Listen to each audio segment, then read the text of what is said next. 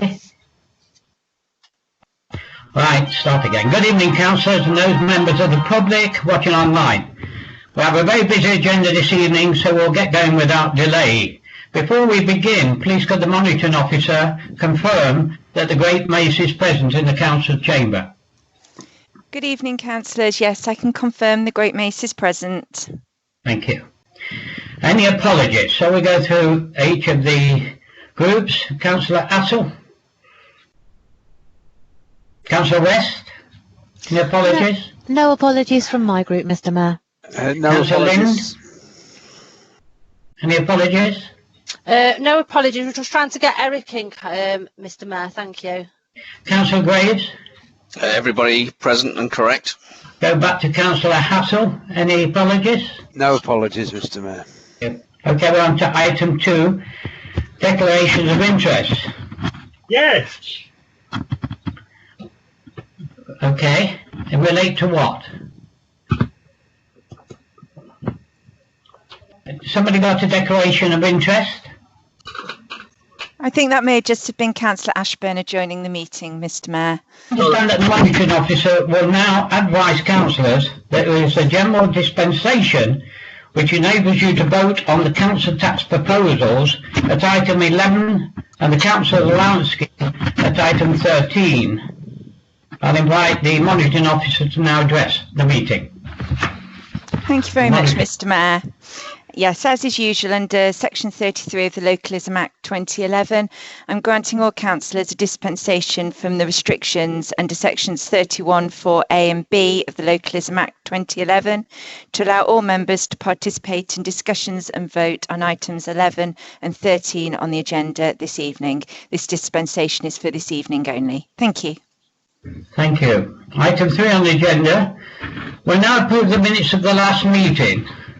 Once moved and seconded, I will consider the minutes to be approved unless any councillor wishes to register their intention to vote against or to abstain. Will somebody please move the minutes? Yeah, move as printed, Mr. Mayor. Have we got a seconder? I'll second that, Mr. Mayor. Councillor Atwell. Any speakers? No speakers. I take it all are in favour. We've gone to item 4, announcements from the Mayor. I've a number of announcements to make. First of all, the housekeeping. Once again, we're meeting online and ask you to continue the following processes that we've established over the last 12 months for conducting these meetings. The phone number has been provided in advance should you require to encounter any technical problems, and written guidance is attached to the meeting request. I'd remind councillors that voting will be conducted by roll call only when necessary. If there appears to be a board consensus, I will take the matters as agreed unless any individuals register their objections. I'd also like to remind councillors that under CP 72B and as required by statute, all votes relating to the setting of the council's budget of tax precepts will be recorded in the minutes.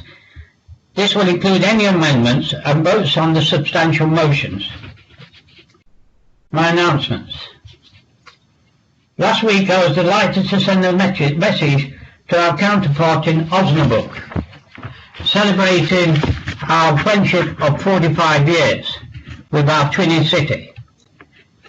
I hope councillors notice that the Osnabrück flag proudly flying in St Peter Hilton Gardens.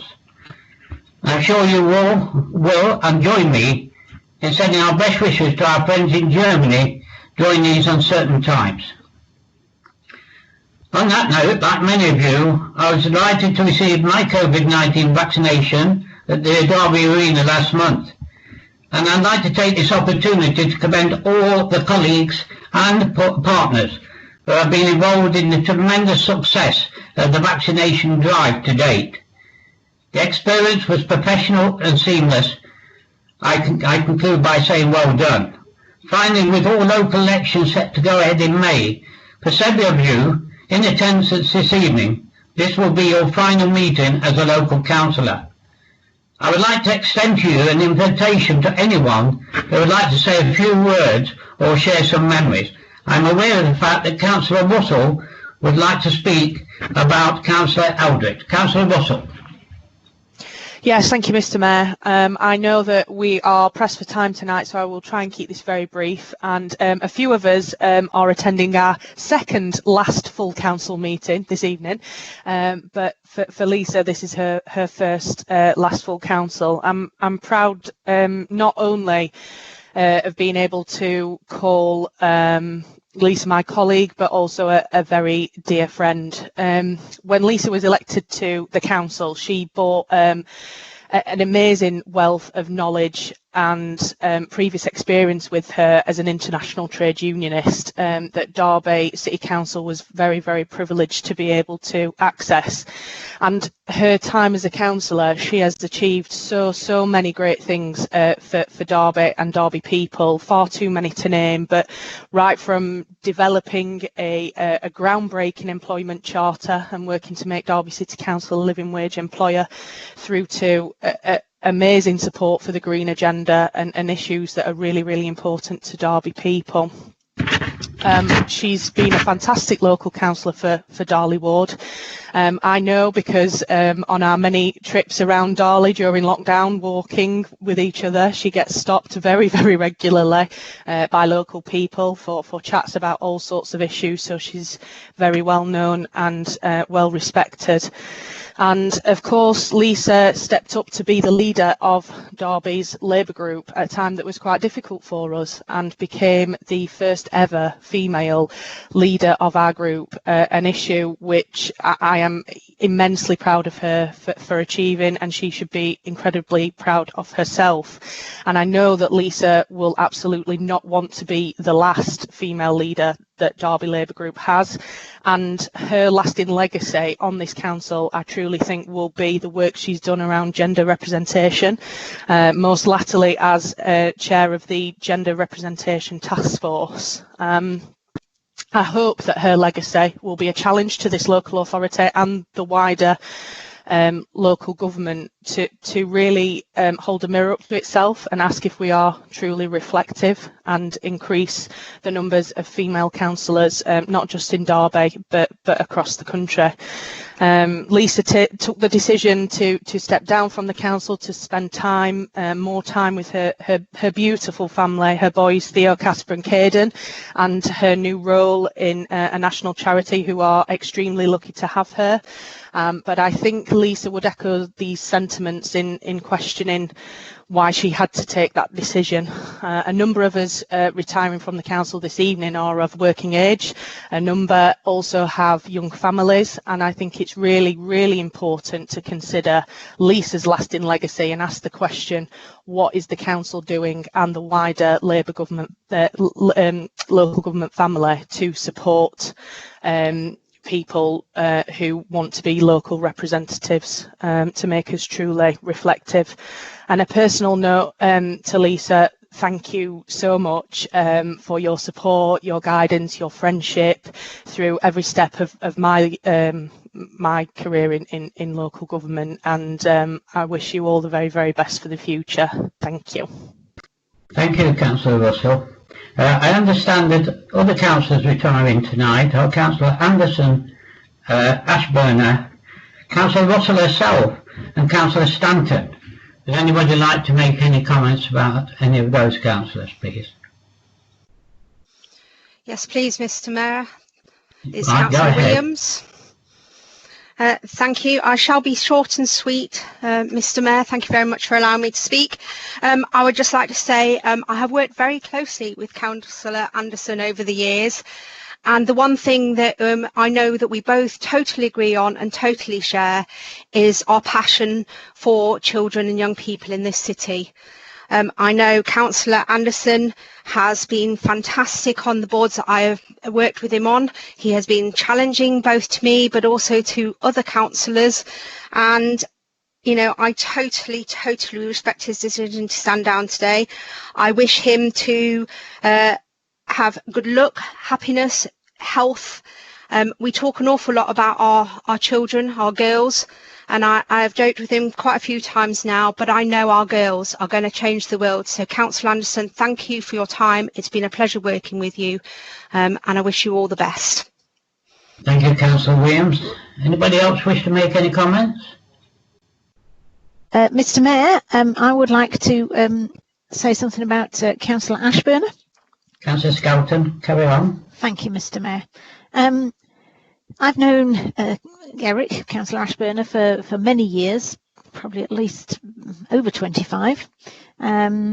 He's certainly been a very reliable, solid person of real abilities and insight, I think.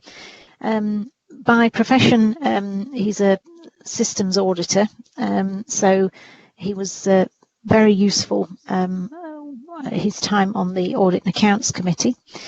He's also obviously been in licensing committee and a very active campaigner in the local area where he represents in Littleover. I think Eric is one of those people who has a real character to his personality, and I think all of us, you notice Eric, and I think we'll obviously miss that a little bit, but obviously let's hope that some other people come onto the council as well, who are equally interesting characters. But I would like to thank Eric for all the many years, not just the more recent ones, but about 25 years ago as well, he was a councillor for a time as well. So he has served the city over quite a lengthy period of time. So I'll just say thank you, Eric, for all that you have done. Thank you. Thank you, Councillor Skelton. Anybody else wish to make any comments about Councillor Russell, Councillor Stanton? Mr. Mayor, it's Councillor Shanker. Right, carry on, Councillor Shanker. Thank you, Mr. Mayor. I'll be brief. Councillor Russell and Councillor Stanton, I'd like to thank them for all their service, and particularly the extra year and the extra shift they've put in when they didn't expect they would be during the last year, just as the whole time when they've served on the council. They've given the job and the task of being a local representative the full consideration that it's needed, attending the meetings and representing the residents in Abbey and Darley as they always have done. It's been an absolute privilege to have them not just in the group but on the Labour Council, and their contributions have been massive. There was a lot more said and said a lot better this time last year when they were standing down. But I'd just like again to put on record our thanks to Councillor Stanton and Councillor Russell as well. Thank you, Mr. Mayor. Thank you, Councillor Shanker. Right, colleagues, we'll go on to item 5. I understand there are no statements to be made by members of the Council Cabinet. So we're on to item 6, questions from members of the public. We'll hear from questions from members of the public. We've received 7 in total, although 2 have been grouped together so as they are on similar topics. I understand that members of the public have been provided with the opportunity to join us on the Skype call to ask their supplementary questions. We will hear a summary of each question from the officer, and the relevant councillor will respond. Each questionnaire will then ask their supplementary question. Can I ask you, Alex, to put forward the first question, please? Thank you, Mr. Mayor. We will just display the questions booklet on the call at the same time, so councillors and members of the public can follow as we work through the document. The first question is from Natalie Hollingworth to Councillor Webb, and that question is, will suburban GP surgeries provide COVID-19 vaccinations to residents who do not own cars and who are otherwise not able to reach vaccination centres? Councillor Webb. Thank you, Mr. Mayor. The rollout of vaccinations is not being facilitated by the council. It is the responsibility of the Department of Health and Social Care working with the NHS.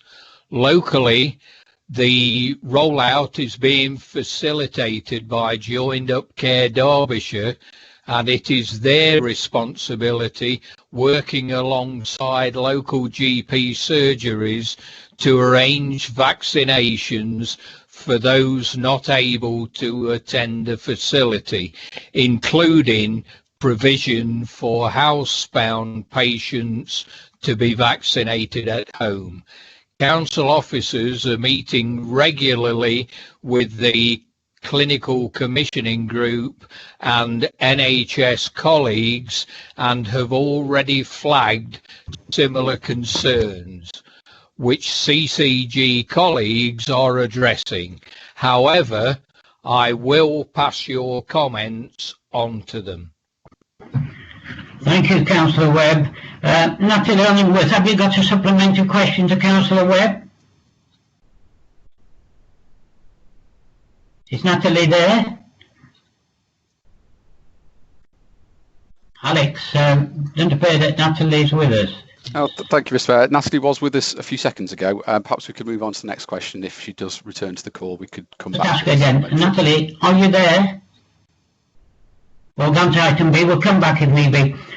Question from Emily Lonsdale. Alex? Thank you, Mr. Mayor. The question from Emily Lonsdale to Councillor Matthew Holmes is, when will a safe crossing point be installed for residents of the Manor Kingsway Phase 2 development?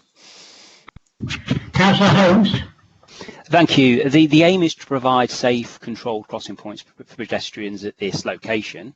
The Kingsway site is complicated, as several agencies and landowner interests are involved, and council officers have been trying to ensure that a solution is agreed and implemented for some time. Currently, Homes England and Keir Living are assessing the latest design proposal. A solution is dependent on their agreement. It is not possible to give an exact timescale. Thank you, Councillor Holmes. Emily Lonsdale, have you got a supplementary, please, question to Councillor Holmes? I do, thank you, Mr. Mayor.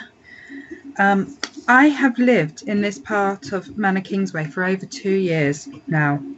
We were promised a safe crossing when we bought the house. What time frame are the council pushing Keir and the other parties to work towards to provide the crossing?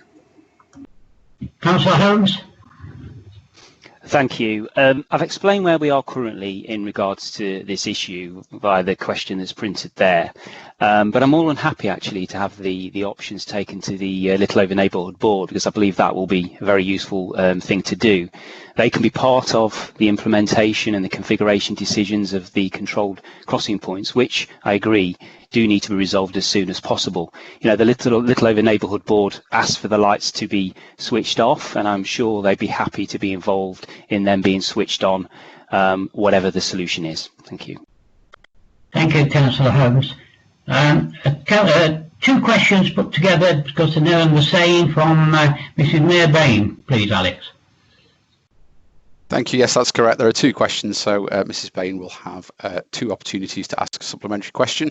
I will read both questions together as there is a single written response provided. Those questions are: when will the council update its local transport plan to include carbon budgets that reflect the declaration of a climate emergency and the government's plans for net zero emissions by 2050? And the second part of the question is: when will the council suspend carbon intensive infrastructure developments whilst reviewing the local transport plan and calculating carbon emissions to meet the net zero 2050 target? Councillor Holmes? Thank you for the question or questions. The current LTP document already identifies climate change and low carbon in its goals and challenges. The Council's infrastructure programmes for the next 3 to 4 years are focused on the delivery of over £60 million of investment to support walking, cycling and public transport, all of which are aimed at accelerating decarbonisation and building on our historic programme to develop more options for sustainable travel. This is the biggest single investment in transport infrastructure in Derby for many years. A new plan will recognise many changes in developments in national transport policy, such as the expected integrated rail plan. It will have to consider wider policy initiatives such as the acceleration of decarbonisation, the promotion of health and well-being, and manage public assets. It will also have to be mindful of the impacts of COVID-19 and our recovery over the next 5 years and the overall vision for the city. One important aspect will be the advance and opportunities in future fuels, where Derby can take a lead role in engineering and manufacturing excellence. And in part 2 of the question, Derby City Council is committed to ensuring its infrastructure projects are in line with national commitments on carbon emissions. Thank you, Councillor Holmes. So, Mrs. Byrne, have you got a supplementary question, Mrs. Byrne? Hi there. Questions, please, there's 2. Just one. Right, okay, go ahead. Thank you. Hi, thanks for having me on the call and thank you for your reply. On the Council's website, the Local Transport Plan 3 documents are dated 2011, including the environmental statement, and I couldn't see any carbon emission figures for the plans. The UN and climate scientists say we have 9 years to avert the worst consequences of the climate crisis, but Derby City Council has not yet developed a carbon emission reduction plan and set targets. And yesterday, Sir James Bevan, head of the UK Environment Agency, says extreme flooding in the UK indicates that the climate emergency is already hitting worst case scenarios and could lead to dire consequences for humanity and loss of life. So how can the Council be sure that a transport plan from 2011 will be in line with the latest climate science and national commitments on carbon emissions, especially when the plan includes several carbon-intensive road schemes and the loss of thousands of trees? The Council must put the same effort into tackling the climate emergency that they've put into the fight against the COVID crisis. So please will the Council take the first step and pause and review all existing plans using the latest climate science and set carbon budgets. Thank you. Thank you. Councillor Holmes?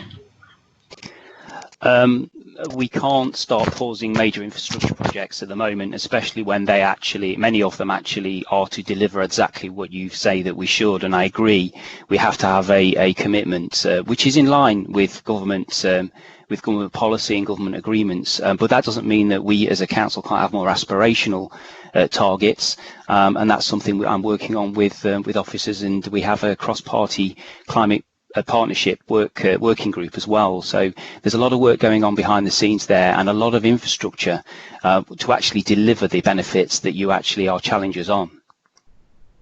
Thank you, Councillor Holmes. Councillor Webb, a question from Adrian Howlett. Alex. Thank you, Mr. Mayor. I believe Adrian Howlett has joined us on the call this evening. His question to Councillor Webb is, why is the Council permitting new housing where heating is by fossil fuel combustion, and what steps are being taken to promote the rapid adoption of low carbon heating in the private housing sector? Councillor Webb. Thank you, Mr. Mayor. Good evening, Mr. Howlett. As stated in the City of Derby local plan, the council gives great importance to delivering sustainable development. In addition, the council recently adopted a housing strategy from 2020 to 2029, and that contains a number of actions to promote sustainable development in the coming year. Whilst the council is not in a position to require low carbon heating, it is committed to leading the private sector by example, ensuring that its own housing developments are amongst the most sustainable in the city. The majority of the council's new homes are delivered by Derby Homes, which ensures that all new council house building projects adopt the key principles of the Future House Building Standards with respect to extra levels of thermal insulation to the fabric of the building and low carbon heating solutions. In addition, Derby Homes have retrofitted over 100 existing homes with low carbon air source heat pumps.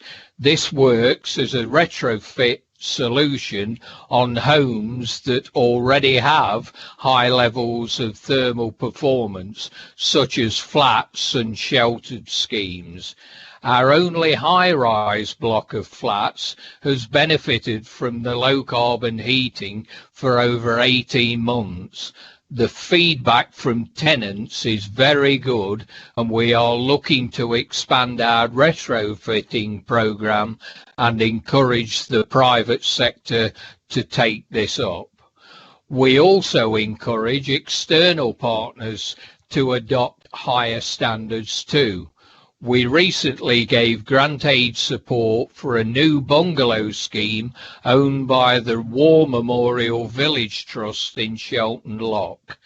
These homes have high levels of thermal efficiency, thermal insulation, triple glazing, air source heat pumps, underfloor heating, and over 3 kilowatt of solar PV panels fitted to the roof. These homes, constructed by Derby Homes, set the blueprint for all future council house buildings. Finally, the council has just successfully bid for some £90,000 to enable us to work with private homeowners and council tenants to improve the thermal insulation of both privately owned and council homes. Thank you, Councillor Webb. Mr. Howlett, have you got a supplementary question to Councillor Webb? I do, thank you. Thank you, Mr. Mayor, and thank you, Councillor Webb. It is very good to hear about the progress with Derby Homes, and I do have a quick follow-up question. I think the figure was 900,000 in your reply, not 90,000, but obviously more money. Just in a message to the United Nations yesterday, Sir David Attenborough spoke. He said, if we continue on our current path, we will face the collapse of everything that gives us our security, food production, access to fresh water, habitable ambient temperature, and ocean food chains. And if the natural world can no longer support the most basic of our needs, then much of the rest of civilization will quickly break down. In light of this, I don't detect any sense of urgency or of the scale of change required across the city in the reply. So can you confirm that you're not putting any effective pressure on the developers of new homes to install low carbon heat sources, thereby leaving the of Derby to pick up the bill for the conversion? And can you explain how the work you're doing with Derby Homes is actually resulting in meaningful information and access to technical expertise getting to private home owners? Thank you very much. Thank you, Mr. Howlett. Councillor Webb. By Jove, a good question. We can only encourage private developers, and that is a vagary of the planning system. If developers wish to build in the city, we can encourage them to be as efficient as possible. And the example that I've given of the War Memorial Village is an example of the work that we are trying to encourage all builders of the city to work towards. If you go and visit the War Memorial Village, you will see that this work has been done to a very high standard, and I would encourage all future house builders in the city to work with us to maintain the high standards that have been set by Derby Homes. Thank you, Councillor Webb. Question to Councillor Ralston from Brendan Connolly. Alex. Thank you, Mr. Mayor. I believe Mr. Connolly was previously on the call, but appears to no longer be on the call. So for the record, Mr. Connolly's question to Councillor Ralston is, why is the Cabinet recommended the maximum permitted increase in council tax in contradiction to previous election manifestos?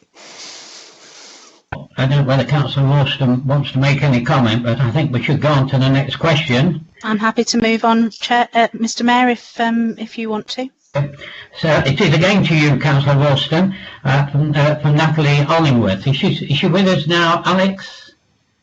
I believe Natalie has not been able to rejoin the call, unfortunately. So again, for the record, Natalie's question to Councillor Ralston is, will the council consider piloting a universal basic income as part of the economic recovery from the COVID-19 pandemic?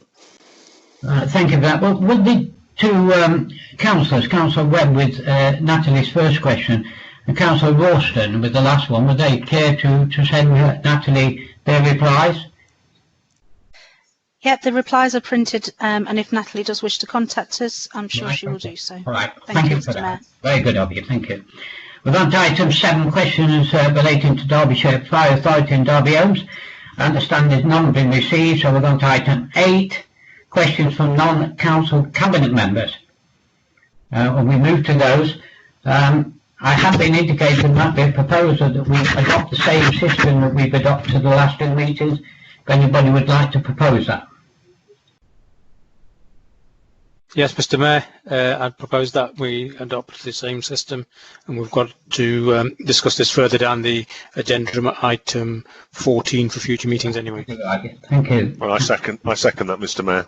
Thank you very much indeed, Councillor. So we can, is anybody not in favour of that, by the way? Do we need a vote, or everybody in favour? Oh, good. So we're going to the questions from councillors to non-cabinet members, councillors to cabinet members. And the first one is from Councillor Atwell to Councillor Barker. So, for clarification, Mr. Mayor, I understand that the proposal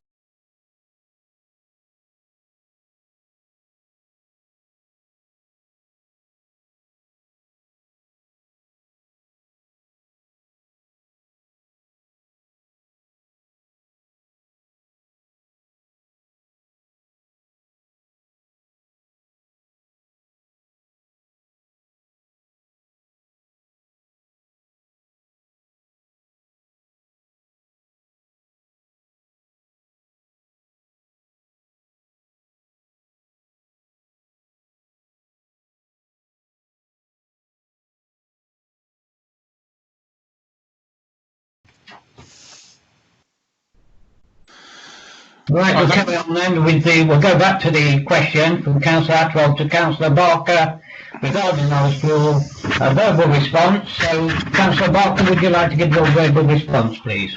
Yes, thank you, Mr. Mayor, and thank you, Councillor Atwell, for the question. The public consultation exercise relating to the golf course was launched on the 16th of December 2019 and was open for 14 weeks, closing on the 23rd of March 2020. It was obviously published on the council website and subsequently formed part of the paper which was put to council cabinet in relation to the following expressions of interest for taking over the golf course. I don't recognise the 2 months which has formed part of your question. Councillor Atwell, have you got a supplementary question to Councillor Barker? I do, yeah. Thank you, Councillor Barker, for your response. Do you think the best option is to format the Elstree Golf Course? It will get an external contractor rather than Derby City Council manage it? And can you also, or do you know, explain the increase of golf fees in comparison from a private contractor as to what it is at Derby City Council? Councillor Barker? The paper has all the way through suggested that we would not continue with the golf course on its own, and so therefore we have sought, through expressions of interest over nearly 12 months, the opportunity for others to take on that golf course. That hasn't been forthcoming. In relation to the fees, they were all published in the expressions of interest, and none of the expressions of interest we received met the criteria that Derby City Council set. Thank you, Councillor Barker. Alex, Councillor Pegg's question to Councillor Smale, please. Thank you, Mr. Mayor. Councillor Pegg's question to Councillor Smale is, when will councillors be consulted on proposed changes to neighbourhood working? Thank you. Councillor Pegg, have you got a supplementary question to Councillor Smale? I do, Mr. Mayor. Thank you. I do apologise about that, and if I may, I'll keep my video off because of intermittent connections, if that's all right. You're very attractive as you are, mate. Carry on. Very much indeed. Councillor Smale, is it not true that in actual fact you knew nothing of the changes until I asked you about them, and you then had to go and find out from the service director? Councillor Smale? Thank you, Mr. Mayor. It's not true in relation to the Better Together project. You raised some concerns about the current structure of the team. That was something that I was not aware of, so I wanted to double check. But obviously, it turned out in relation that you was referring to the Better Together project, which then we had subsequent conversations to that. So again, explains in 2 meetings with you that we're progressing with the Better Together project, and that it clarified the issue that you raised some concerns about the current structure, which there led to be no issues with, and I clarified with you. Thank you. Thank you for that, Councillor Smale. Councillor Wood, a question to Councillor Wood from Councillor Repton, Alex. Thank you, Mr. Mayor. Councillor Repton's question to Councillor Wood is in respect of identifying a private operator for the new swimming pool complex at Moorways. Should the investment of public money be dictated by financial considerations or community benefit? Thank you, Alex. Councillor Repton, have you got a supplementary question to Councillor Wood? Yes, please, Mr. Mayor. Why did your group invest £42 million of scarce public money in these cash-strapped times into a sports facility, only to give them the family give away the family silver to the private sector? This reminds me of the government's questionable contract awarding during the coronavirus crisis. Even your own analysis exercise trying to justify this highly questionable decision making admits that the weighting given to financial consideration was high, 60% weighting. Councillor Repton, don't want to speak.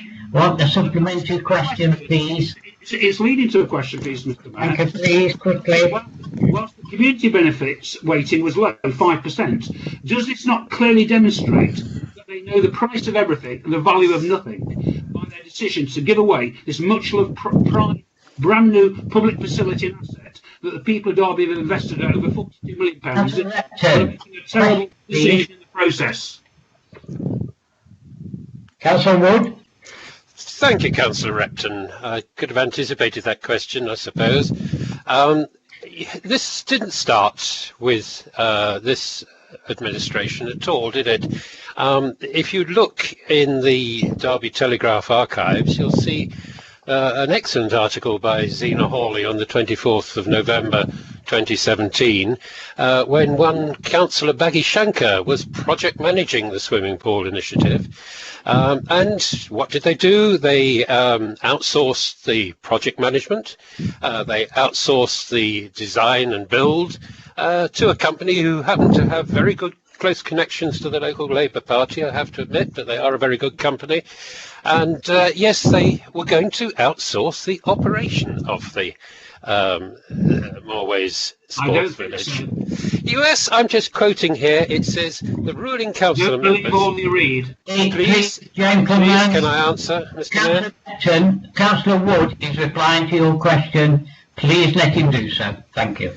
It says the ruling council members, that's you, who say they are confident about securing an appropriate operator, unquote.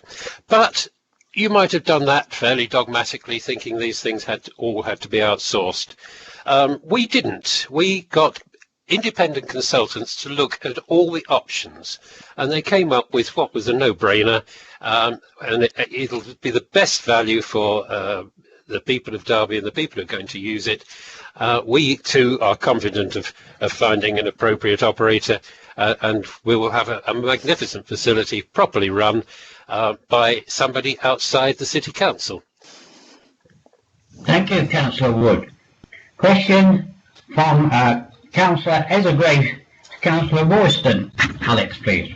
Thank you, Mr. Mayor. Councillor Hazelgrave's question to Councillor Alston is, will the Cabinet member clarify comments made at a recent public meeting relating to the provision of free school meal vouchers and the numbers of children who are likely to receive them during the summer holidays?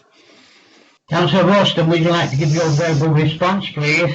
Thank you, Mr. Mayor. Thank you, Councillor Hazelgrave, for the question. The delivery model of the holiday activity programme is still under consideration and has not yet been finalised. No decision has yet been taken with regards to eligibility whilst on holiday, and it's impossible to estimate how many children receive vouchers during the summer holidays, as this is dependent on the take-up of those offers available to families.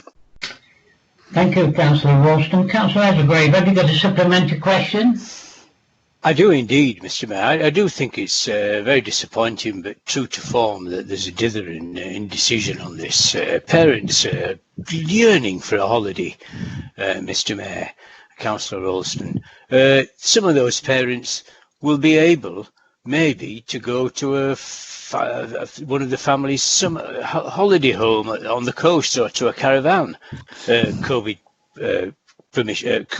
restrictions permitting. But they can't make a decision on that. I think it's very poor. When can we expect this decision to be made and clarity to be given to parents? Councillor Ralston? Yes, thank you.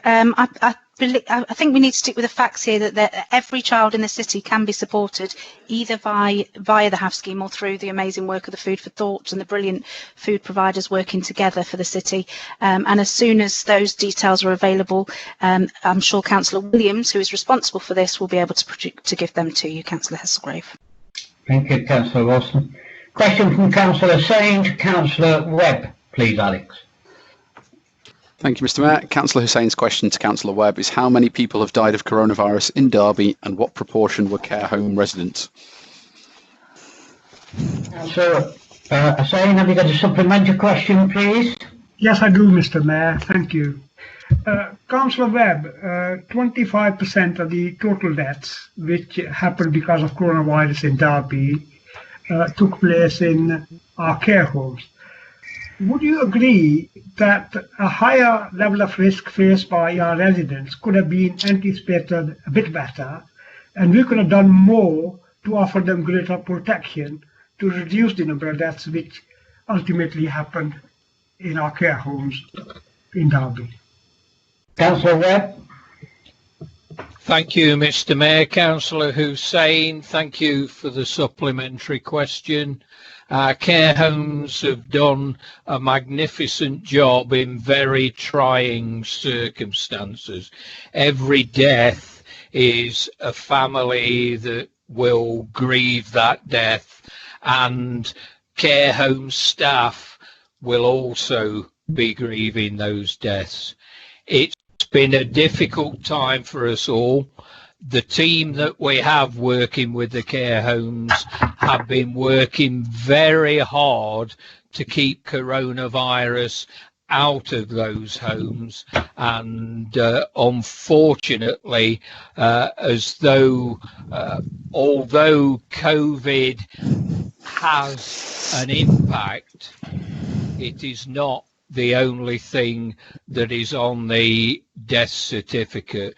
So some of those deaths may have been avoided, but not all of them. So I would like to put on record my thanks to our staff who have worked very closely with the care homes whenever an outbreak has occurred, both our council social services staff and our public health staff, to limit the impact of those deaths.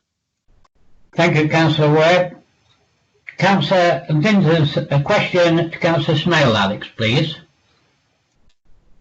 Thank you, Mr. Mayor. Councillor Dinter's question to Councillor Smale is: will the Cabinet member support plans to commemorate the UN World Anti-Racism Day on the 20th of March 2021? Councillor Dinter, have you got a supplementary question to Councillor Smale, please? Councillor Dinter? Yes, Councillor Mr. Mayor. Councillor Smale, thank you very much for your response, and I welcome your support for my request that the City Council, as you as a Cabinet member, support the United Nations World Anti-Racism Day, which was the point of my question. And I think you have answered that question in the statement that you will work with me and the Labour Group to have a cross-party political campaign on hate crime in particular, but for this purpose, the question was on anti-racism, United Nations Anti-Racism Day. So I welcome that. Would you agree with me that it would be really good, as I asked, as was in my question, that if the whole council could stand united in this endeavour on the basis that you, as a Cabinet member representing the City Council, myself as representing the Labour group and the other political parties could also join us in this really important commemoration of fighting anti-racism, not just in Derby, but across the world. Councillor Smell, I don't know whether you can sort of speak for everybody, but would you like to give it a go, please? Thank you very much, Mr. Mayor. Yeah, I think there will be unilateral and everyone will agree in this virtual chamber that we will all stand together against racism. We will obviously support the Anti-Racism Day, and I'm pretty sure group leaders from all political parties, and well as our independent colleagues here, would all stand united against racism, and of course we'll endorse that. Thank you very much, Mr. Mayor. Thank you very much. Question from Councillor Shanker to Councillor Matthew Holmes. Alex? Thank you, Mr. Mayor. Councillor Shanker's question to Councillor Holmes is, will the Cabinet member clarify responses offered at previous council meetings in relation to the demolition of the assembly rooms? I think there's a verbal response here from Councillor Holmes, please. Thank you, Mr. Mayor. With all due respect, Councillor Shanker, you're wrong. I've not misled the public. Councillor Shanker, have you got a supplementary question? I do, Mr. Mayor. You've absolutely misled the public twice, Councillor Holmes. The facts are there, and now you're trying to mislead them on a third occasion. Can I ask, can we trust you at all? Councillor Holmes? Councillor Shanker, I'll refer to the original question. You received the information that you requested in your email on the 25th of Jan at 8:08. And as a side, I'm sure you'll be very pleased to hear that it's my understanding that the application is going to be considered at April's Planning Committee. Thank you. Thank you. Question from Councillor Carr to Councillor Matthew Holmes. Alex, please. Thank you, Mr. Mayor. Councillor Carr's question to Councillor Matthew Holmes is, following the recent removal of the Local Plan Part 2 from the Council Cabinet for Plan, how and when will new planning policies be brought forward to meet the city's future development needs? Councillor Carr, have you got a supplementary question to Councillor Matthew Holmes? I do, Mr. Mayor. Thank you. This is a major change in the planning policy environment. So in the light of openness and transparency, how soon will this change in policy making be reflected in the planning policy pages of the Council's website? Councillor Holmes? I think the first thing to say, Councillor Carr, is that a lot of work is going on behind the scenes, but I don't want it to just be myself and officers. I want it to be the Overview and Scrutiny Commission. So I would encourage you and your colleagues to bring the relevant bodies of work to the relevant Overview and Scrutiny boards for a review, discussion and comment so we can work on this together. Right, thank you for that, Councillor Holmes. Question from Councillor Kerr to Councillor Holmes again, please, Alex. Thanks, Mr. Mayor. Councillor Kerr's question is, have Mickletover councillors contacted their counterparts in Littleover asking for support for speed reduction measures on Uttoxeter Road, as suggested in a recent community newsletter? Verbal response. Matthew Holmes, please. Councillor Holmes. Thank you, Mr. Mayor. Councillor Kerr, you need to refer your query to the Neighbourhood Officer team in regards to LTP priorities and the process regarding Uttoxeter Road. Thank you, Councillor Holmes. Question from Councillor Repton to Councillor Ralston. Hey, may I have a supplementary, please, Mr. Mayor? Sorry? May I have a supplementary question, please, Mr. Mayor? Not at this stage, no. Councillor Repton. She can. Please. She's got to have a supplementary. No, sorry. Sorry, it must have been in and I haven't got it, so I'm going on to Councillor Repton's question. Mr. Mayor, Councillor Atwell, she's due to ask a supplementary question like all councillors have, please. I feel that this is out of order. Just hold a minute. I'll ask the monitoring officer if that is acceptable. Yes, just Councillor Howard. Councillor Kerr is entitled to a supplementary question. Right. Councillor Kerr, my apologies. Thank you. That's fine, Mr. Mayor. You do a good job most of the time. Councillor Kerr, just hold on a moment. My apologies. Okay. You can now ask your supplementary question. Thank you, Mr. Mayor. The Councillor Holmes, my question specifically asks if any of the Mickletover councillors have been in touch with Littleover councillors. So the answer is not. This is a job of neighbourhood officers, because if this was an important issue, then you should have had enough time to send an email or pick up the phone yourself? Or maybe you don't think, perhaps that's the question, do you think that Mickleover residents expect you to pick up a phone or send an email to a colleague, or leave it up to officers? Councillor Holmes, do you wish to answer that? Yeah, speak to the neighbourhood officer team. Right. Okay, thank you. We've got to the next question. Councillor Repton's questions. Councillor Worston, please. Alex. Thank you, Mr. Mayor. Councillor Repton's question to Councillor Ralston is the proposed 4.99% council tax increase right for Derby? Right, Councillor Repton, have you got a supplementary question, please? Mr. Mayor, Councillor Ralston will need to respond to the substantive question initially. I'm sorry about that. My apologies, didn't pick that up. Councillor Ralston. Thank you, Mr. Mayor. The MTFP sets out the needs of the city, protecting the vulnerable and investing in and with the city to build back better and stronger. The requirement to increase council tax is detailed within the MTFP and will hopefully be set in this meeting. Sorry, please refrain from making comments. I want to get on. Councillor Repton, have you got a supplementary question, please? Yes, and that wasn't me saying so. Councillor Repton, no problems. Can I ask you a supplementary question, please? Yeah, absolutely. Yeah, well, that's interesting. The Conservative administration has promised over a number of years, 3 years in their manifestos, to, quote, keep council tax to an absolute minimum. Yet over those 3 years, including this year, you've increased council tax by an absolute maximum. Can the public believe a word that your group says? Councillor Worston. Yes, thank you, Mr. Mayor. Thank you, Mr. Repton. I think, Councillor Repton, apologies. I think, as everybody, it is an aspiration to keep council tax to a minimum without the shocks of a pandemic, and prior to that, the shocks of an A52. However, further pressures on social care, which is one we could not predict, neither could we predict the pandemic.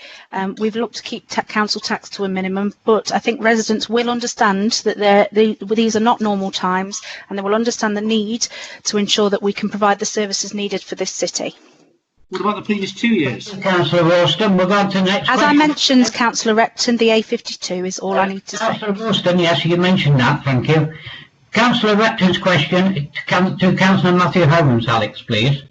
Thank you, Mr. Mayor. The final question, I believe, Councillor Repton to Councillor Matthew Holmes. What measures are in place to ensure the views of residents are reflected in the decisions that are being taken, and why have previous public consultations been ignored? Verbal response, Councillor Holmes. Can I just clarify whether that's the question as printed in the booklet, please? Was that the question in the booklet, Alex?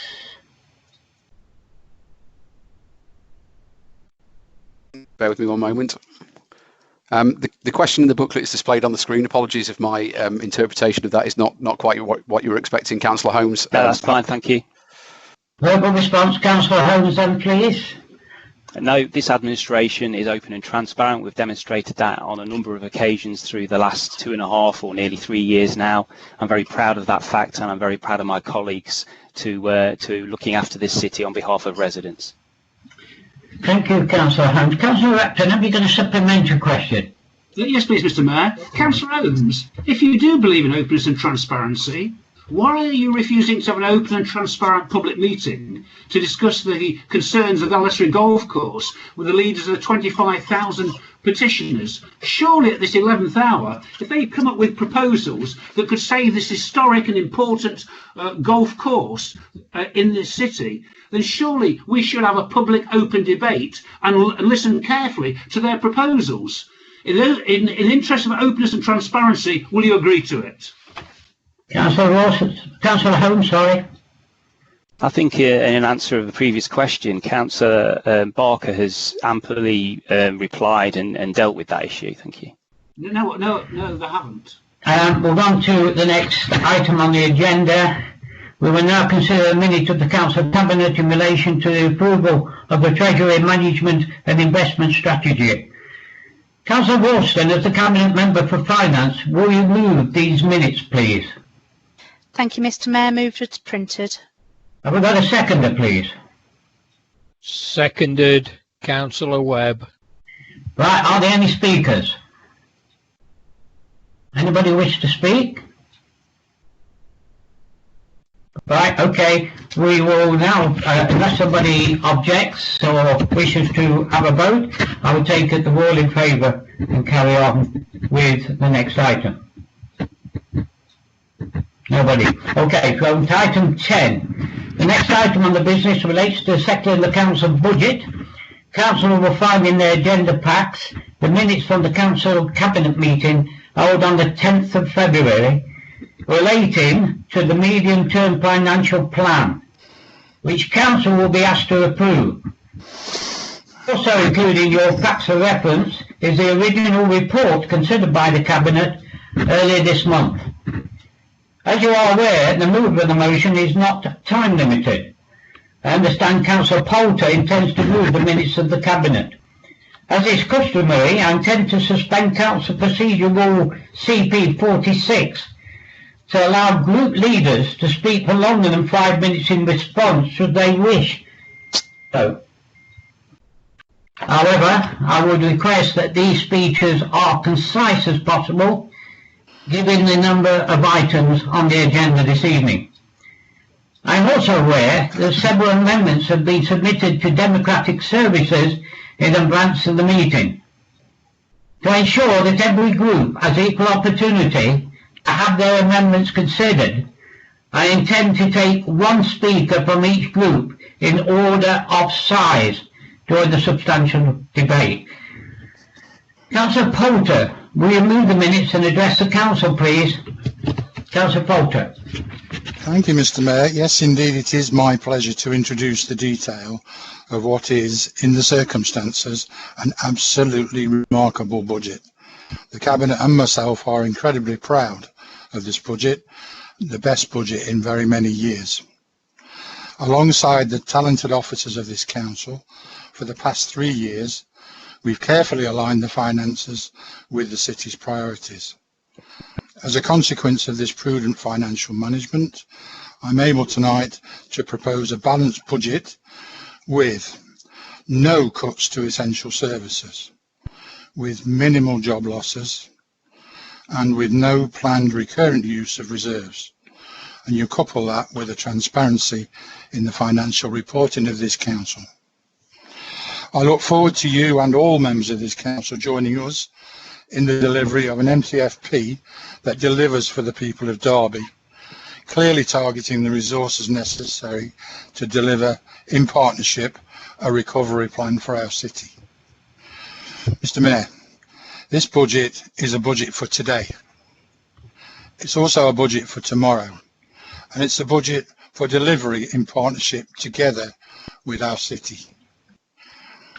It's a budget for today because it provides more than adequately the resources necessary in a value for money way to deliver the vast array of services which our residents need and deserve on a day-to-day basis. We will provide all of the following statutory services and so much more as a result of this budget. Let's start, and I'm not going to go through every service of the council, there are hundreds, but I'm going to mention highways maintenance across all areas of the city. And it is all areas of the city. It's not just Bolton Ward, as has been in the past. We're investing £9 million in the city, and we will continue to do so.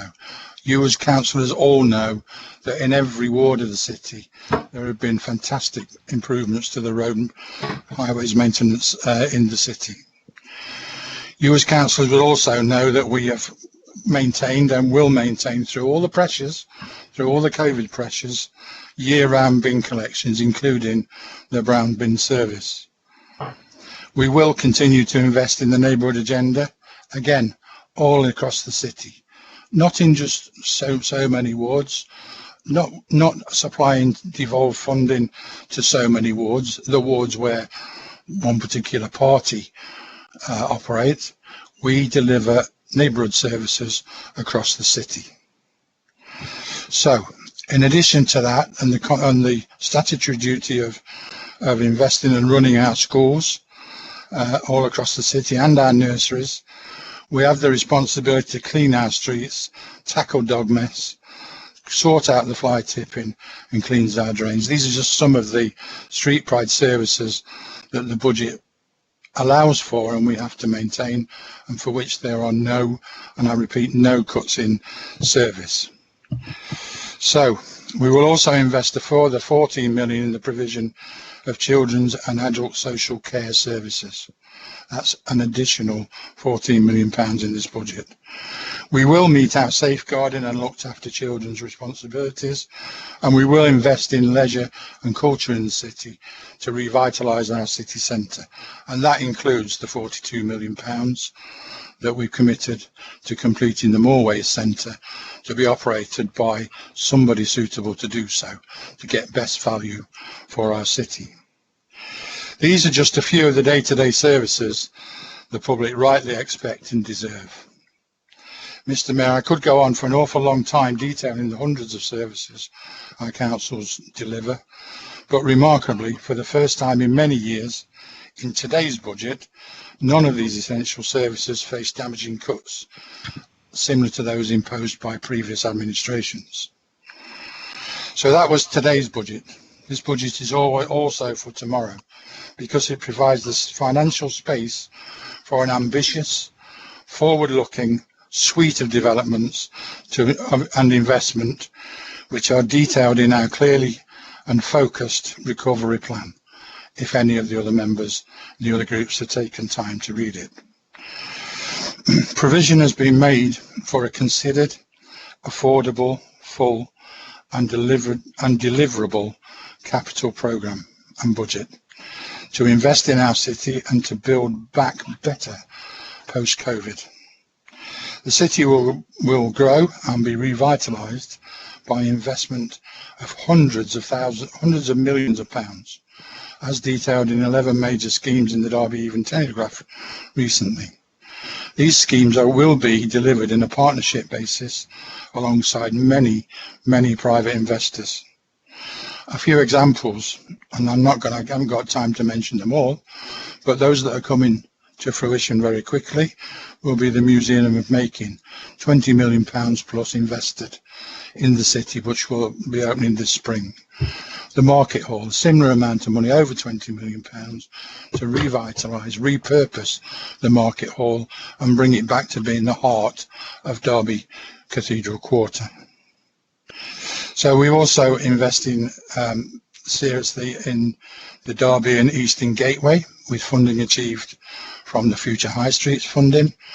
There are millions of private sector money and local enterprise funding money being poured into Becketwell Performance Venue and the Becketwell area, an area that's been derelict for as long as I can remember. And very soon you'll find and you'll see the cranes up there starting to build phase one. We are also committed to developments in Castle Ward and the Nightingale DRI development to put city centre living back in the focus of the city.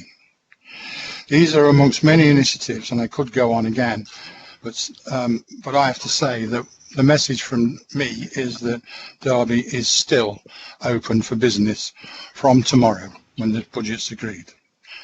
Mr. Mayor, so that was the budget for today, for tomorrow, and now I want to talk to you about the budget that we can deliver together, because this budget for working together with our partners across Derby will drive massive investment from the private sector into our economy.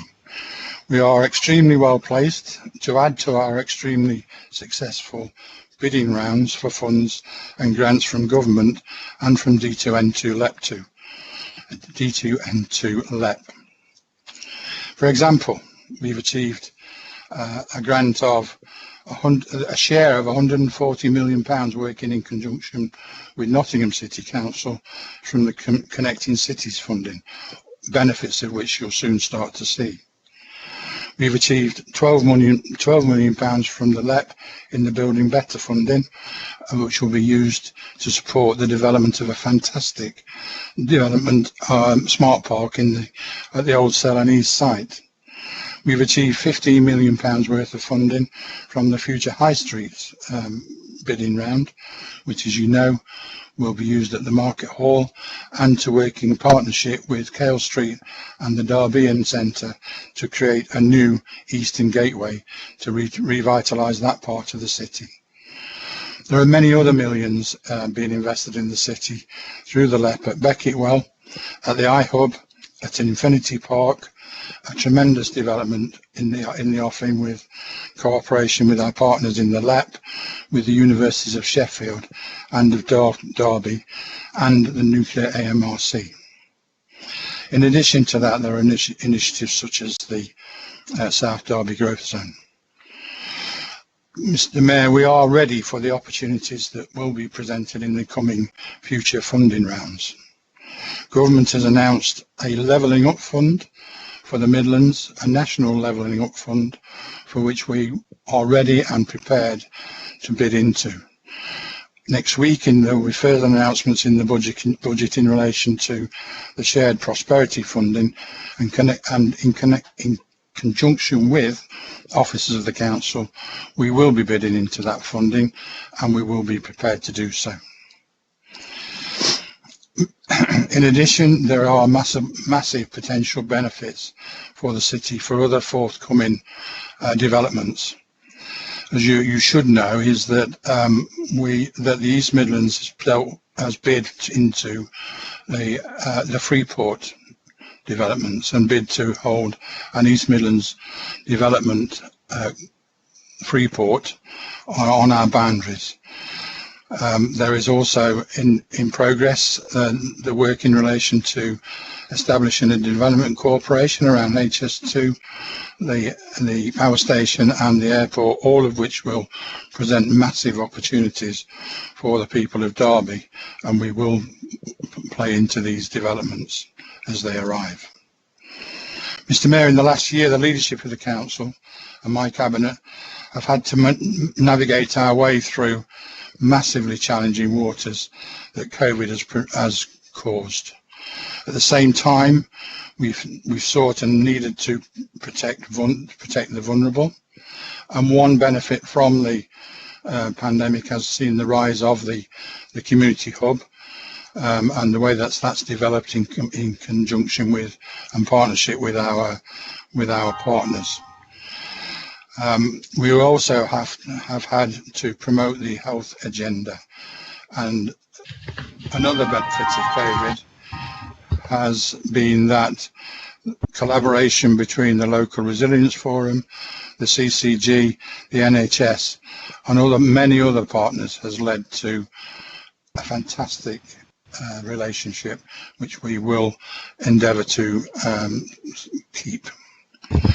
In addition to that, there's been a responsibility to support the vulnerable and our businesses, and Derby City Council has led in the payment of grants both to vulnerable people and businesses, and delivered those grants in an extremely timely manner, and I can only thank our staff for that process.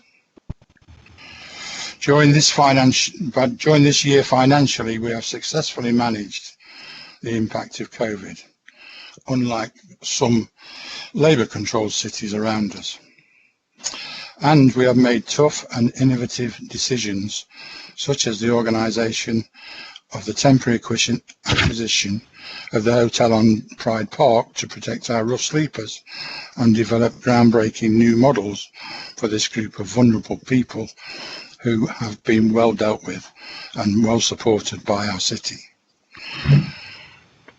Mr. Mayor, the seconder and Cabinet Member for Finance, Councillor Ralston, will add some further detail, but I have to say it's my honour to commend this remarkable budget to the Council tonight, and I would invite you and all members of the Council for once to get behind this and join us and support the budget, a budget that's designed for today, tomorrow and together, with the public of Derby in mind, to deliver our vital recovery plan. I propose the budget report as printed, Mr. Mayor. Thank you, Councillor Poulter. Councillor Wilson, I understand you are seconding. Yes, thank you, Mr. Mayor. I would like to speak, if that's okay. You can have a voice now. Thank you. Council will recall that in February 2020, before the pandemic, we had an MTFP with a gap of 3 million. The impact of the pandemic and the social care demands is significant, which meant the Council faced a series of pressures totalling £31 million. We've addressed these by identifying nearly £10 million of savings, 3 times that we were expecting last February, which alongside the additional government funding that has been provided and the need to increase council tax, it's allowed us to present a balanced budget with no planned recurrent use of reserves. This is truly a remarkable achievement for Derby and has not been one that has been replicated by any of our neighbouring authorities. Increased demand for social care remains a challenge for local government, and we eagerly await the longer term funding framework following the Still Not review. However, in the meantime, this budget invests an additional £14.4 million into social care for next year, and we've been able to commit to this additional investment without drawing on reserves. This budget is based on delivering priorities within the resources available and not living beyond the Council's means. The next few years, as the Council implements its recovery plan, will be tough, and it's important that all councillors recognise the need for robust financial management, financial resilience and financial sustainability going forward. The MTFP demonstrates an ambitious capital programme for the city, and next year the city will see the opening of Moorway Swimming Pool with its exciting leisure pool, slides and wave ball. And in addition, the capital programme is supporting job creation and diversification of the economy, having secured significant external funding, as you've heard from the leader, with opportunities for further schemes through the Levelling Up Fund and the Shared Prosperity Fund. It is an exciting MTFP that responds to the challenges from the pandemic but continues to invest in the future of the city. It's unfortunate, though, that despite holding open budget setting meetings with the opposition parties, not a single proposal was brought by any other party to be worked on a cross-party basis. I was hopeful that for once, for the sake of the city, members wouldn't play party politics for politics' sake, and that we could follow the examples of our residents, community groups and local charities and actually work together. There have been a number of uncosted proposals from others in recent months, and I suspect there will be a few politically motivated amendments put forward this evening. I am disappointed that despite my efforts and the open door policy to discuss openly, honestly and transparently the genuine suggestions to create a budget together for the city, others did not. I may have been naive, but I was optimistic that we could have worked together for the better Derby.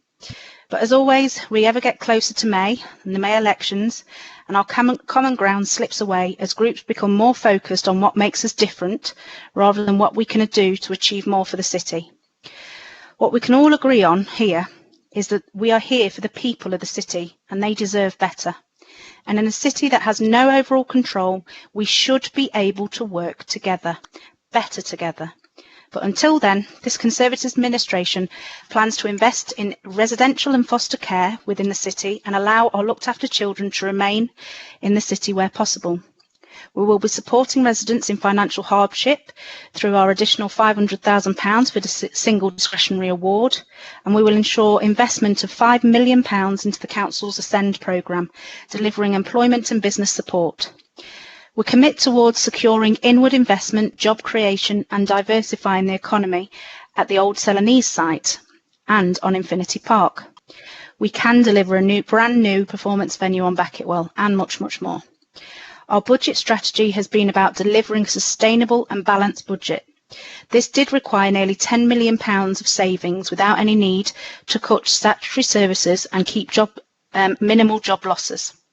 We took a very different approach in this year's budget. We wanted to ensure that looking forward, Derby can deliver transformational plans and ensure that the council will be more outcome focused. With savings from themes of digital property, managing demand, service optimisation and an exciting development of our locality model called Better Together, this approach has unlocked proposals that should benefit us more than just next year. Ensuring vulnerable people get the health and care that they need, strengthening our communities. Councillor Ralston. I've just got one more sentence, if you would allow me, Mr. Mayor. Yes, go on. Helping businesses to stay resilient, maintaining essential services and keeping us people informed, working with the city to recover the COVID-19, rebuilding and shaping services that are based on local needs and that are sustainable for the future in line with the resources that we have available. So, Mr Mayor, I second the budget and hope that my fellow councillors support what is a genuinely good budget for this city. Thank you, Councillor Ralston. Thank you very much. I just remind councillors that the leaders can speak for as long as they wish, but councillors have the norm of 5 minutes. So I'm going to call on Councillor Shanker now for the Labour Group to make his report. Councillor Shanker. Thank you, Mr Mayor. I will start by thanking officers for providing the Labour Group and I with information needed to fully understand the proposed budget, its impact and the Council finances in general. This has been invaluable in informing our views and will make today's debate so much more informed. If we have learnt anything since the start of this global pandemic, surely the importance of properly funded public services working collaboratively, providing that extra help to those that need it most, allowing businesses to thrive, and total admiration for all public sector and key workers must be amongst the highest priorities. I thank each and every one of them for their contributions and sacrifices in helping others. We all must really think hard how we want to influence and shape recovery. What should be important and what should be properly funded? How many times have we heard government minister after government minister stating that they will do whatever is necessary to support councils in the fight against COVID-19? Robert Jenrick said, local authorities are under no obligation to increase council tax bills and that councils have the resources they need to deliver first-class services. Well, surely this is the time for government to stand by local authorities, stand by our residents who have been hit the hardest by this pandemic and ensure that any increase needed in council tax is borne by national government this year as a one-off exception. Nationally, the Labour Party has consistently asked the government to do this, yet this call has fallen on deaf ears. Figures from the Institute of Fiscal Studies show councils received a massive 77% less in real terms central government grants per person in 1920 than a decade earlier. Derby's revenue funding was made up of 31% from council tax in 13-14 and now is 42% from council tax. That's council tax going from 71 million to 107 million, whilst Derby has seen a drop in core funding from government, decreasing from 115 million in 13-14 to just 83 million last year. The net impact for Derby is a £32 million reduction. The cumulative figure for Derby is a staggering £355 million since 2013, let alone since 2010, since we've had a Tory government, and this figure will only go upwards. Also locally, Mr Mayor, as we've already heard this evening, Derby Conservative Party manifesto states they will keep any increase in council tax to a minimum and ensure that it is justified to deliver core services. The first and possibly the biggest lie and broken promise that we will expose this evening. Surely the minimum council tax increase any administration could choose to impose is zero. So why this Tory administration has chosen the maximum increase legally possible, Mr Mayor, just demonstrates the total loss of any moral recognition they have to delivering on the commitments they have made to Derby. Also in this MTFP, it states they plan to increase council tax for the next 3 years by the maximum legally allowed amount.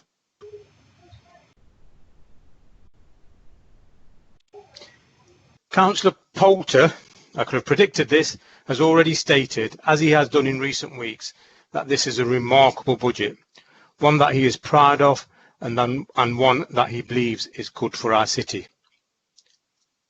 I can openly and transparently say just how wrong and misguided he is, how out of touch with Derby he has become, and how his lack of ambition and vision for the city will only make our recovery more difficult and painful. This is not a remarkable budget at all. Derby will be paying more and getting less.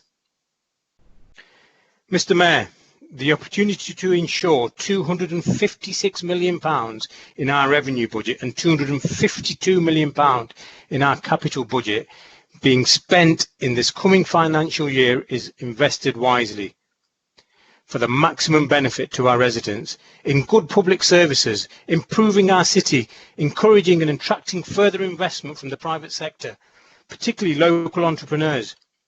We should be looking at how we create opportunities for the future, learning from past mistakes, creating inspiration for our children, and offering dignity and respect to our elderly. We should be making sure everything we do is done in a climate-friendly way and we protect the environment for generations to come. Unfortunately, in this budget and with this administration, we are getting more of the same. Pay more, get less.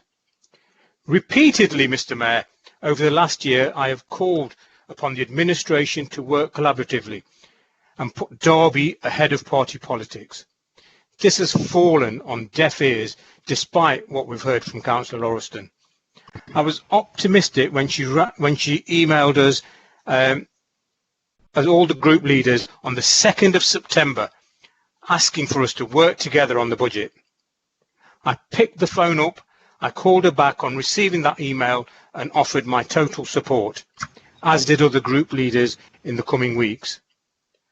Unfortunately, what happened in those weeks and months, well, basically nothing, just proved it was a waste of time. She had no intention whatsoever to seek collaboration.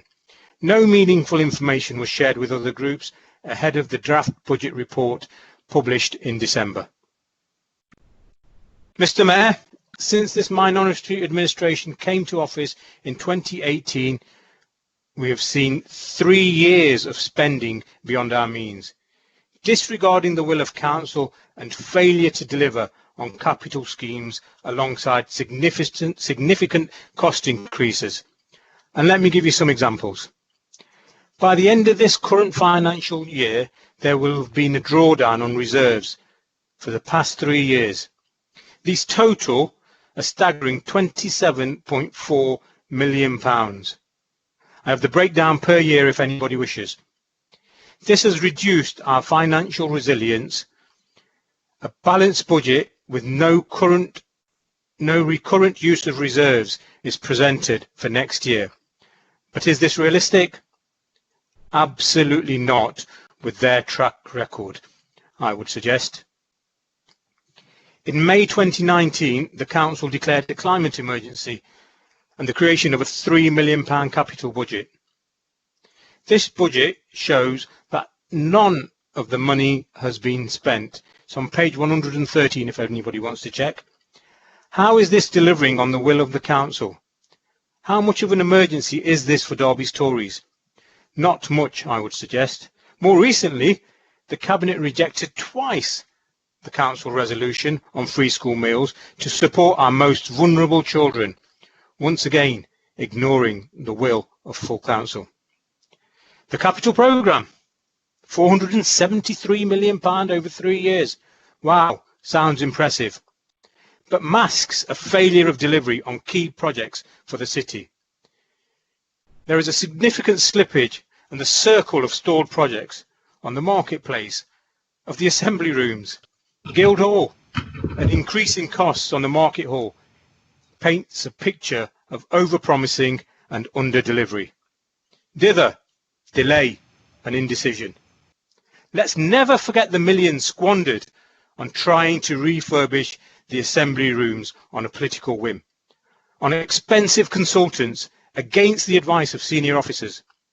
More money that could have been used to feed hungry children in Derby.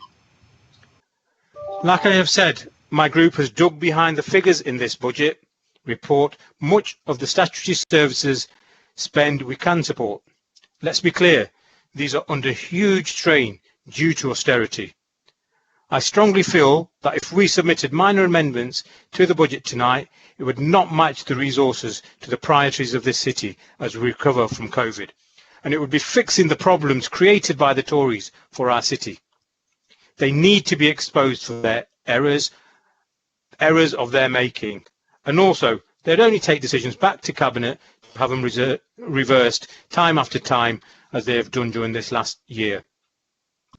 We will therefore not be tabling any amendments tonight. However, we will, if we are elected in May, ensure that we are a council of delivery, a council of financial integrity, and a council who listens to the people of Derby and the collective voice of this whole council. We would have liked to see in the budget the following areas: a commitment to supporting vulnerable children in low-income households through universal free school meals over holiday periods, particularly during the summer holidays, during the whole of 2021 to help through the pandemic, as agreed by full council. A commitment to stop the environmental blight and environment crime through the full reopening of Rainsway amenity site and introduce a free bulky waste collection system. A commitment to investing in and driving changes in response to our climate emergency and being an active member of the Climate Change Commission here in Derby by creating a properly funded and resourced team within the council. Much more support for the most vulnerable households. And a far more ambitious and exciting investment strategy for our city centre, working in collaboration with partners and the business community. A proper analysis of the best choice for a performance venue in our city, and then make it happen, deliver it. There are budgets within the MTFP that would have been targeted to these, or can be targeted to these priorities, such as the loss of income forecast for the Assembly Rooms car park. Does anyone really expect this to be demolished by this time next year? The Deputy Leader can't even tell us the truth. If not, there's almost £500,000 that could have been targeted to the needs I have just highlighted. There are several other budgetary provisions that could be retargeted as well. The creation of a COVID scarring reserve, blanket inflationary increases across many service areas, whether they're needed or not. The provision of a 1.75% pay increase, when we know the settlement is likely not to be over 1% at a maximum. And then there's receipts from the property rationalisation programme, to name a few. Further savings could come from the use of expensive consultants, and we've had a few more of them this year. And another broken Tory promise, failing to introduce a cap and cut consultant spend by 50% as they promised. More recently, the council has announced that it has decided to appoint an external operator to operate Moorways when it opens beginning of next year, middle of next year, end of next year. It keeps changing. The COVID pandemic has shown nationally that outsourced leisure management is risky, with many leisure centres shut, not just because of COVID, across the country. Is this council giving away the family silver of Derby? Having just committed to a £42 million investment of public money, we hand the keys to a private operator to make profit on the back of Derby's residents, because this administration has no clue on how to operate that facility, paid for by our residents, for our residents. Have we learnt nothing from the past? At Moorways in the 90s, when the Tories privatised it then. Our highway repairs contracts, Serco and our IT provision, services we had to bring back in-house because the private sector totally failed Derby. Just look at the total failure of the private sector-led track and trace calamity nationally, and compare that to the NHS public sector-led delivery of the successful vaccination programme. If this administration wants to ignore this, they do at their peril.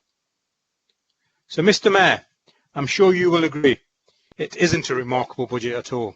This isn't a good budget. 3 years of mismanagement have driven our reserves to less than 0.5% above our Section 151 officer's minimum recommendation. Page 71 if you need to have a look. Major project after major project are struggling. We need new ideas, we need vision, we need drive. Derby cannot afford any more Tory dither, delay and indecision. The Shadow Cabinet team will further highlight how a Labour administration will drive the real change our city needs, to build forward much stronger, to invest in our city and to drive confidence, to help those in society that need help, to decarbonise, to protect the children's future, our children's futures, and to deliver on commitments, and to end 3 years of broken Tory promises. Mr. Mayor, I say again, there is nothing remarkable about this budget. It is lacking ambition and strategy, and there is no way my group can support it. We want nothing to do with this weak Tory budget, which again is asking Derby to pay more for less. Thank you, Mr. Mayor. Thank you, Councillor Shanker. I'm going to take the leaders of the other two main parties next, with Councillor Sultan, please. I live there. Thank you, Mr. Mayor. I think I'd first of all like to start by saying it has indeed been an extremely unusual year, and that is an understatement. The council has had to change into really an organisation of a different shape in order to meet the needs of local people, particularly regarding the COVID emergency. And it has reacted well to that emergency. The Strategic Director of Resources and his team have worked very hard to get a balanced budget, and our thanks go to them for that. Not only has it been a financially stressful time for the council, but also for many citizens too. Many people have been put onto furlough for parts of this year and have seen their income levels drop. The council has not been immune from this either, taking a hit on income from sports and leisure activities, car parking, commercial property, etc. While the government has given some financial compensation for this, it still leaves the council out of pocket. Both citizens and council are caught between a rock and a hard place. Council tax is not a fair tax because it falls heavier onto people on low and middle incomes and much lighter onto those on higher incomes. If councils choose to freeze council tax, on average, the people who benefit most are those in the higher tax bands, and not the ones on low incomes who are more likely to be in lower tax band areas bands. Sorry, and that they need the help most because it's done on a percentage basis. Our concerns with this budget are not so much about the amounts of money in different budget heads, but more about the policy solutions that are deemed to be the way forward. One example of this being special educational needs. Looking around the country, we see better solutions being implemented to solve problems that are in the system. We are awaiting what solutions the council will come up with, but we have some ideas of what they might be, and we are concerned. Another concern is underspends in the capital budget, as has already been alluded to before me. And this is not something new for this year either. There is also virtually nothing there regarding local initiatives to address the climate change emergency that we declared 18 months ago. There's been plenty of headline announcements of things, but as yet we haven't actually seen substantial things happening on the ground. As was alluded to a little earlier by two of the public questioners, they obviously are very passionate individuals who can see the absolute need and emergency regarding doing all that we need to do about climate change and to stop climate change happening and at least slow it down. And I think one of the speakers said we have 9 years, I think, and mentioned also Sir David Attenborough's recent speech. We do need to get a sense of urgency. We've shown it already just this past year. We've responded to COVID. The type of things that the council's been doing has changed. We can be an agile organisation. We can respond quickly to things, and it's that same motivation and desire and the realisation that we really do have to do something. And it's no good just doing it little bits at a time. We really do have to all pull together, like the community has pulled together with COVID. I mean, COVID, obviously, you can see the effects of COVID. We can also see the effects of climate change, although perhaps some people don't like to admit it. There are always people who deny the obvious. So to round up, Mr. Mayor, there's plenty more to be done, really, to get a budget that really does prepare us for the future. Councillor Poulter did say that the budget was for today, tomorrow. It doesn't really prepare us that well for tomorrow, Mr. Mayor, so we are, in that sense, disappointed. Thank you. Thank you, Councillor Skelton. Councillor Graves Senior, please, for the Reform Party. Thank you, Mr. Mayor. Can you all hear me? First of all, I must thank Simon Riley and his officers for his support and their help with formulating our amendment. Mr. Mayor, we will be putting an amendment in.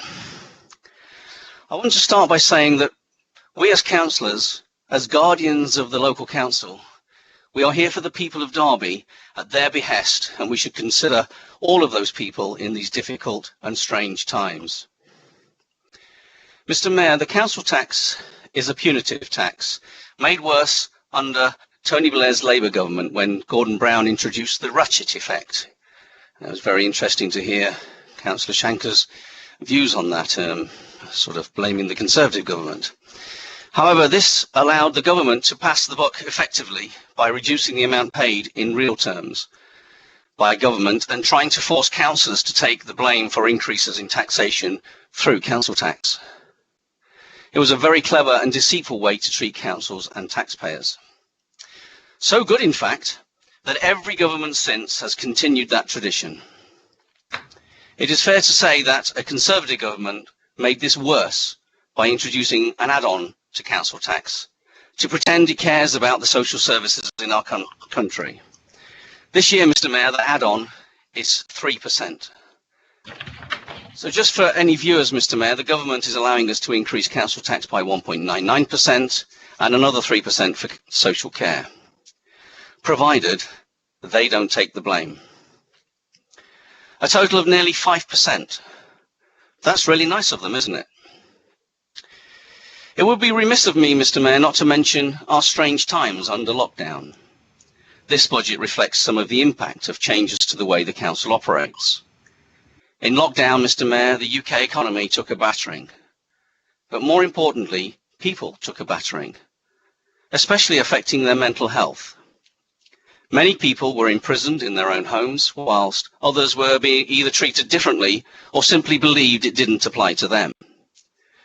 Many of the country's senior politicians and advisors were caught out, whilst many businesses were forced to close in case people got too close. Yet these activities were allowed to continue.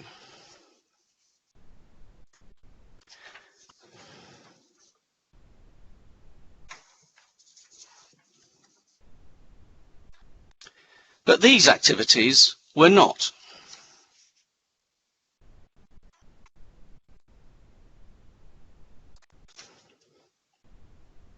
Mr. Mayor, this budget should be reflective of the people of Derby, not crass impositions made by this government. This budget should reflect on what is happening in the streets of Derby. Nationally, Mr. Mayor, there has been an exponential increase in the number of food banks recently, from 20 to over 2,000. Think about that. Here in Derby, we have 6 official food banks and far too many ad hoc ones. It is a tragedy. Yet at the same time, we have the true British grit where people are out there helping others less fortunate. And I would like to mention Mr. and Mrs. Preston and the Reverend and Jane Whitney from Alveston, people I have socially distant contact with who have stepped up to the plate. There are thousands of people around the country who've made lives a little bit easier. Mr. Mayor, we should also consider what other councils are doing. Many are deciding not to add on the increases preset by government, recognising that their residents need to be looked after as best they can. I have to point out, Mr. Mayor, that there is an amusing, if not sad, part to all this. When Labour are in charge, the Tories take great pleasure in condemning them for high council tax increases. And now we have the Conservatives in charge, Labour condemning them for high council tax increases. They treat the people out there as stupid, and this sort of behaviour needs to stop. We have council officers whose principal job is to maximise the council's income, and so every year they recommend to their politicians a maxed out council tax. And all we go through this process of, if you don't, what are you going to cut? It's like maxing out your credit card, only it isn't our credit card. It is the people of Derby's credit card. You probably wouldn't do it to your own credit card, so don't do it to theirs. Mr. Mayor, I have to be frank, if you don't mind the pun. Yes. Some of my members argued a 0% increase. We certainly do not believe in a 5% increase. This is wrong, Mr. Mayor. People that pay council tax have no choice. It's not like buying goods and services where, if they don't like the increases, you can shop around. Council taxpayers cannot shop around, and we should remember that when we impose any increase. Council tax, Mr. Mayor, affects the poorer people far more than the well-to-do people, like all the councillors here tonight. It is a regressive tax that makes the difference between food on the table and heating a home for those just eking out a living. Let me give some examples for comparison, Mr. Mayor. Someone with a take-home of £5,000, like many of our officers, an increase of £75 is barely noticeable. Whereas someone on the minimum wage, their £50 a year increase is a sizable hike out of their meagre income. The more money you earn, the less an impact these increases have on the take-home pay. And these aren't extremes, Mr. Mayor. We should not allow such influence to pressurise us to make these increases. I am also disappointed to read that the Police and Crime Commissioner and Labour Councillor for Normanton Ward wants to increase the police precept by 6.6%. Again, this highlights how the mainstream political parties max out tax if in charge and oppose it if not. It makes no difference if you're a Labour or Conservative. Councillor Dinser's increases have surpassed council tax increases for a number of years, whilst the feelings on the street is that there is a decline in what the police can achieve. We very rarely talk about the police precept, Mr. Mayor, yet the Police and Crime Commissioner's office employs 18 full-time staff, 2 of whom are over £80,000 a year. Last year, his office budget increased by £183,000 and his commissioning activities increased by over £900,000. The increase wouldn't be so bad if it went on police officers, benefiting the people of Derby and the wider Derbyshire.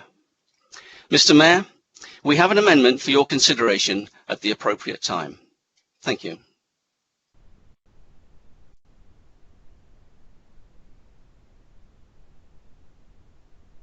Councillor Harwood, you're muted. Councillor Harwood, you're on mute.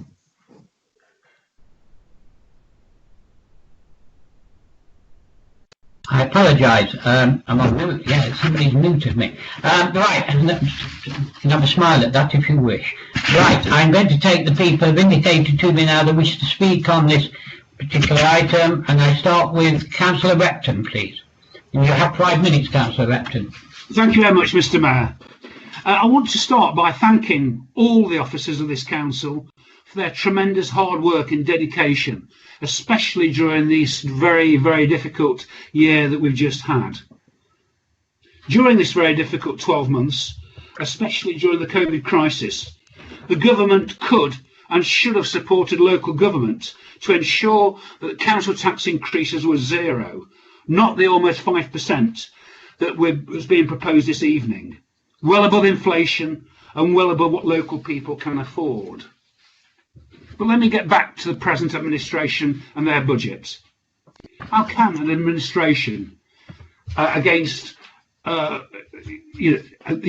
current administration must own all their decisions that have been made in recent months and years, the decisions that lay behind the budget that is before us this evening.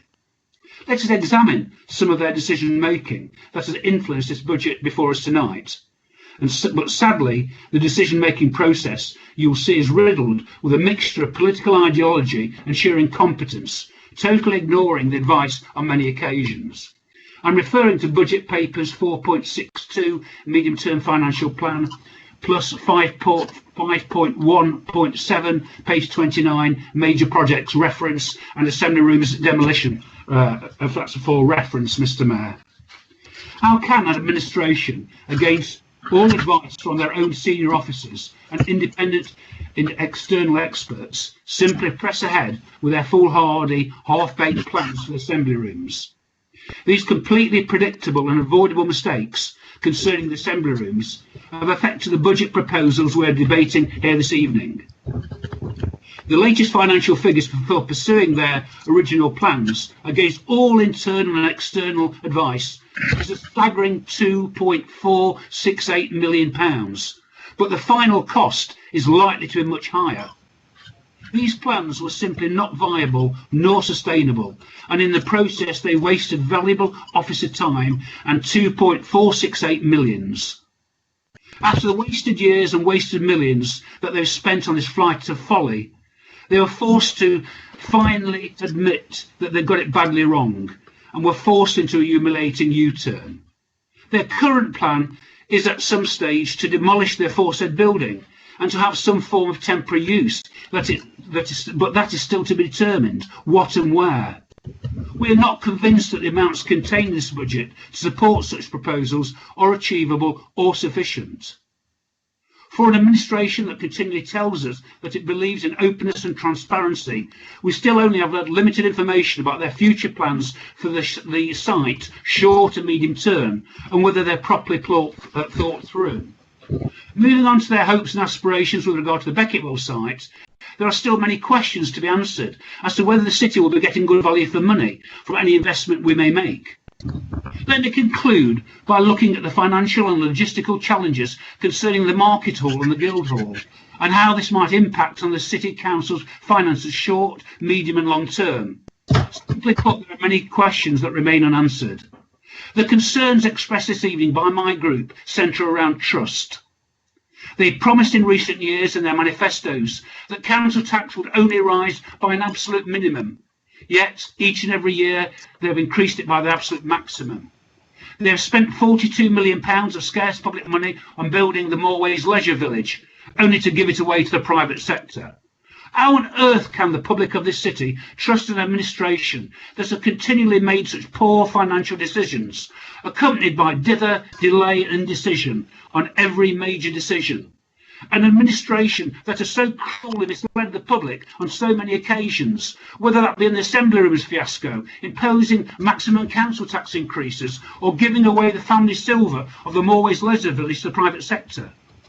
Sadly and simply, the public cannot believe a word they say, whether it's about the budget or their manifesto commitments in May. Thank you, Mr. Mayor. Thank you, Councillor Repton. Councillor Peatfield. Mr. Mayor, please, as indicated in the comments, could we please go to the Lib Dem group next, please? And anybody indicate they wish to speak from the Lib Dem group or the Reform group? We only others I've been taken a list of. That haven't had anybody from the Lib Dem group or the Reform group indicate they wish to speak. Mr. Mayor, Councillor Kerr has put in the conversation that she wishes to speak. I missed that one, but I was making a list as I went along.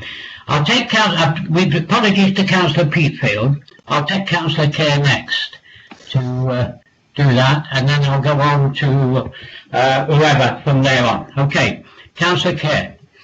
Thank you, Mr. Mayor, and greetings to all my fellow councillors. And I want to start with what Councillor Ralston said and her desire that we are able to work together on this really important issue of our budget.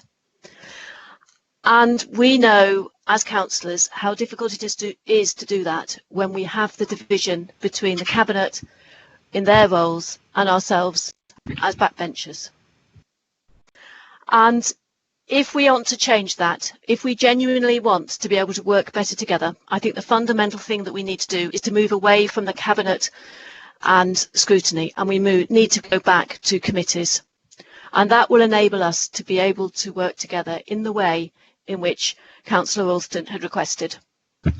And I leave that as a thought with you, because it's no good saying that I have my door open, particularly in times like this, when doors are actually doors to people's bathrooms, sitting rooms, kitchens, or wherever at home. Councillor Kerr, we're talking on the budget, not on general things, so speak to the budget, please. Mr. Mayor, I was talking about the manner in which the budget is put together, and I hope very much that next year it can be done differently. Because indeed, as Councillor Ralston said, the people do deserve better. Councillor Poulter listed a lot of great schemes. It's actually really positive about the way that Derby is aspiring to do other things. They don't all agree. I don't all agree with them. I don't agree with the way all of them are being implemented. But it is a wonderful portfolio of activity. However, the vast majority of those schemes are ones that have been developed and are there because of the officers in this council, and I really give my thanks to the officers who have kept their eye on the ball, the opportunities there are to be able to bid for funds, whether it's through D2N2, through the government directly. We have become very attuned to be able to put in those bids to government. We don't win them all the time, but we do a lot of the time. But the vast majority of those great schemes are not responding to what Derby needs. They're picking up the opportunities, the crumbs from the government's table. So I'm pleased we're doing them. I'm pleased that we have got them there. But it is not showing vision from Derby. It is not putting Derby's policies into action. It is actually enabling something to happen here. It emphasises how centralist this country is, but we have learned how to use it, and that is thanks to our officers. And as part of that, we've also had the reaction to COVID, and we have talked up again and again the really positive way in which we have worked with the public, with volunteers, with the voluntary sector. And my thanks go out to all the people who have been part of that coordinated team. It's really, really good. It's a wonderful reflection on Derby. But we need to build on that, and we need to build on that to deliver the other key elements that Councillor Skelton particularly mentioned, which is how to address our climate change. We need to be so much more proactive in delivering action on climate change, both within the City Council, but also within the community. And that is sadly something that has not been reflected in the Conservatives' budget. I'd like the changes to be there, and I hope that we are able to get them there after the elections in May. Thank you. Councillor, thank you, Councillor Kerr, and my apologies again. Councillor Graves, Councillor Graves Jr. wishes to speak. No, this is Councillor Graves Senior. You can make your comments, Councillor Graves Senior. It's about an amendment, Mr. Mayor. I assume we were going to amendments. Councillor Graves, would you allow me to deal with the speakers I've got first on this particular one, and then I'll go to your amendment? Would that be okay? Mr. Mayor, I think the speakers had indicated they wanted to speak on the substantive debate. I'd advise we perhaps go to Councillor Graves' amendment now, assuming that it's seconded, debate the amendment, and then we could return to the substantive debate with the councillors who have indicated they want to speak on your list. If they're happy with that, because as I say, they indicated to me they wanted to speak before we had the amendment, Alex. It's at your discretion, Mr. Mayor, but we did discuss the process this morning. The speakers I have, if they will agree to that, is Councillor Peatfield, Hazelgrave, Pegg and Carn. Would you, those four, would you allow me to go to the to Councillor Graves' amendment to the budget before you speak? Mr. Mayor, if that's the procedure, yes. Okay. Mr. Mayor, I'm happy for that to happen if we are able to speak before the vote on the substantive motion, or if it's amended. Councillor Con Peatfield, are you in agreement? Yes, Mr. Mayor, it's at your discretion. Thank you very much. Right, we'll go then to the Councillor Graves, and you can put your amendment, please, now. Okay, thank you, Mr. Mayor. Mr. Mayor, this amendment seeks to increase council tax by 2%. It is important that there is clarity on our amendment. It is not a cut, which always precedes these discussions based on a higher increase presented by the ruling party. We have this arcane idea that we must lambast a budget amendment by calling it a cut. This is not a cut, it is an increase on our current budget. Unfortunately, the increase presented in the commentary has a reduction based on a much higher increase. But let's be absolutely clear, our council tax increase suggestion is to increase budgets at a lower level than the 5% suggested. The more experienced councillors will also know that any increase will be adjusted by finance officers accordingly, whether it's a 2% increase, a 5% increase, or a 10% increase. So before members stand up and pretend this services will be devastated, that argument does not wash, as this is an increase, albeit smaller than 5% before us.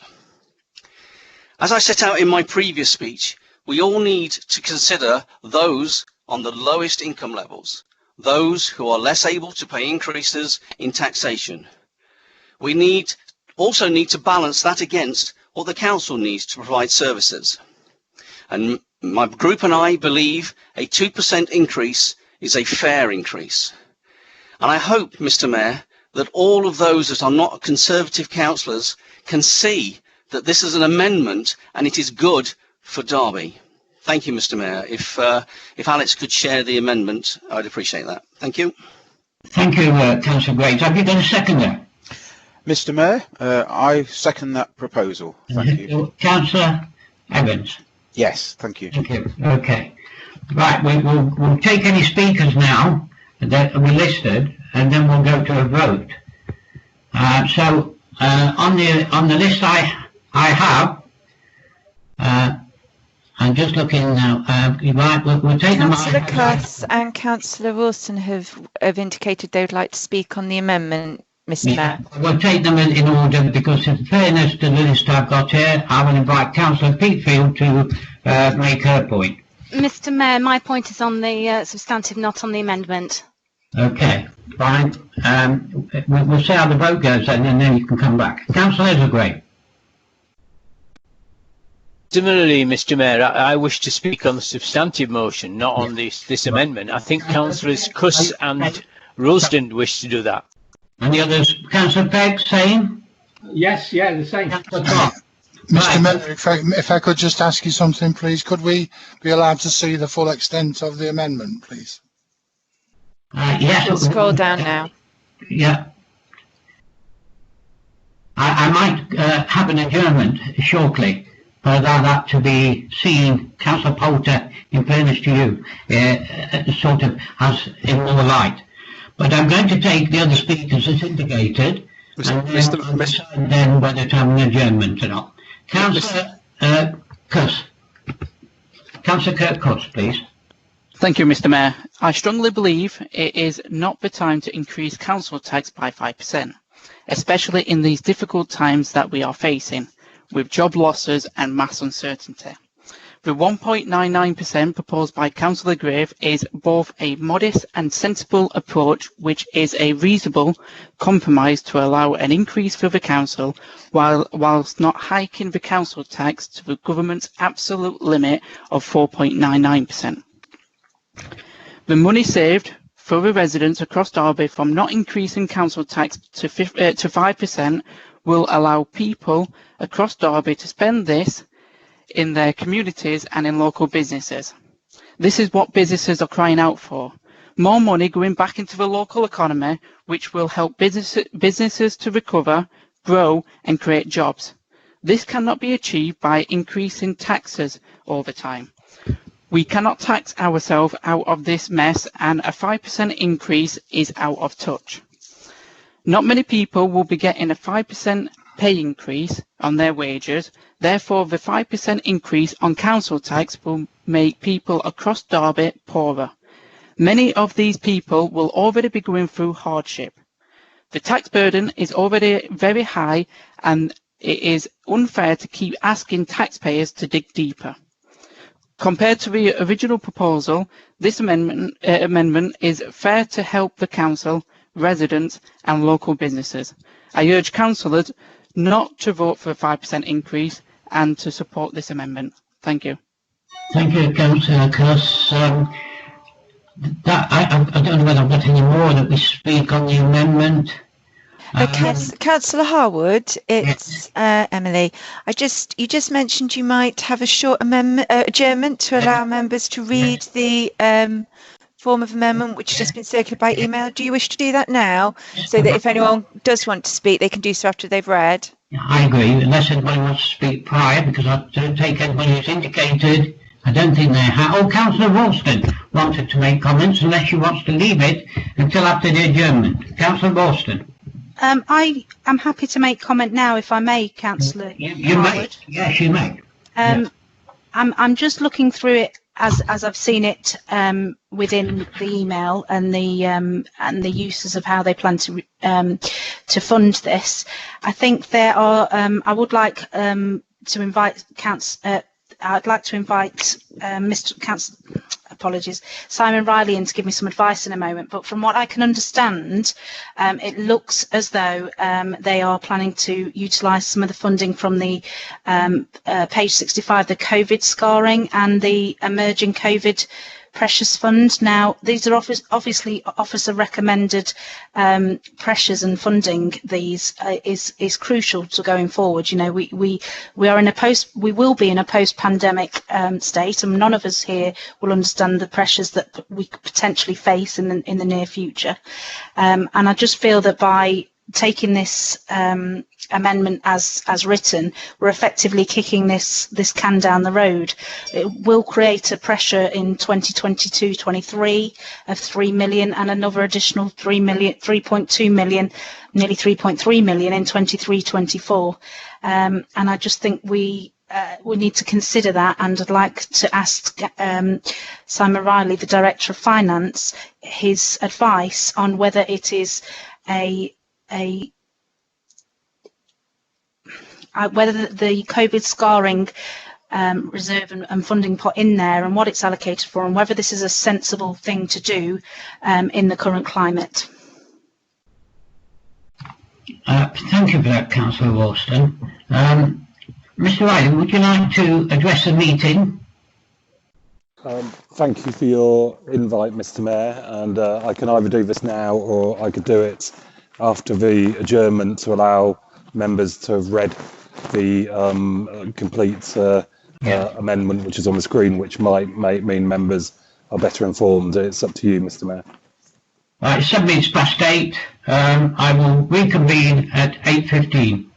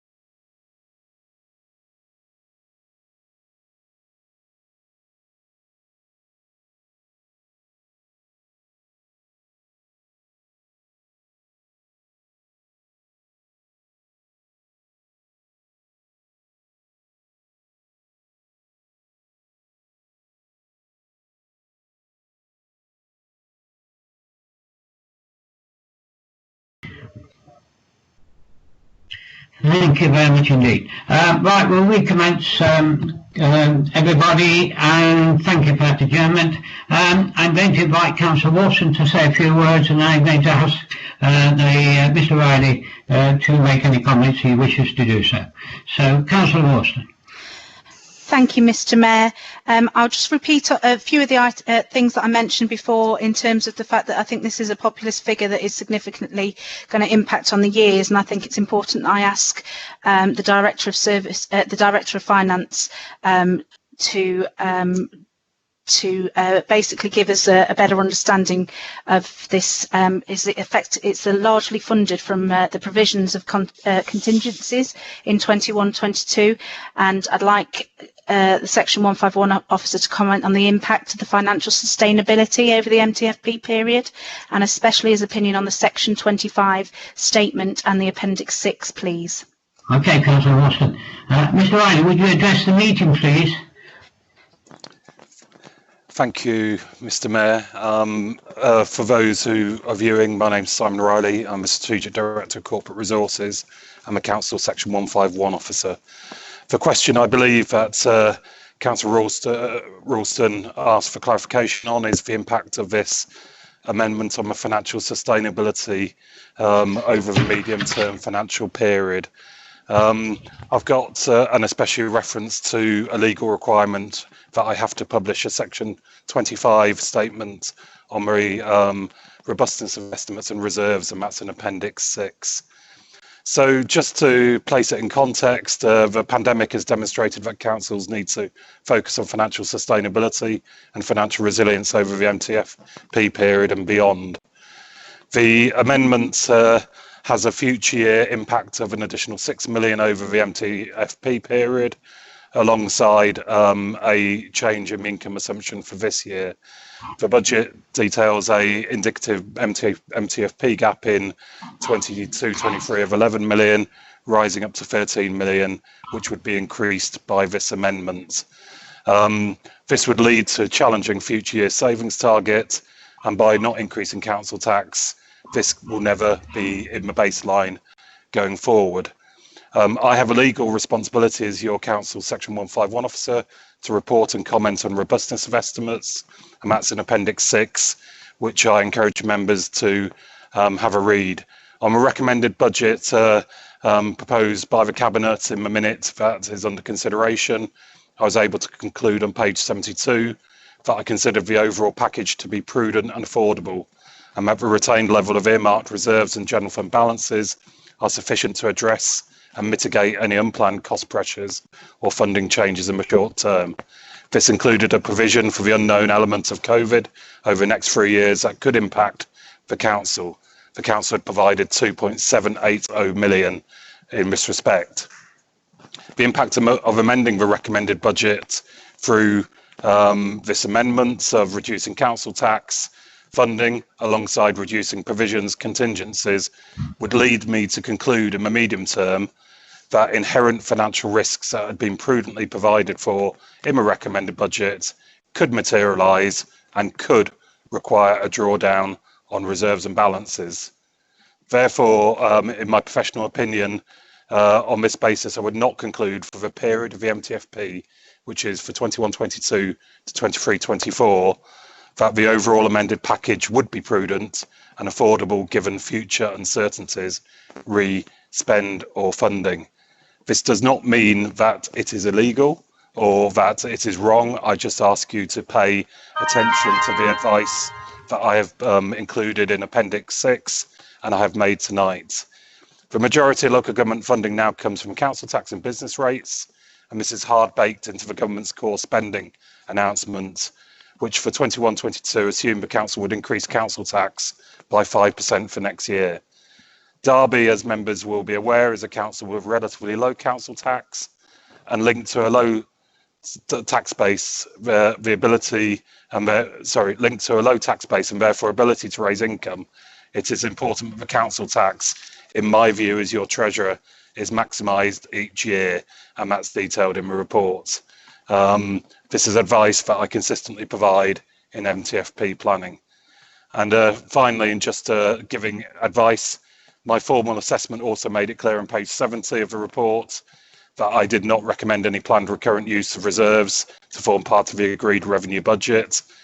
This amendment does not draw on reserves, but to reduce levels of provision and contingency would inherently increase the risk of having to draw on a reserve if in-year action plans, as suggested in the amendment, were not sufficient, alongside increasing the budget gaps in year 2 and 3. So, Mr. Mayor, in summary, I ask people to pay consideration to my advice in Appendix 6 as updated in response to the question that I was asked about financial sustainability over medium term.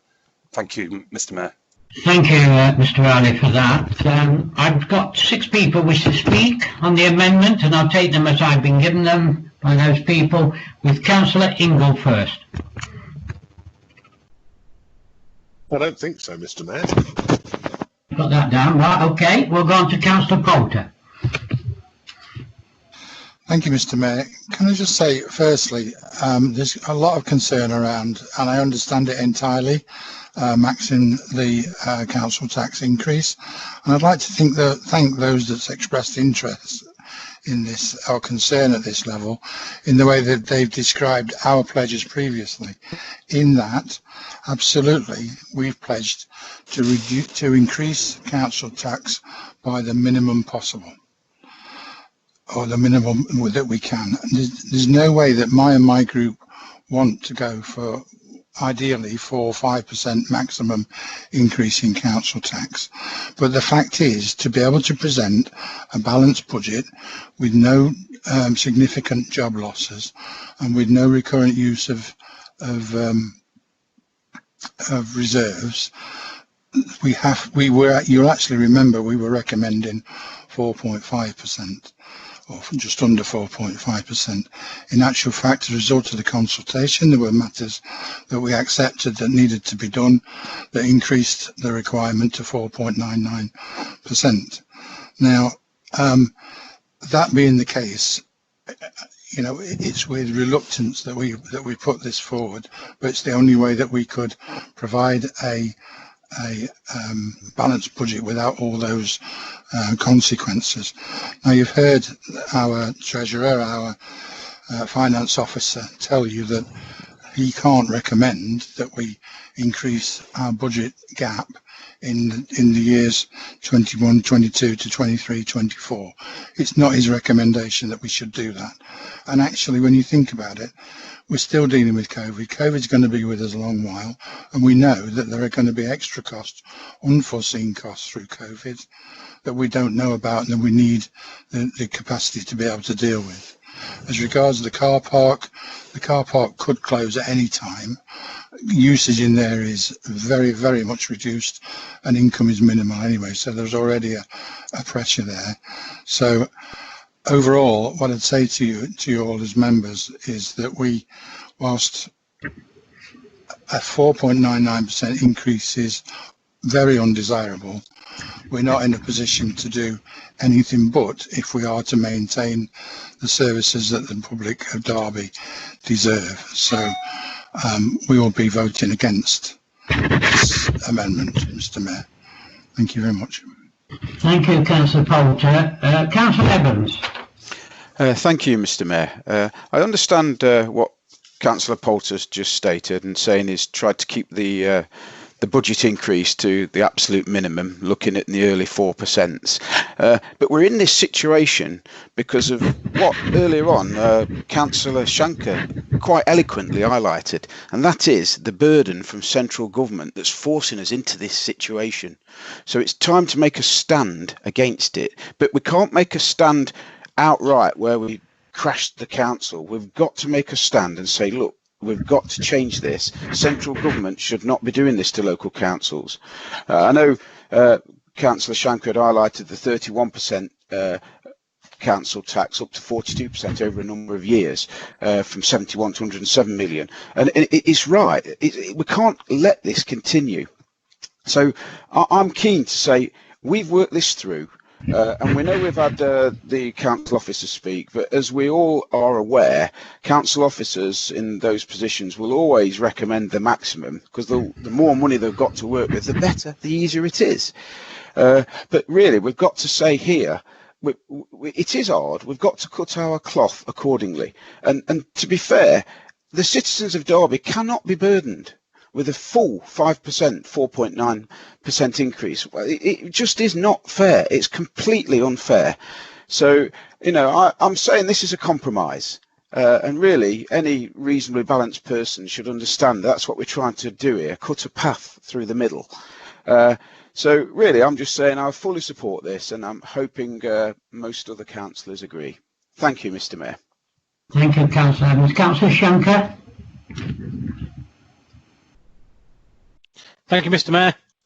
I'll just briefly reiterate our position as I outlined earlier.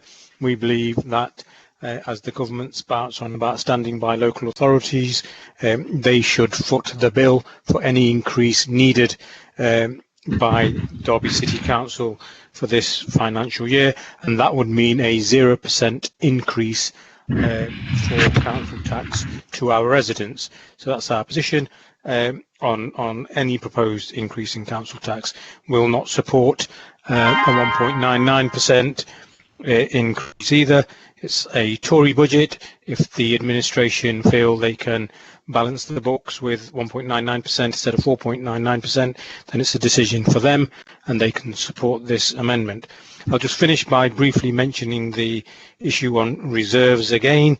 There is use of reserves this year. I know the word reoccurring use of reserves keeps popping up, but on page 3 of the report at 2.4, there is a 1.967 million use of reserves even in this financial year. And if the reserves hadn't been so badly managed in the last 3 years, as I outlined earlier, then maybe a lower council tax increase could have been applied this year. So we won't support this amendment. We will abstain. Thank you, Mr. Mayor. Thank you, Councillor Shankar. Councillor Kerr. Thank you, Mr. Mayor, and I want to make 2 points. One is the principle about why this amendment's come forward, which has been stated so that those who are least well off in society are not presented with a completely unaffordable bill. Well, the least well off that we have in Derby are those who are already benefiting from our council tax support scheme. And the poorest people have that opportunity. We are budgeting more than £7.5 million to go to the people who are least able to pay this year. And that is what we agreed back at our meeting in January, I think. So there's the purpose. Now, the secondary issue here is the ability to have a budget that delivers. It was going to be, when we first saw this draft budget, it was going to be less than the 5% increase.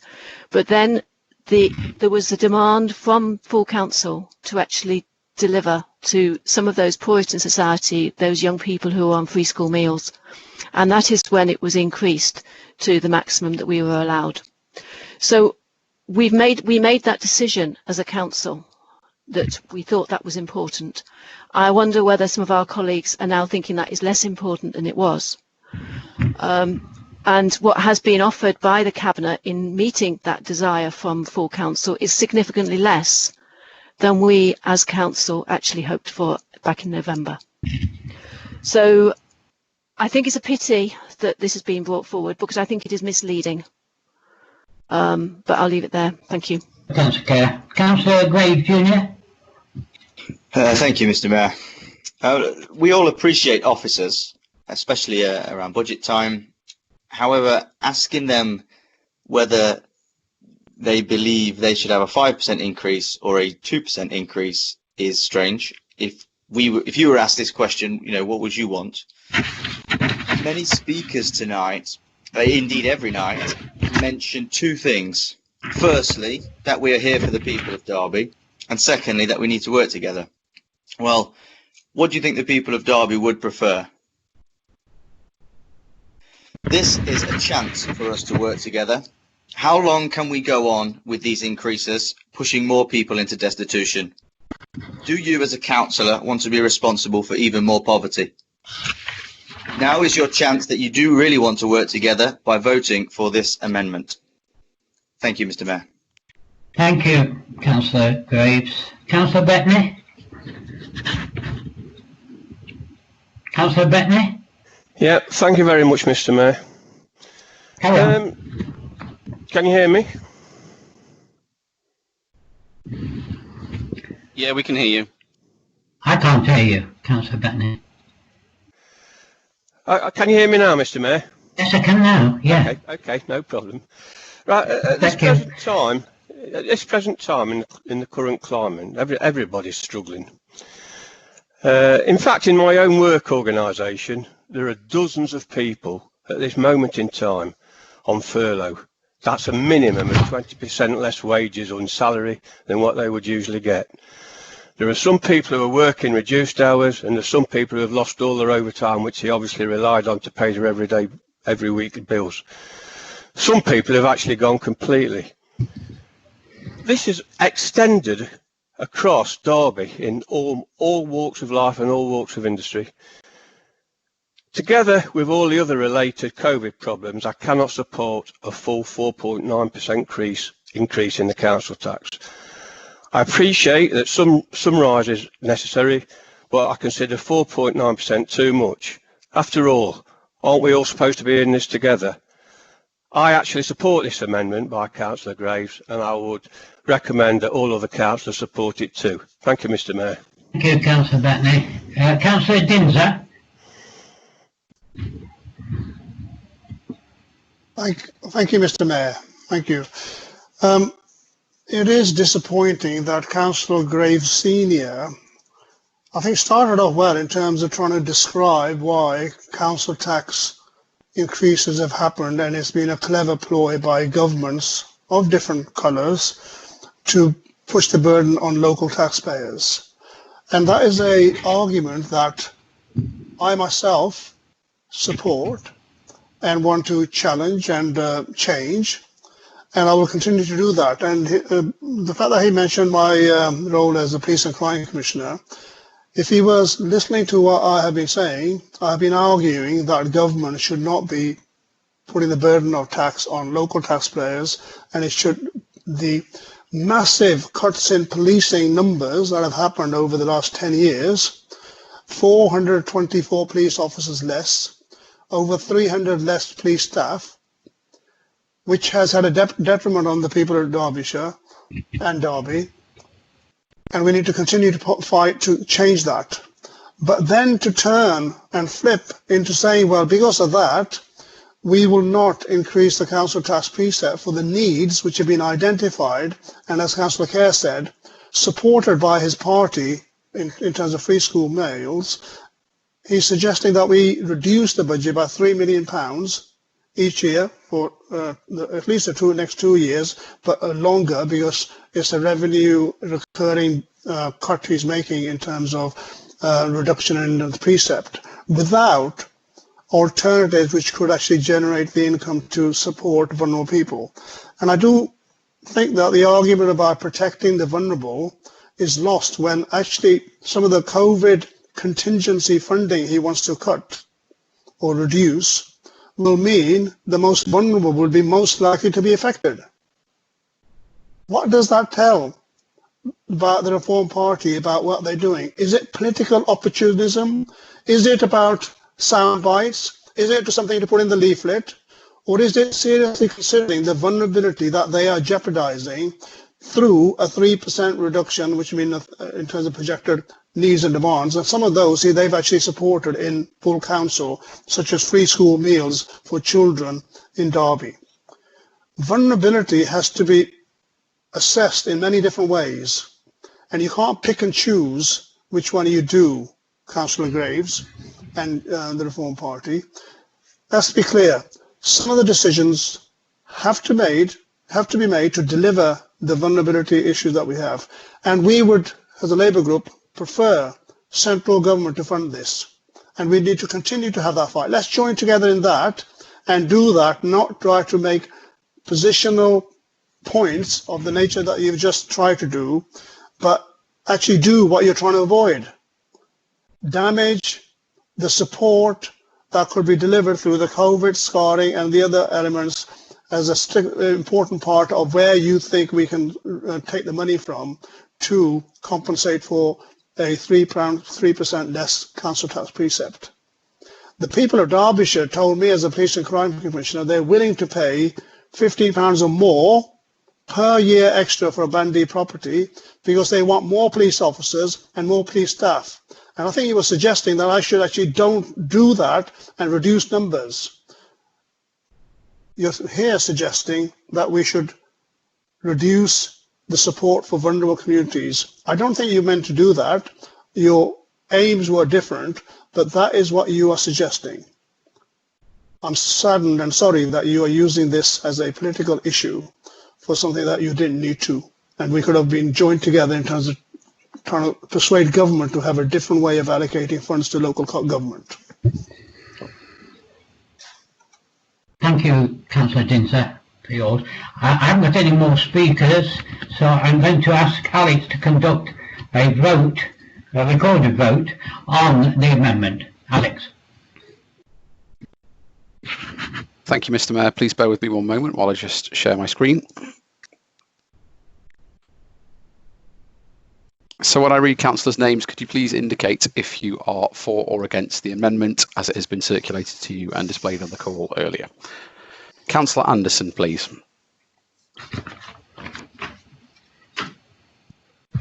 Councillor Ashburner, please. Councillor Atwell, please. Abstain. Councillor Barker, please. Against. Councillor Bettany, please.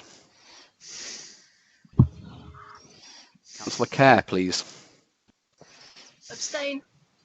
Councillor Carr, please. Abstain. Councillor Cooper, please. Against. Councillor Dinser, please. Abstain. Eldrick, please. Councillor Evans, please. For. Councillor Froggatt, please. For. Councillor Graves Jr., please. For. Councillor Graves Senior. For. Councillor Hassel. Against. Councillor Heselgrave, please. Abstain. Councillor Alison Holmes. Against. Councillor Matthew Holmes. Against. Councillor Hudson. Against. Councillor Hussain. Abstain. Councillor Ingle. Against. Councillor Jangir Khan. Abstain. Councillor Shiraz Khan. Abstain, Alex. Councillor Cuss, please. For. Councillor Lind. Abstain. Councillor Marshall. For. Councillor McChrystal. Against. Councillor Nater. Councillor Nawaz. Abstain. Sorry, Councillor Nater, that was abstain. Councillor Nawaz. I lost my screen. Abstain. Councillor Patterson. Against. Pierce. Against. Councillor Peatfield. Abstain. Councillor Adrian Pegg. Against. Councillor Paul Pegg. Abstain. So, Against. Councillor Poulter. Against. Councillor Repton. Abstain. Councillor Ralston. Against. Councillor Russell. Abstain. Councillor Sandhu. Abstain. Councillor Shanker. Abstain. Councillor Skelton. Abstain. Councillor Smale. Against. Councillor Stanton. Against. Councillor Testro. Against. Councillor Webb. Against. Councillor West. Abstain. Councillor Williams. Against, please. Councillor Willoughby. Abstain. Councillor Wood. Against. And before we come to your vote, Mr Mayor, I will just return to those councillors who didn't respond earlier. Councillor Anderson, please. Against. Burner, please. Abstain. Bethany, please. For. And Councillor Eldred. Abstain. Finally, the Mayor, Councillor Harwood, please. Abstain. As you'll see on your screen, Mr Mayor, the amendment is lost. Okay, so we go back to the original motion, and I'll call on Councillor Poulter to speak. Mr Mayor, we did have some people who'd indicated they wish to speak on the substantive motion. Oh yes, we did. Do those people still wish to speak? You're absolutely right. That was councillors Peatfield, Hazelgrave, Pegg. Here, yeah. Do you wish still to speak, Councillor Peatfield? I do, Mr Mayor. Thank you very much. Right. Carry on. Thank you. We as a Labour group understand the pressures of balancing a budget, and we appreciate that the challenges of 11 years of Tory government austerity, a poor man's Brexit deal, the COVID pandemic, drawn out due to government mishandling, and road surfaces of Spondon must have all added far more pressure on the administration to balance the books. Well, they have, within the boundaries of what is legal, with a little smoke and mirrors, distraction and shuffling, they have technically done their job.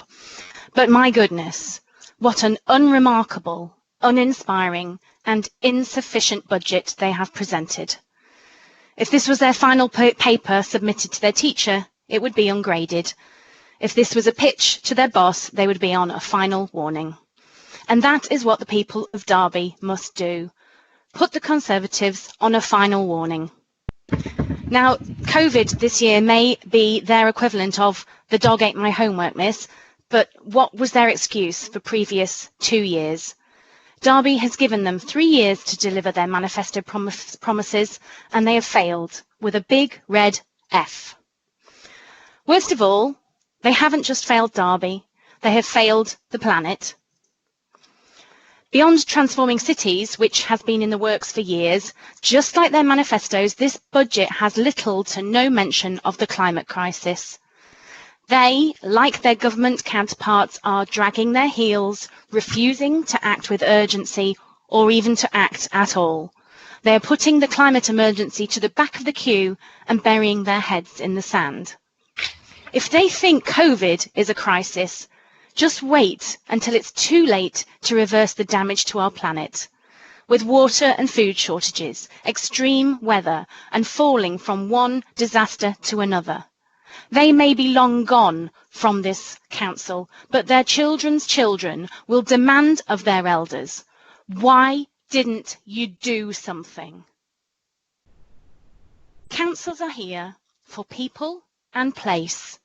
If this minority administration cannot act responsibly by appropriately budgeting for urgent climate action over the next 3 years, what is the point of them? What is the point of an administration who refuse to act, commit, serve and protect the people who live in this place we call Derby? For their last 2 budgets, since this administration has been in charge, we have submitted amendments to their budget. We tried to increase the climate officers, fix the roads, put in A38 mitigation funding. Last year, we managed to fix their embarrassing ineptitude. We plugged funding gaps for the arts, the vulnerable, and for the city centre. But I ask again, what is the point of this administration if we have to fix their embarrassing mistakes? If all they can present to this city is yet another weak, unremarkable, ineffectual budget that others have to fix, then this city must stop voting for these pointless, directionless politicians who have wasted money, contributed nothing to our city or its residents, and who have put politics before people and the planet. This is the Tories' budget, make no mistake. They must own it, explain it to the public, apologise for it, and admit to Derby that their pitiful best is just not bloody good enough. Thank you, Mr. Mayor. I apologise for my language. Thank you. Thank you, Councillor Ezegray. Councillor Ezegray, sorry. Councillor People, sorry. Councillor Ezegray. Councillor Ezegray? Have we lost him? No, Okay. I'm just toggling between screens, Mr. Mayor, so it stopped Yeah, me that's from fine. Carry on unmuting. now. Yeah, thanks. Mr. Mayor, councillors, I'll first draw your attention to the way the government has handled the issuing of laptops to eligible families during the very lengthy closure of schools. Despite schools having been closed to many for months, there are still many children in the city without devices, and these children are almost exclusively the most disadvantaged. Our schools have become more and more adept at using devices and dedicated platforms to reach those of their pupils who are learning at home. Councillors, the city schools have done their very best to mitigate the most unfavourable circumstances for the vast majority of their pupils. I'm afraid the administration has been less open to supporting all our pupils in our schools. The idea of the city campus was offered by the Labour group to the council as a bold and imaginative way to bring groups of learners together in a safe and secure way outside their own place of learning. It was supported as a concept by a wide range of businesses, large and small, who would have provided the settings. Some schools also supported this in principle, so there would have been clearly a market for this, and that would no doubt have grown over time, with the potential to safely deliver education for many in a different way from normal. It was very regrettably not supported by the Cabinet member for CYP, so its benefits will never be known. Clearly the words bold, ambitious and innovative aren't in the Cabinet member's vocabulary. Or was it just old-fashioned politics? And the administration couldn't accept an idea from another party, even if it might have legs. So much for statements by the administration that it wasn't the time for politics. Well, we've had plenty of that from them, and this budget is the latest version on offer. Mr. Mayor, we all know that breathing, eating, drinking and sleep are essential for survival. Full Council sent a clear message to the administration that free school meal children and young people should be provided with vouchers during all school holidays during this year, and that no child in Derby should go to sleep hungry. A very clear, simple and humane principle, and yet Cabinet has turned a tin ear to it. I thought we left behind the Dickensian period when the disadvantaged were treated appallingly, but the administration has dragged our most disadvantaged children and young people back to those times. We surely all have read or seen where the eponymous Oliver Twist says, "Please, sir, I want some more." The governors of the workhouse found that scandalous. One board member of the workhouse declared that the boy should be hanged. Mr. Mayor, Oliver did get his gruel in the first place, just not enough. This administration is effectively scheming to deny our most deprived of what is their due and what is a basic necessity of life during the most challenging times for countless decent families in this city. Some young people won't even be able to ask for more, so sadly they'll have been bamboozled out of receiving anything in the first place. Let's now turn our attention to proposed savings for the coming financial year in children's services. The proposed savings, very similar to this year's, would produce good outcomes for children if the means to achieve them are successful. But looking at just one proposed saving related to foster care, it's pie in the sky to suggest a saving of 400k in the current circumstances. Efforts on this were stymied this financial year, and it has poor prospects for the next one. I'm afraid it would need a very favourable wind when all is becalmed, Mr. Mayor. Cabinet is clutching at straws here, and imaginary ones at that. And so we have here, Mr. Mayor, an administration unmasked, hypocritical, out of touch, looking back to Victorian's time for solutions, lacking in imagination or vision, displaying a total disregard of solemn promises made to the people of the city, such as raising council tax by 4.99%, a pattern has emerged there, and key decisions are being invariably marked by dither, delay and strenuous efforts to bamboozle. They talk the talk, but they haven't walked the walk. This is a bad budget for Derby, councillors. My grandmother on my dad's side had a very memorable phrase to describe someone's meanness. She was a cloth cutter in a factory in Leeds in the tailoring industry. She'd always say they'd nip a current in two. Looking at these proposals, it's remarkably clear that this administration would nip a current in two. Thank you, Mr. Mayor. Thank you, Councillor Leathergrave. Councillor Pegg. Yes, thank you, Mr. Mayor. If I may, I would like to quote from the Conservative manifesto pledge that they made to the citizens of Derby. We will encourage recycling and reduce fly tipping by working to deliver a second major recycling and waste centre that offers an alternative to the Rainsway facility. I also seem to remember Councillor Smale standing up in the chamber on a number of occasions when the Conservatives were in opposition and saying that Derby needed a second recycling site and the Conservatives, would provide one. Councillor Smale, you and the Conservatives have had 3 years to come up with a site, and today you don't have a clue where to site one. Councillor Smale, in the Conservative manifesto, which I'm sure you would have had party to writing, you say you would encourage recycling and reduce fly tipping. But in actual fact, what you and the Conservatives have actually done is just the opposite.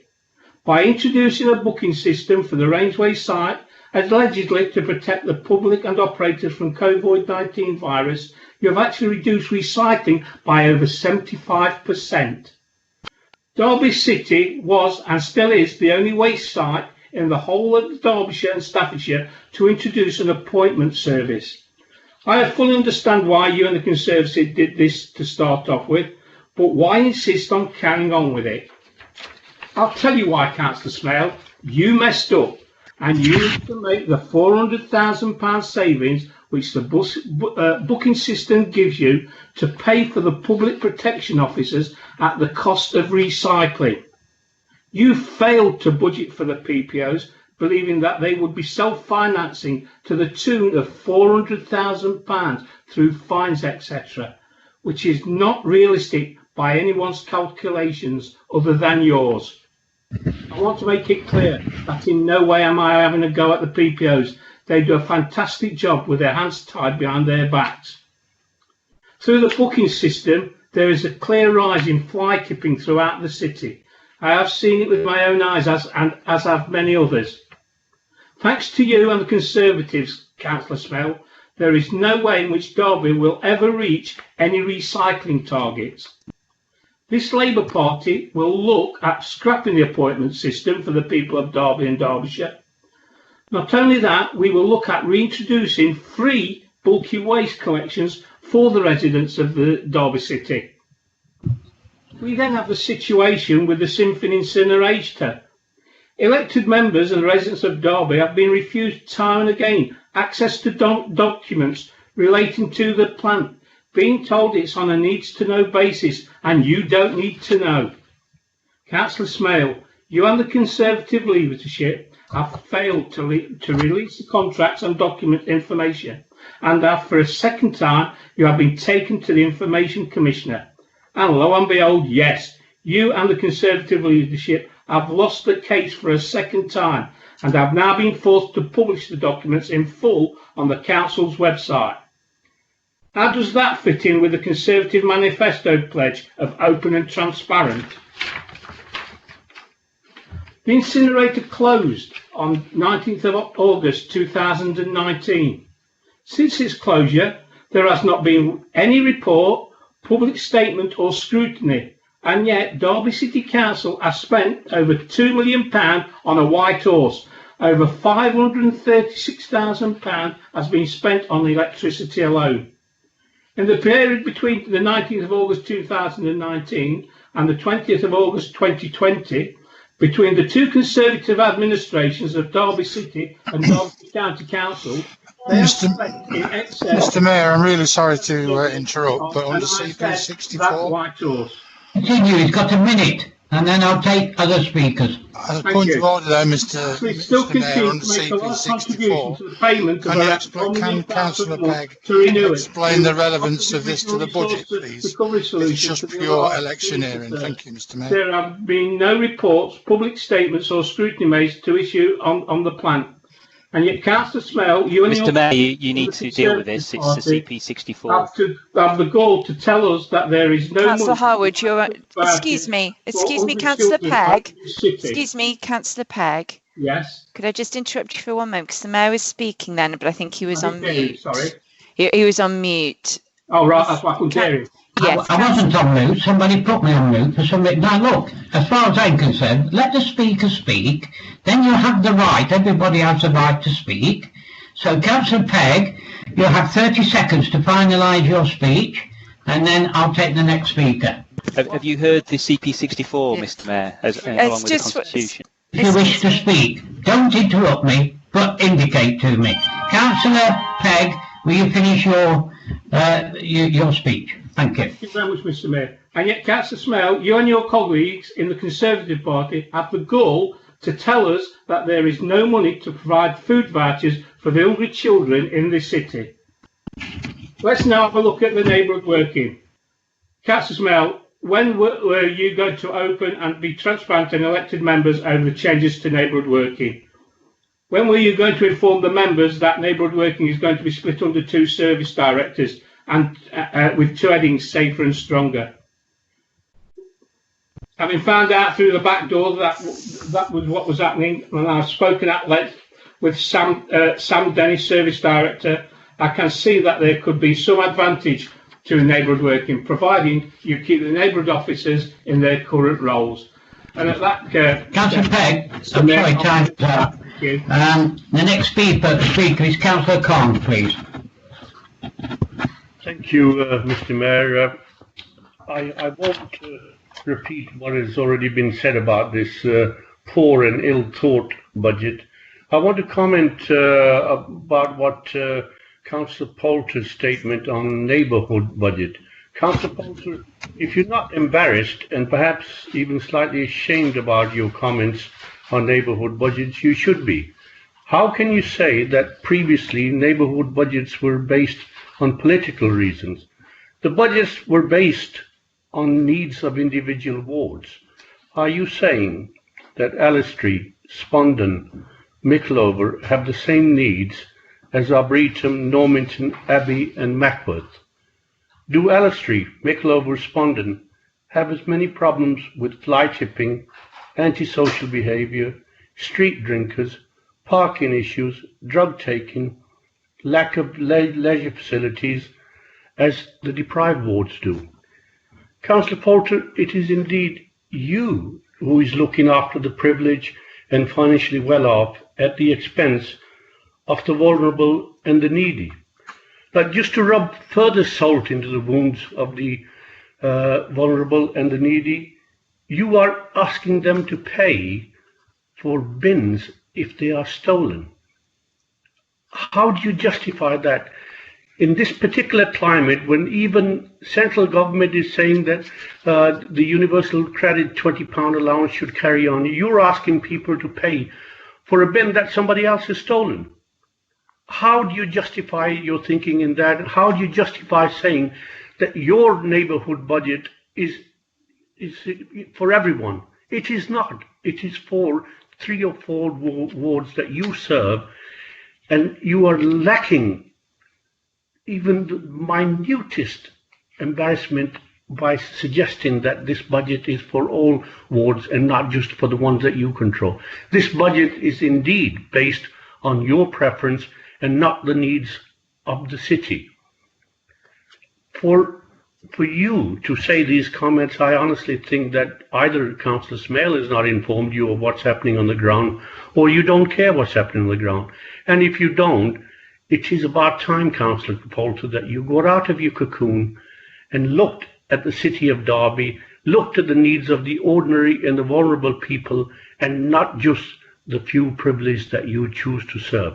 Councillor Poulter, this is not a budget for the ordinary people of Derby. Indeed, this is equivalent to what how your previous leader once, Mrs. Thatcher, bought the poll tax and suggested that somebody living in a 500,000 house, because there's only 2 of them, they should pay the same or less than 4 people live in a 50,000 terraced house. You should look at this budget again and ask yourself, why are you inflicting more pain and misery on the needy and the vulnerable people of Derby, who at this present time are struggling to put bread and butter on their tables?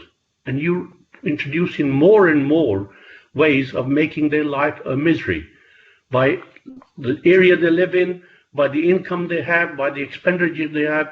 I think, as I said, if you're not embarrassed or slightly ashamed, you should be. Thank you, Mr. Mayor. Right, I'll take one more speaker. Councillor Smale.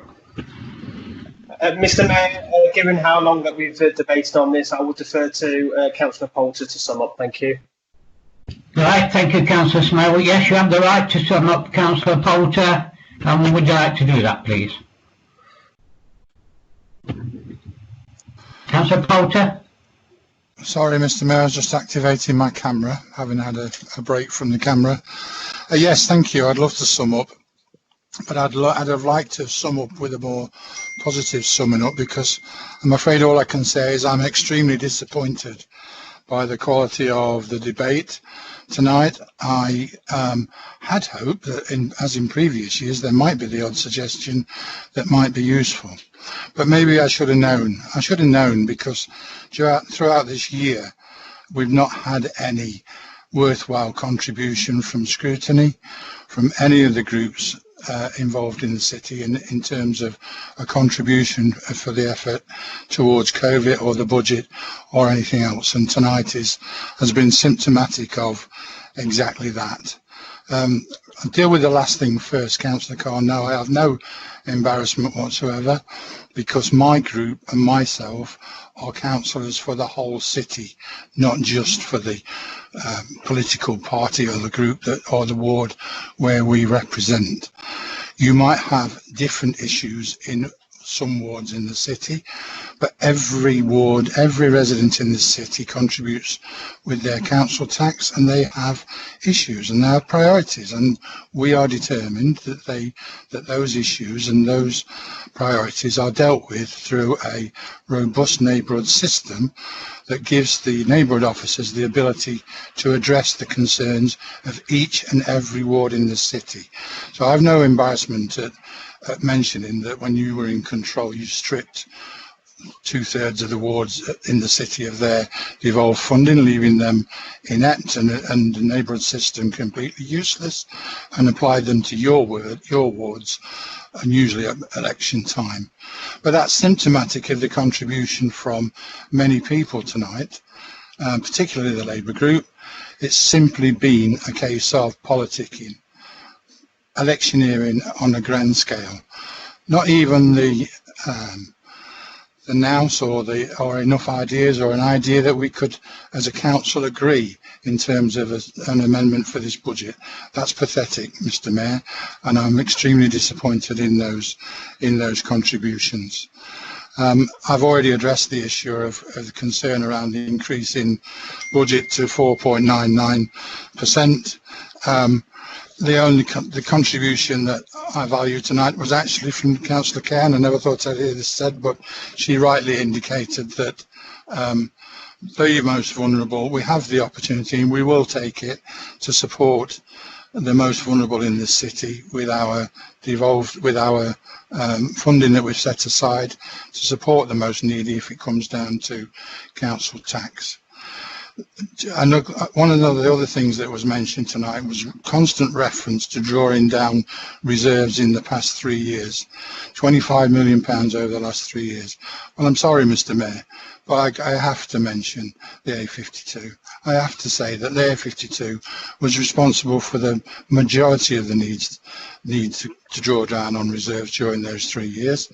And alongside that, and in addition to that, nobody in the world could have anticipated COVID, and I hear what Councillor Peatfield says. It's not our lost me homework excuse. That's the real world, Councillor Peatfield. And if the Labour group had Mr. Mayor, could I move a CP64 a point of clarification? Could we ask Councillor Poulter how much money for the A52 was taken from reserves and how much money was added to the council borrow? Poulter, would you like to answer that, please? I don't know. How much was actually borrowed? Can we ask the Section 151 officer to confirm that then, please?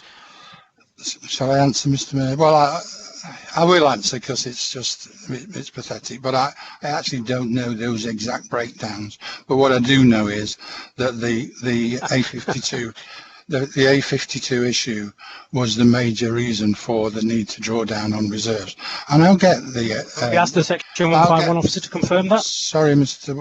Councillor Harwood, under my CP64, can I ask the Section 151 officer? Would it be helpful if I offered some advice Chair of at this this meeting, point, Councillor Harwood? Council officer's got the information. Would you like to give it to us, please? Councillor Harwood, may I just make a small point on procedure? Yeah. If a CP64 is requested, the person moving that CP64 has to indicate which rule of the committee procedure rules is it the speaker is in breach of, or which rule has been broken. I don't believe Councillor Shanker has identified that, and that's applicable to all members, and it's something which should be done. Councillor Shanker, do you wish to comment? I do. I think Councillor Poulter's in breach of being open and honest, and I would like to just clarify the statements he's made there on the use of reserves. Councillor Shanker, that's not a CP, is it? I seek your advice on that, Emily. Well, I think the point has been made, and that's the point. Because the meeting, I'm not allowing the meeting to drift along, and I'm going to invite Councillor Poulter to conclude his comments. Councillor Poulter. Thank you, Mr. Mayor, and I'll try not to be too much longer, but there were just a few comments that I can't allow to go back without referring to them in the course of a budget debate. If Councillor, I'm going at it now. Officer Simon Riley will know the answer to the question that was posed, and will ensure that he gets his answer as soon as we possibly can.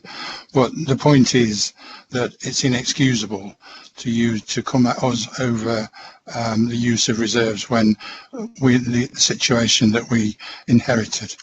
Now, a couple of other points. Rainsway. We've had a 5-minute political advert from Councillor Pegg and other members of the Labour group. So I'd like to thank them for telling us the nuts and bolts of what their manifesto is going to say in May, but it's not contributed in any way, shape or form to the budget. So Rainsway has been a tremendous success and will continue to be so. Now, the other thing I have to pick some of the contributions up in is in respect to dither and delay in relation to the assembly rooms. We inherited 5 years on a position that was untenable, that was ridiculous, and we attempted to rectify the mistakes that they made in the 5 years that they dithered and delayed and wasted the insurance money on the assembly rooms. But we will resolve that. We will get to the bottom of that and go forward with, and I'm going to end in a positive note because it is a positive budget. It caters for today.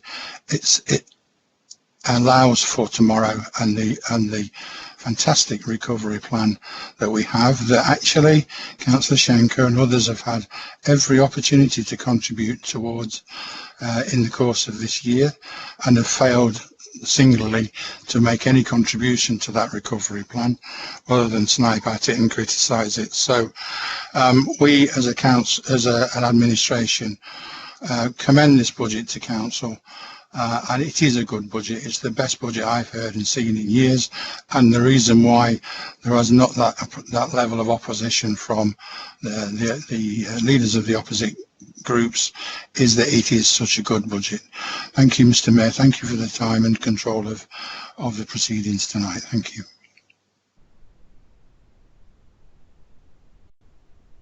You're muted, Frank. You're muted, Mr. Mayor. Mr. Mayor, you're on mute. So that keeps going on mute for some reason or other. I'm having problems I've had problems all day, but I'm trying to get through. Right, we will go to a vote on the substantial motion. Alex, please, can you do the vote, please? Thank you, Mr. Mayor. Please bear with me one moment. Councillors, when I read your name, could you please indicate if you are for or against the substantive motion, that is to approve the Council Cabinet minutes recommending the MTFP to Council. Councillor Anderson, please. Councillor Anderson, please. Councillor Ashburner. Abstain. Councillor Atwell, please. Abstain. Councillor Barker, please. For. Councillor Bettany. Against. Councillor Kerr. Abstain. Councillor Carr, please. Abstain. Councillor Cooper. For. Councillor Dinser. Abstain. Councillor Eldrit. Abstain. Evans, please. Non-whipped against. Councillor Froggatt, please. Against. Can I just remind people to mute the microphones, please? We're getting quite a lot of feedback on the call at the moment. Thank you. Councillor Graves Jr., please. Definitely against. Councillor Graves Senior, please. Against. Councillor Hassel. For. Councillor Hazelgrave. Abstain. Councillor Alison Holmes. For. Councillor Matthew Holmes. For. Councillor Hudson. For. Councillor Hussain. Abstain. Councillor Ingle.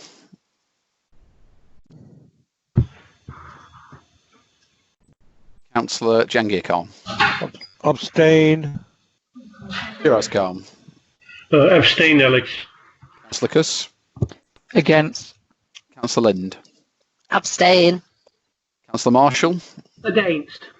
Councillor McChrystal. For. Councillor Nater. Abstain. Councillor Nawaz. Abstain. Councillor Patterson. For. Councillor Pearce. Definitely for. Councillor Peatfield. Abstain. Councillor Adrian Pegg. For. Councillor Paul Pegg. Abstain. Councillor Potter. For. Councillor Poulter.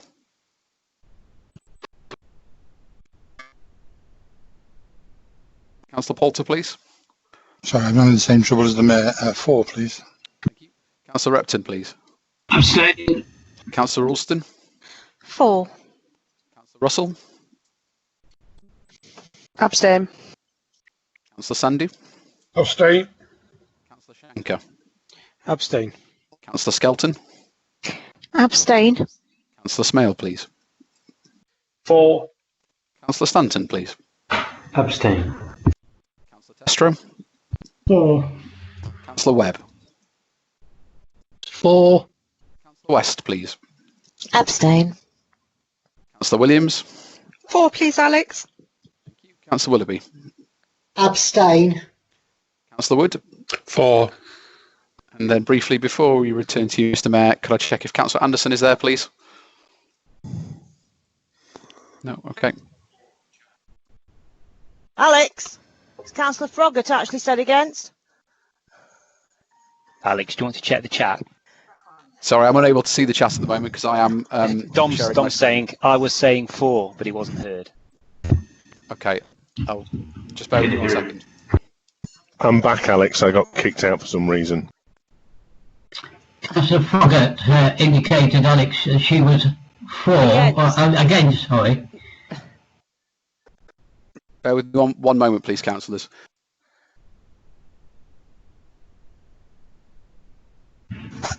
So firstly, could we just try Councillor Anderson one more time, please? I thought you indicated for, Alex. He has, but we really need to hear him say it ideally. So we're just going to try him again, please, Mr. Mayor. There you are.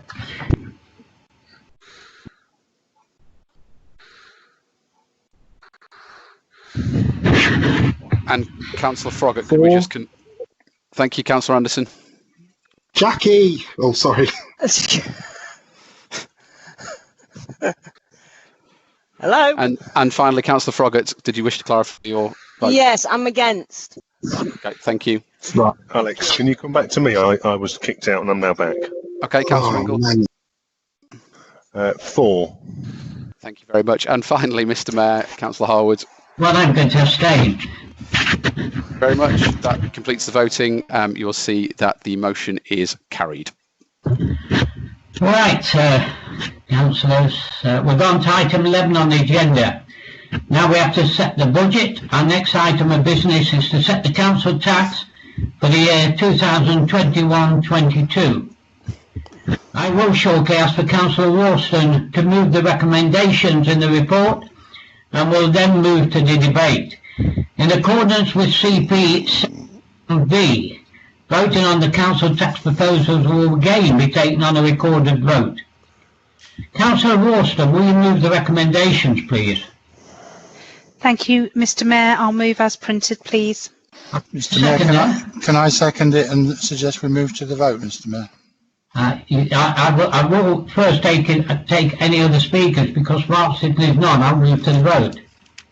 Anybody wishes to speak? Ready? Okay, we'll move to the vote.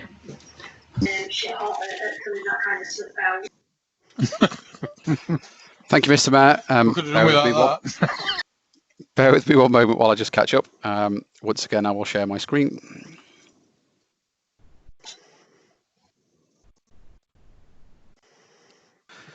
So again, councillors, please, when I read your name, will you indicate if you are for or against the approval of the minutes as they are printed on the agenda? Councillor Anderson, please.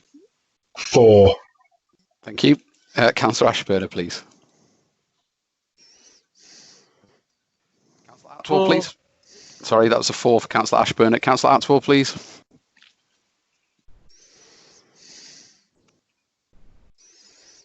Councillor Barker, please. 4. Councillor Beth. Gerard now. Alex, mine was abstain, please, Councillor Atwell. Thank you. Councillors, could I just ask that everyone mutes their microphones, please, apart from the person who's about to speak, or perhaps the person after that, because we are just hearing quite a few voices on the call at the moment. Councillor Bettany, please. Against. Councillor Kerr, please. Abstain. Thank you. Councillor Carr. Abstain. Councillor Cooper. 4. Councillor Dinter. Abstain. Councillor Eldred, please. Abstain. Councillor Evans, please. Against. Councillor Froggatt, please. Against. Councillor Graves Jr., please.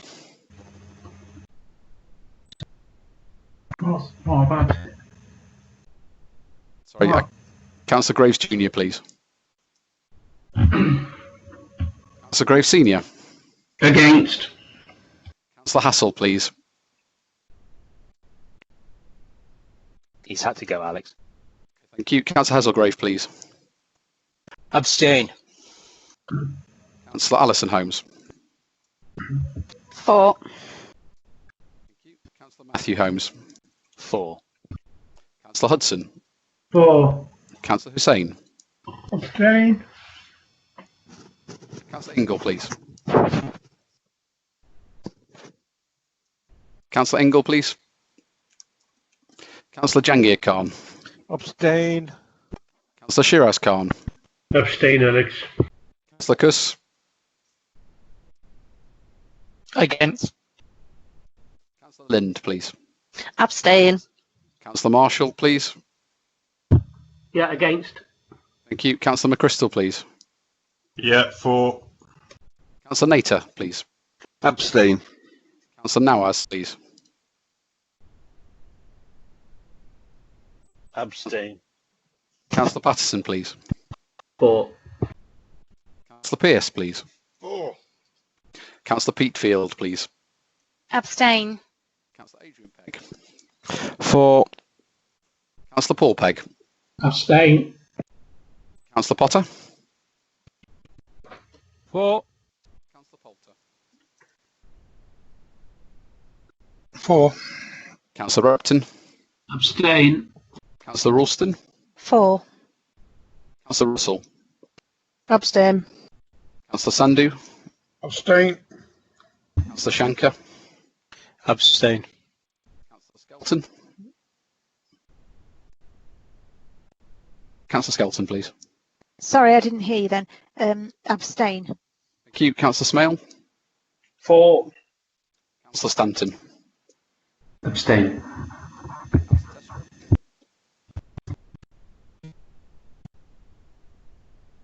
Councillor Testro, please. Councillor Webb, please. For. Councillor West, please. Abstain. Councillor Williams, please. For, please, Alex. You, Councillor Willoughby. Abstain. Councillor Wood, please. For. And again, if we just repeat those councillors who didn't respond first time round. Councillor Graves Jr., please.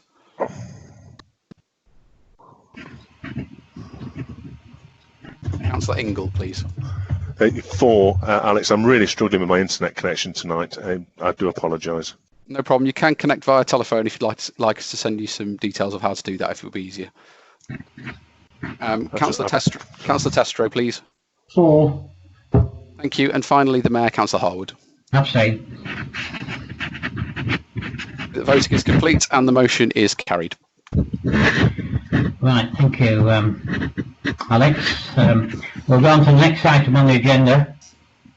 The next item of business is the pay policy statement for 21-22, which requires the approval of council. Councillor Barker, I understand human resources falls within your portfolio area. Will you move the recommendation, please? Councillor Barker. Yes, Mr. Mayor, I move the recommendation as printed. Have we got a seconder? I'll second that, Mr. Mayor. Does any councillors wish to have a vote? Let's just carry it through. Right, I presume all are with the motion, so the pay policy is taken. Thank you for that. Item 13 on the agenda.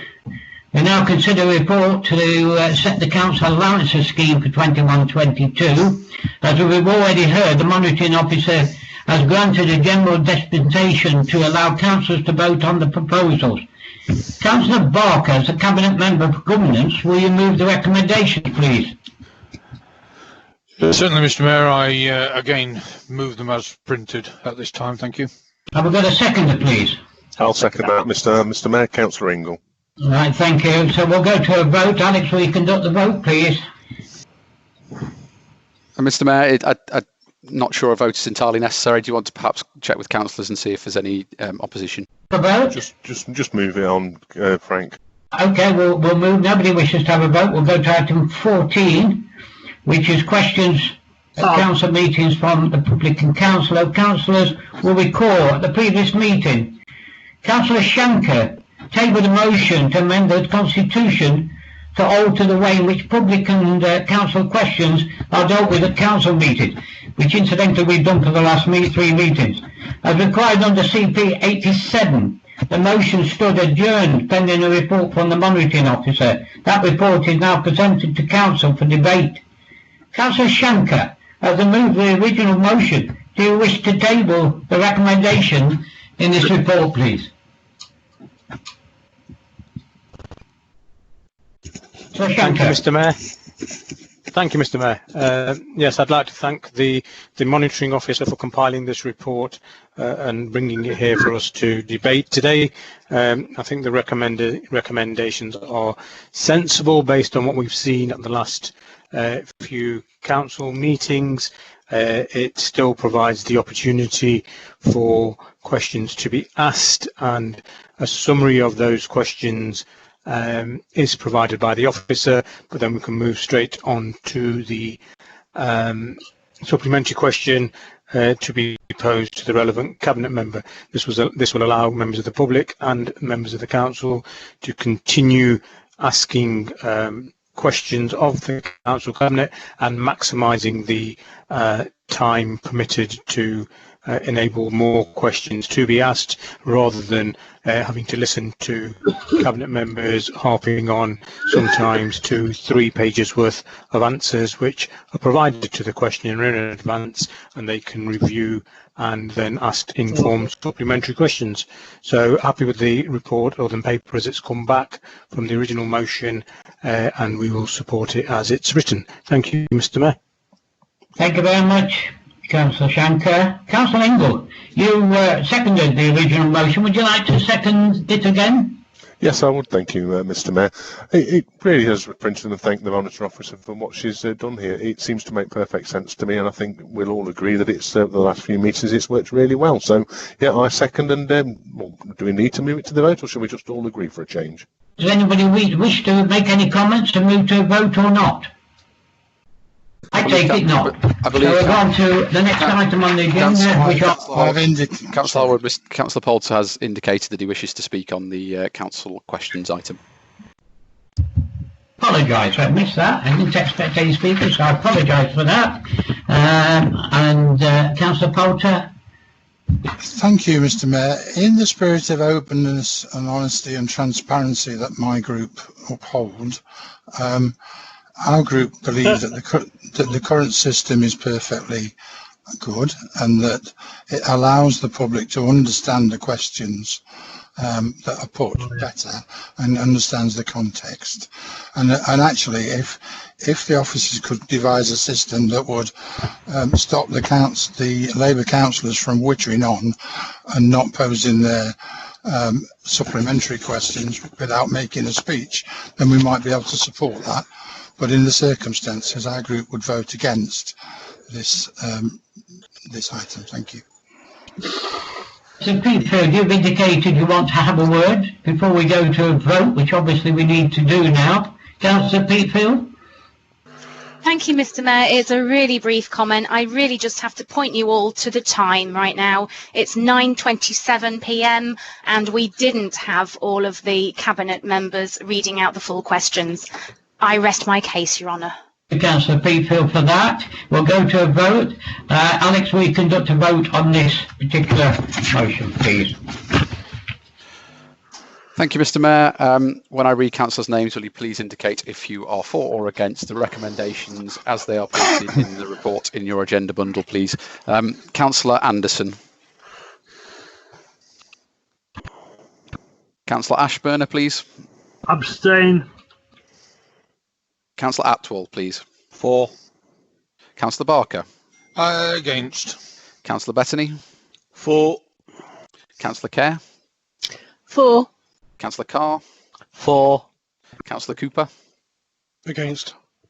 Councillor Dinter. For. Councillor Eldred. Councillor Evans. For. Councillor Froggatt. For. Councillor Graves Jr. Councillor Graves Senior, please. For. Councillor Hassel. Councillor Hasselgrave, please. For. Councillor Alison Holmes. Against. Councillor Matthew Holmes. Against. Councillor Hudson. Against. Councillor Hussain. For. Councillor Ingle. For. Can you share your screen, Alex? We can't see what the voting's doing. This isn't a formally recorded vote. Obviously, if councillors wished for a recorded vote, 10 councillors would have to indicate that's the case. I'm just maintaining a tally in this instance. Sorry, Mr. Mayor, were you speaking? I think you might be on mute again. Mr. Mayor? Carry on. I'd like to carry on, please. You can give the result at the end. Thank you. Thank you, Mr. Mayor. Councillor Jangir Khan, please. For. Councillor Shiraz Khan. For, Alex. Councillor Kuss. For. Councillor Lind. For. Councillor Marshall. For. Councillor McChrystal. Against. Councillor Nater. For. Councillor Nawaz.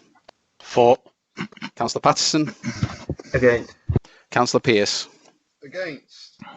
Councillor Petefield. For. Councillor Adrian Pegg. Against. Councillor Paul Pegg.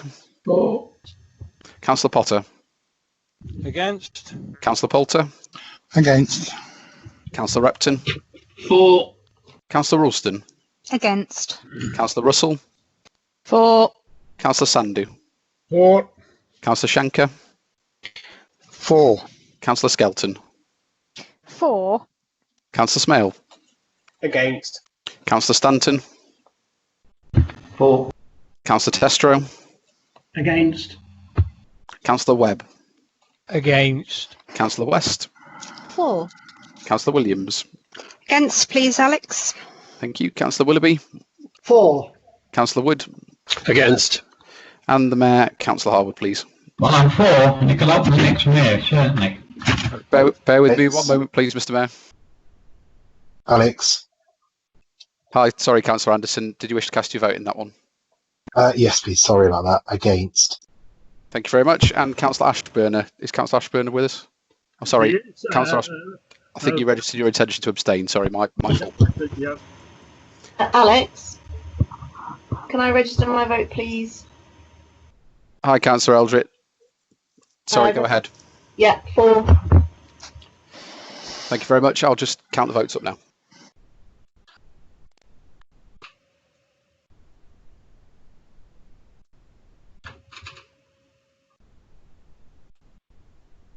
What?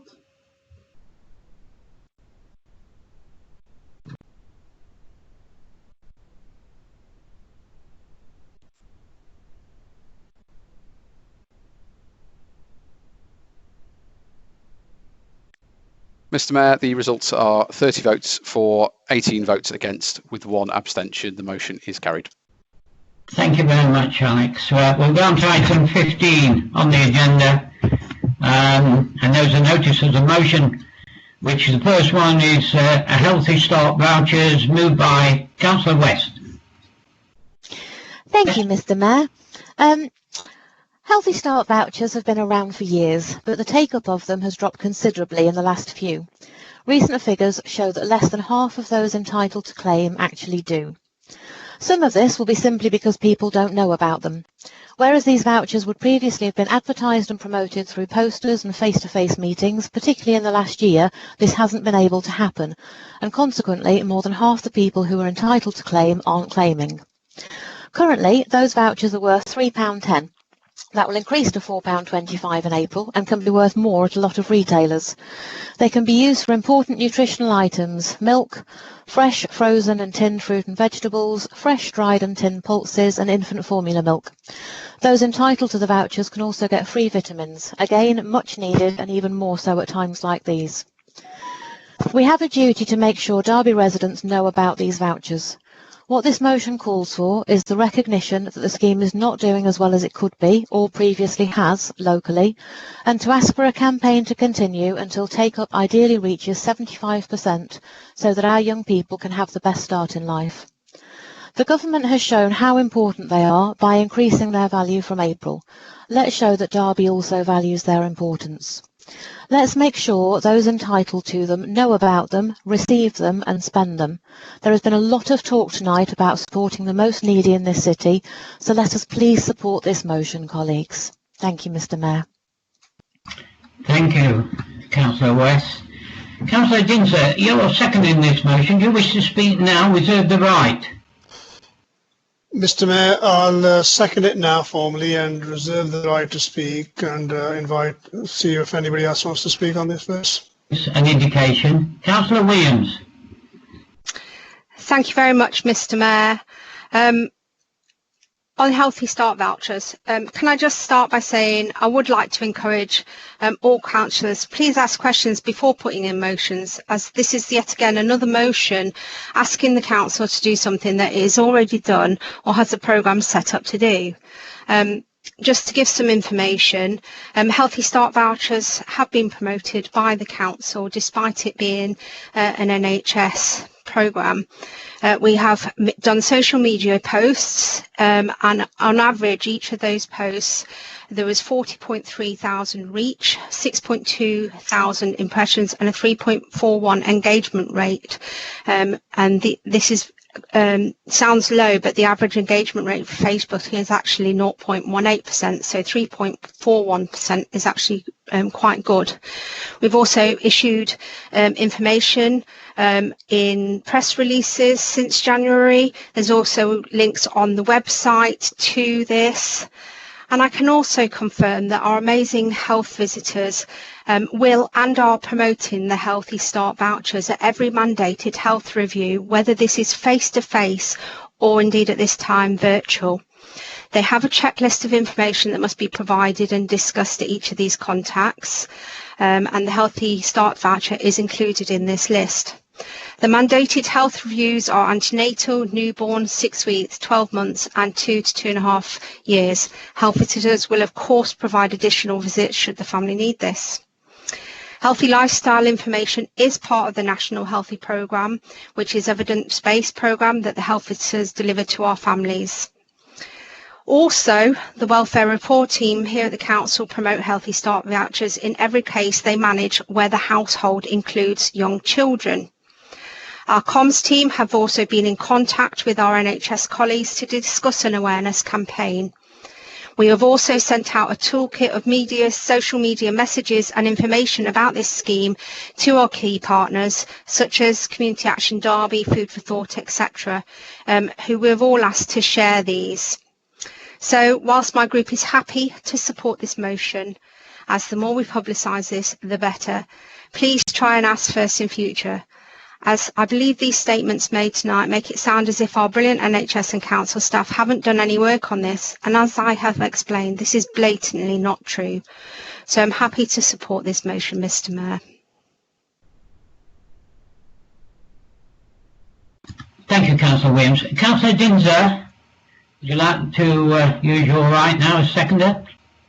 Yeah, Mr. Mayor, if there's no more speakers, I'd be happy to do that.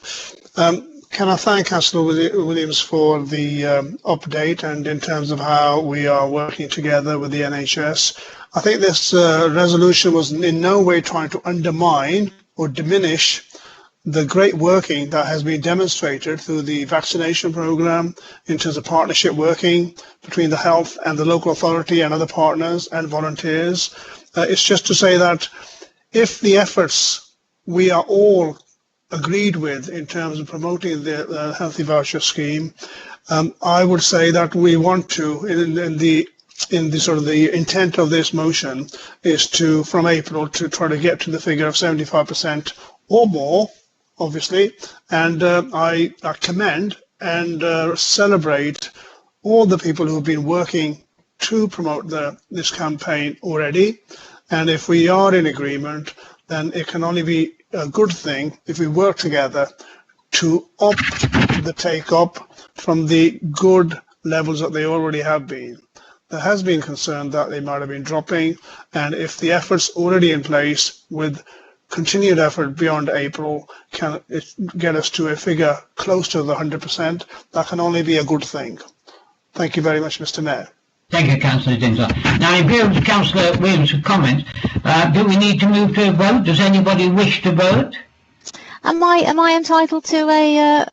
You are entitled to sum up, and I was going to do that in a moment, but I thought I would ascertain whether anybody wished to make any comments before I go back to you, Councillor West.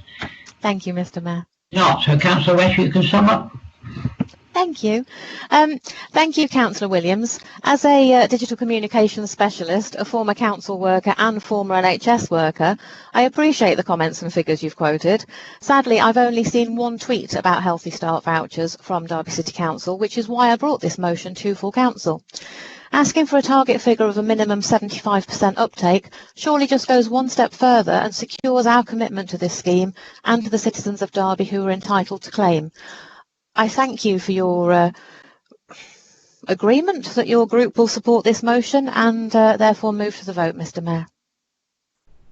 Thank you very much, Councillor West. So I won't move to a vote unless somebody needs me to move to a vote. Can I take it all in favour of this this motion? Yes, Mr. Mayor.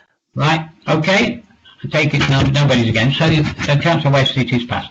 We've gone to item 16, Indian farmers, proposed by Councillor Atwell Seconded by Councillor Nater. Councillor Atwell, would you like to put your motion, please? I will. Thank you, Mr. Mayor. Good evening, fellow councillors. If you have been following the international news in the last few months, then you most definitely would have come across the plight of the Indian farmers and their disappointment at the Indian government and the triple farming bills. As someone with Indian roots myself, it brings me no pleasure in having to bring this motion before us today. But by not bringing it, I would be doing an injustice to the hundreds and hundreds of thousands of farmers caught up in the headlights of the Indian government. There are hundreds of thousands of farmers who have descended on Delhi, the biggest peaceful protest ever in the world, and millions have marched in protest across the world from Canada, the United States of America, Australia and New Zealand. And even here in the UK, in London and Birmingham, millions from all over the world have shown their displeasure at not only the imposition of the 3 farming bills, but also the level of state administered by police brutality upon peaceful demonstrators who come to protect the ancestral pride of farming, which is not just a source of income, but has been a way of life for many, many generations. The bills, Mr. Mayor, themselves have the potential of crippling the farming industry as the farmers know it, taking away a fairly open market and giving unprecedented control to third parties who would have nothing short of a racket on sales and pricing.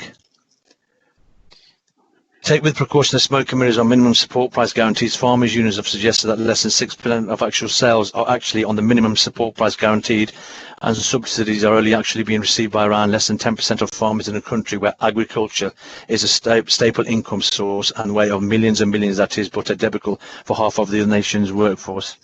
The worst part of all this being the triple farmers bill actually takes away the minimum support price guarantee, the only tiny bit of protected rights the farmers currently have. There have been recent news on the bill being stayed for a period of months by the Supreme Court of India, who has agreed that the farmers and unions had not been consulted with the Commission and had not been consulted. A commission has been appointed to provide recommendations after consulting with the farmers, but the fear is these recommendations, as we all know from this chamber alone, are only recommendations that carry no guarantee of being implemented or the bills being modified. The only way to ensure that the farmers are protected is to let the Indian government know that the world is watching. The so-called biggest democracy in modern times needs to show it's democratic by listening to its people and acting fairly and justly. As a nation who once ruled those lands for decades during the British Raj, the least we can do is show our support and compassion for its people and be the voice of Derby and Britain and an Indian diaspora who, like myself, have many family members and friends being brutalised and punished down the path of exploitation and unimaginable sufferings by the present Indian government. Let us also not forget the UK is also reliant on importing Indian produce on a massive scale.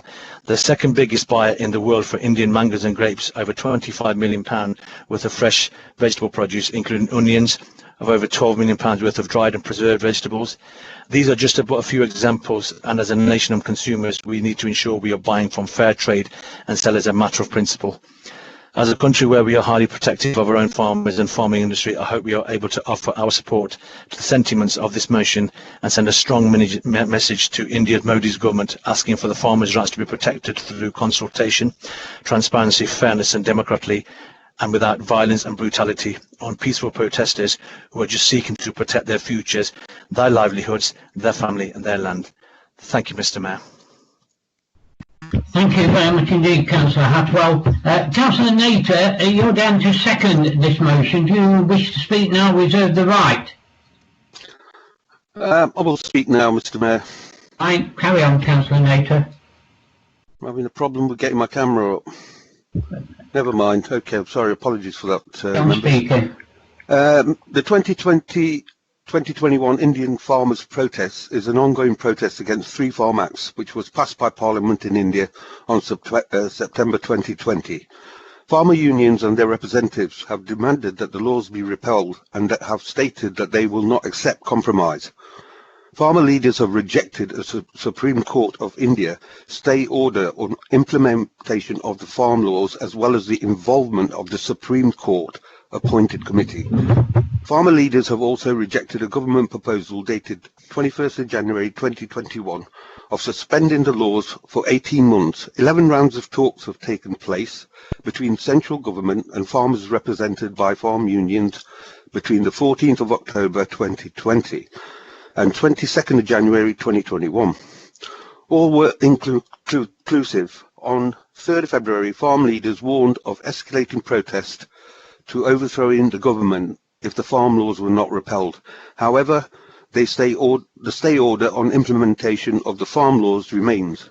in effect as of January 29th of January. And the Supreme Court appointed committee continues with the task related to farm laws and have asked for suggestions from the public before 20th of February 2021. The Act, often called the Farms Bill, which has been described as anti-farmer laws by many farmers unions and politicians from the opposition, also say it would leave farmers at mercy of corporates. The farmers have also demanded the creation of the Minimum Support Price (MSP) bill to ensure that the corporates cannot control the prices. The government, however, maintains that the laws will make it effortless for the farmers to sell their produce directly to big buyers, and stated that the protests are based on misinformation. Soon after the acts were introduced, unions began holding local protests in Punjab. After 2 months of protests, farmers' unions, notably from Punjab and Haryana, began a movement named Dilo Jalo, translated Let's Go to Delhi, in which tens of thousands of farm union members marched towards the nation's capital. The Indian government ordered the police and law enforcement of various states to attack the protesters using water cannons, batons and tear gas to prevent the farmers' unions from entering into Haryana. First, then Delhi. On 26th of November 2020, a nationwide general strike of 250 million people, as per trade unions claim, took place in support of the farmers' union, and on 30th of November, an estimated crowd of 200,000 to 300,000 farmers were converging on various border points on the way to Delhi. While a section of farmer unions have been protesting, the Indian government claims some unions have come out in support of farm laws. Transport unions representing over 14 million truck drivers have come out in support of farmers' unions, threatening to halt the movement of supply to certain states. After the government rejected the farmers' union demands during talks on 4th of December, the unions planned to escalate the action to another India-wide strike on 8th of December 2020. The government offered some amendments to the laws, but unions demanded a complete repeal. The laws from 12th of December, farmer unions took over highway tolls plazas in Haryana and allowed free movement of vehicles. By mid-December, the Supreme Court of India had received a batch of petitions asking for removal of blockades created by protesters around Delhi. The court also asked the government to put laws on hold, which they refused. On 4th of January 2021, the court registered its first plea filed in favour of protesting farmers, having said they will not listen to courts if they hold back. The leaders have also said that staying the farm laws is not a solution. On 30th December, the Indian government agreed two of the farmers' demands, excluding farmers from law curbing stubble burning and dropping amendments to the new electricity ordinance. On 26th of January, tens of thousands of farmers protesting against the agricultural reform held a farmers' parade with a large convoy of tractors and drove into Delhi. The protesters deviated from the pre-section route and permitted by Delhi police. The tractor rally turned into a violent protest at certain points as the protesting farmers drove through the barricades, clashed with police. Later, protesters reached Red Fort and installed farmer union flags and religious flags on the mast rampant of the Red Fort. The amount of imports that the UK does is probably the UK is the second largest importer of Indian mangoes, grapes. Import for Indian mangoes and grapes are worth over $5 million to $30 million US dollars respectively every year. UK also imports from India $30 million worth of fresh vegetables, £2 million worth of fresh onions, and so on. UK is the second largest importer of dried and preserved vegetables. Other food exports from India, UK include $35 million worth of cereal preparations and $5 million of milled produce such as wheat flour. The time is up. Yeah, okay, last paragraph, Councillor Howard. Last paragraph. Last paragraph, Councillor Howard. Councillor UK is the seventh. Sorry? Yeah, thank you, Mr. Mayor.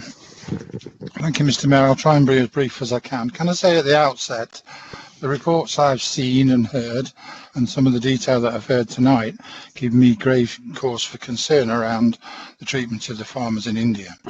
And that is unqualified. That is actually exactly how I feel about it now. The problem that I have after that is that, unfortunately, in my opinion, I have difficulty with this coming as a motion to Derby City Council for a number of reasons. The Indian state is a sovereign state and they have the right to deal with their issues as they see fit, subject to international condemnation and pressure. It's CP 41 of the Council's Constitution that says this. CP 41, motions must be about matters for which the Council has responsibility or which affect the city.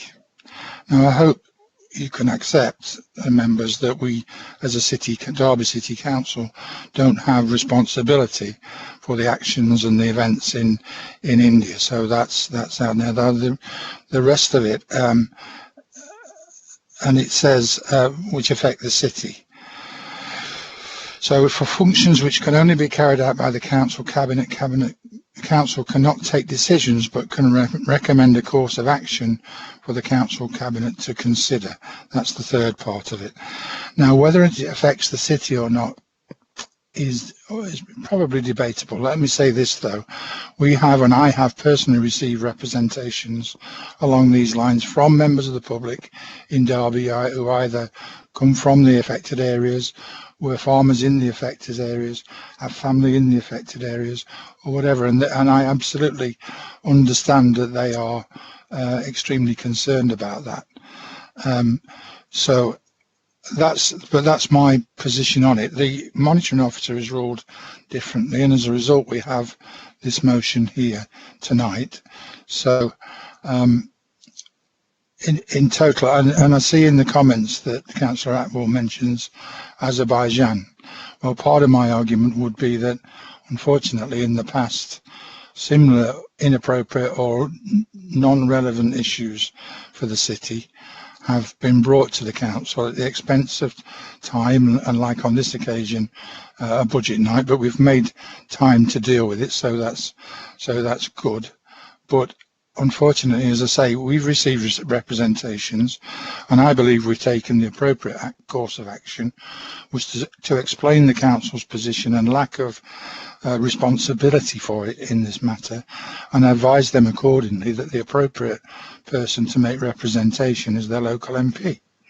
So we facilitate. Can I make a point of order, please, under CP 54?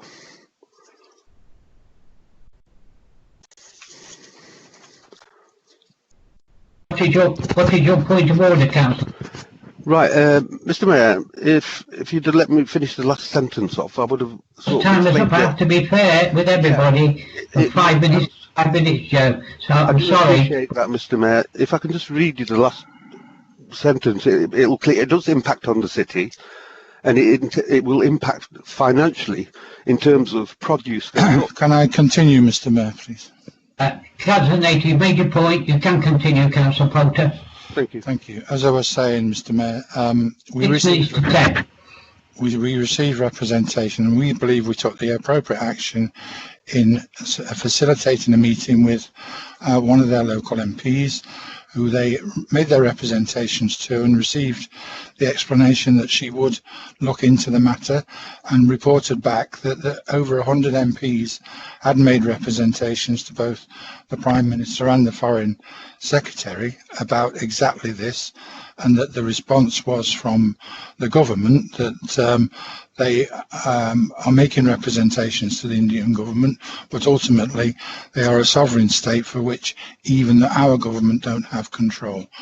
Over and above that, I understand that there are international measures being considered and representations being made to the Indian government. So, unfortunately, because of the fact that we don't have responsibility, or anything we do could make have an effect on this, my group would be unable to support this motion. Thank you, Mr. Mayor.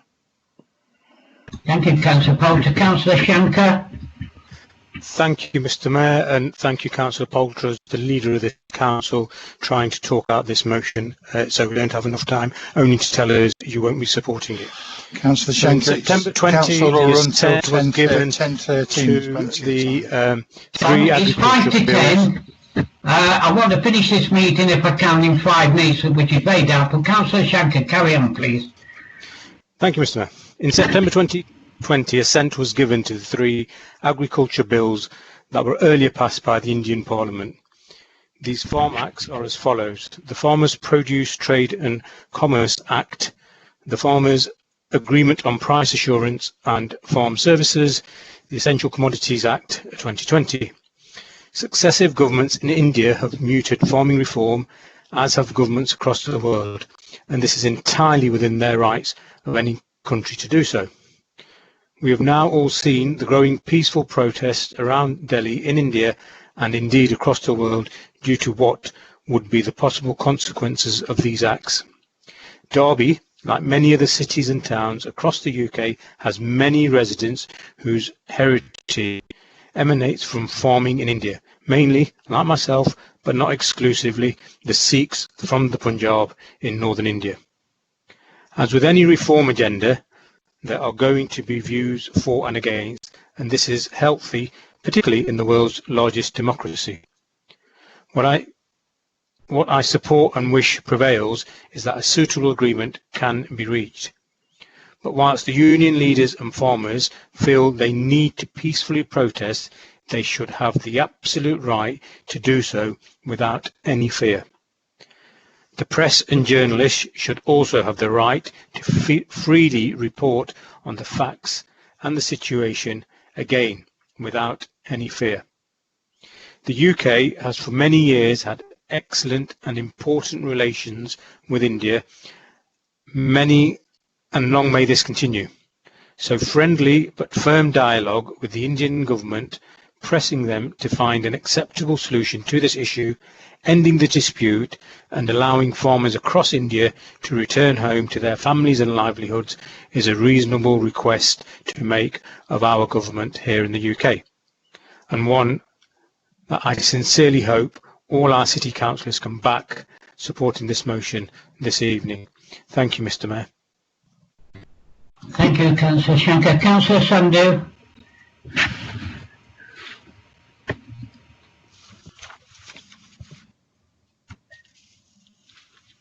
Thank you, Mr. Mayor.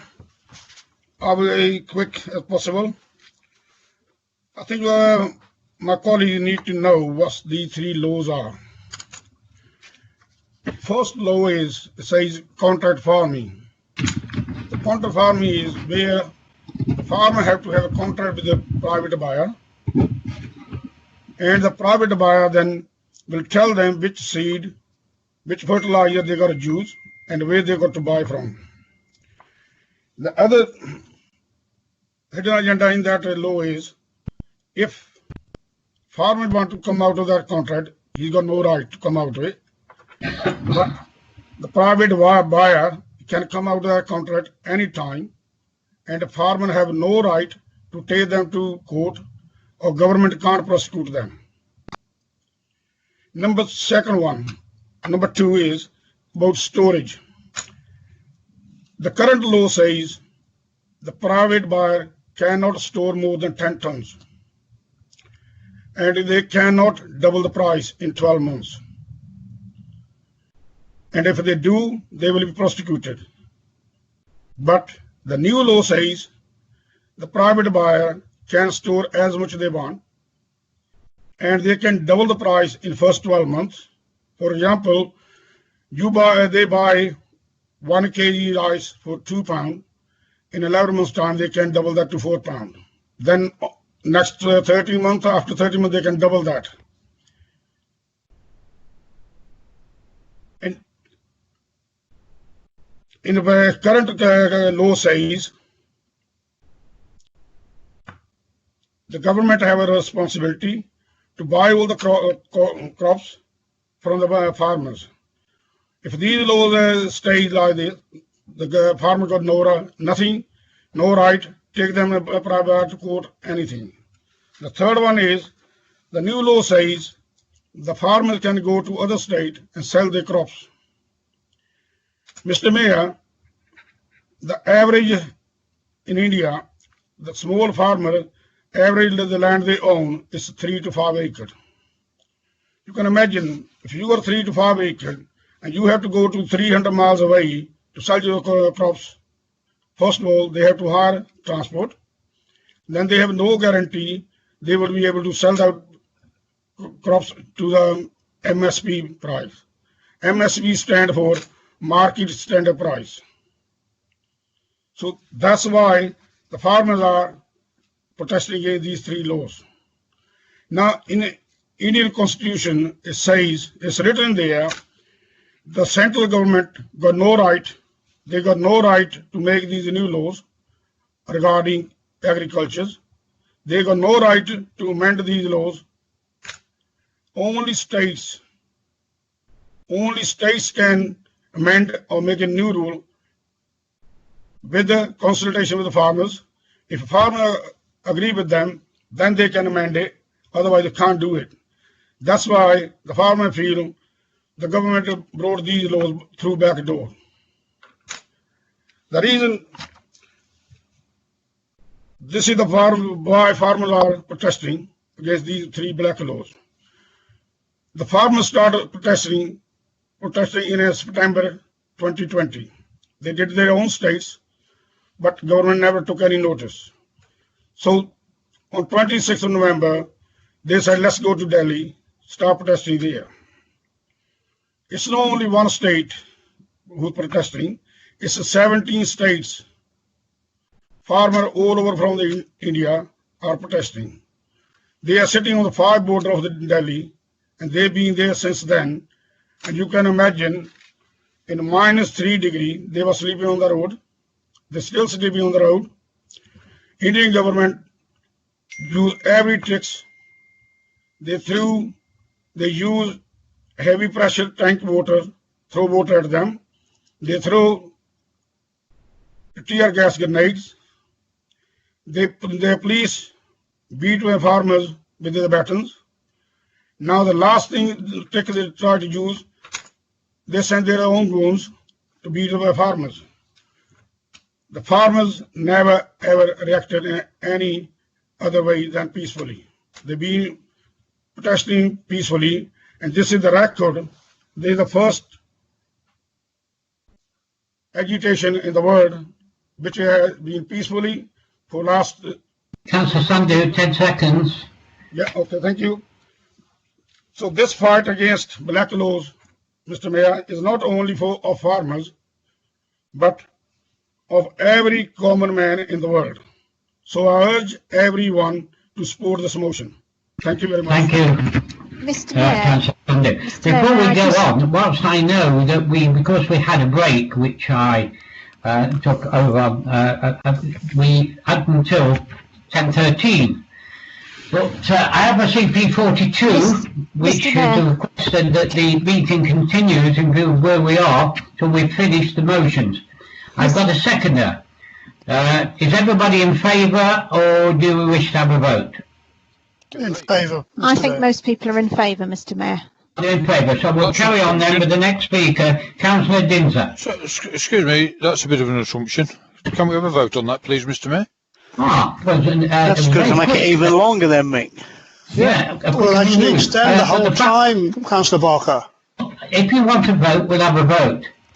I thought I'd given sufficient time. I mean, I okay, so Alex, Councillor Barker, could I request... Councillor Dinser, I think we're going to start the vote now. Thank you. Mr. Mayor, can I just confirm that we are taking a vote on to extend the duration of the meeting beyond 4 hours, and it is Councillor Skelton moving the motion and seconded by Councillor Nater. Is that correct? Well, Councillor Dinser seconded it. Councillor Carr. Yeah. I'm happy to second it. Yes, I am proposing it, Mr. Mayor, Councillor Skelton. Fine. Okay, bear with me 1 second. So when I read councillors' names, will you please indicate if you are for or against the motion to extend the meeting beyond 4 hours in duration? Councillor Anderson, please. Against. Councillor Ashburner, please. Councillor Atwell, please. For. Councillor Barker. Against. Councillor Bettany. For. Councillor Kerr. For. Councillor Carr. For. Councillor Cooper. Against. Councillor Dinser. For. Councillor Eldrit. Abstain. Councillor Evans. For. Councillor Froggatt. Councillor Graves Jr. Councillor Graves Senior. Against. Councillor Harwood. Sorry, Councillor Hassel. Councillor Hassel, I believe, has left the meeting. Councillor Heselgrave. Abstain. Councillor Alison Holmes. Councillor Alison Holmes, please. Councillor Matthew Holmes. Abstain. Councillor Hudson. Against. Councillor Hussain. For. Councillor Ingle. Councillor Jangir Khan. For. Councillor Shiraz Khan. For, Alex. Councillor Kuss. For. Councillor Lind. For. Councillor Marshall. Councillor McChrystal. Against. Councillor Nater. For. Councillor Nawaz. For. Councillor Patterson. Against. Councillor Pearce. For. Councillor Peatfield. For. Councillor Adrian Pegg. Against. Councillor Paul Pegg. For. Councillor Potter. Abstain. Councillor Poulter. Against. Councillor Repton. For. Councillor Ralston. Against. Councillor Russell. Councillor Sorry. Sandu. For. Sorry, Councillor Russell. For. Councillor Sandu, please. For. Councillor Shanker. For. Councillor Skelton. For. Councillor Smale. For. Councillor Stanton. For. Councillor Testro. Against. Councillor Webb. For. Councillor West. Absolutely for. Councillor Williams. Absolutely against. Councillor Willoughby. For. Councillor Wood. Against. And the Mayor, Councillor Harwood, please. Mute is on. Mute is on. Councillor Harwood, please. I know I'm having problems again, but I'm absolutely for. So we'll carry on with the motion 16, and I've got 2 minutes. You've not declared the result yet, Mr. Mayor. But if you'd just wait for Alex and I to tot up the votes, please. Thank you. Chance to count, Mr. Mayor. Please.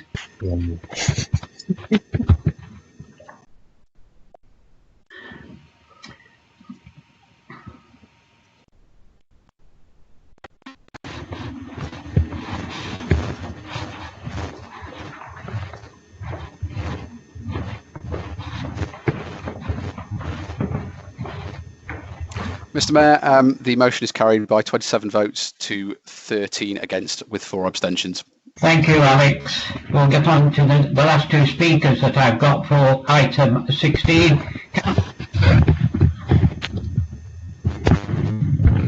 Sorry, who is that, Councillor Harwood? I couldn't hear you. Councillor Dinser? Thank you, Mr. Mayor. Carry on. Thank you. Thank you for the majority of the council members for allowing the extension to carry on this. It would have been a travesty if we would have talked this motion out and then not reflect what Councillor Poulter said is whether it's relevant or not for this city. I won't rehearse and repeat the reasons why this is a cause worth supporting, but I would say this. In terms of our government having already made representations to raise, as one can do to another sovereign state, concerns and interest for the oppressed and the vulnerable, and to reconsider decisions that they are making in their own democratic processes, it is an important thing that we are not dismissive at Derby City Council that it's not something that we should get involved with. I do understand the reason and rationale Councillor Poulter gave, but I would ask him to reconsider his position on the basis that under CP 42, he indicated that does it affect the city and does the matters concern us? On those 2 things, I would say to you the affirmative. I am a Punjabi. I am Sikh.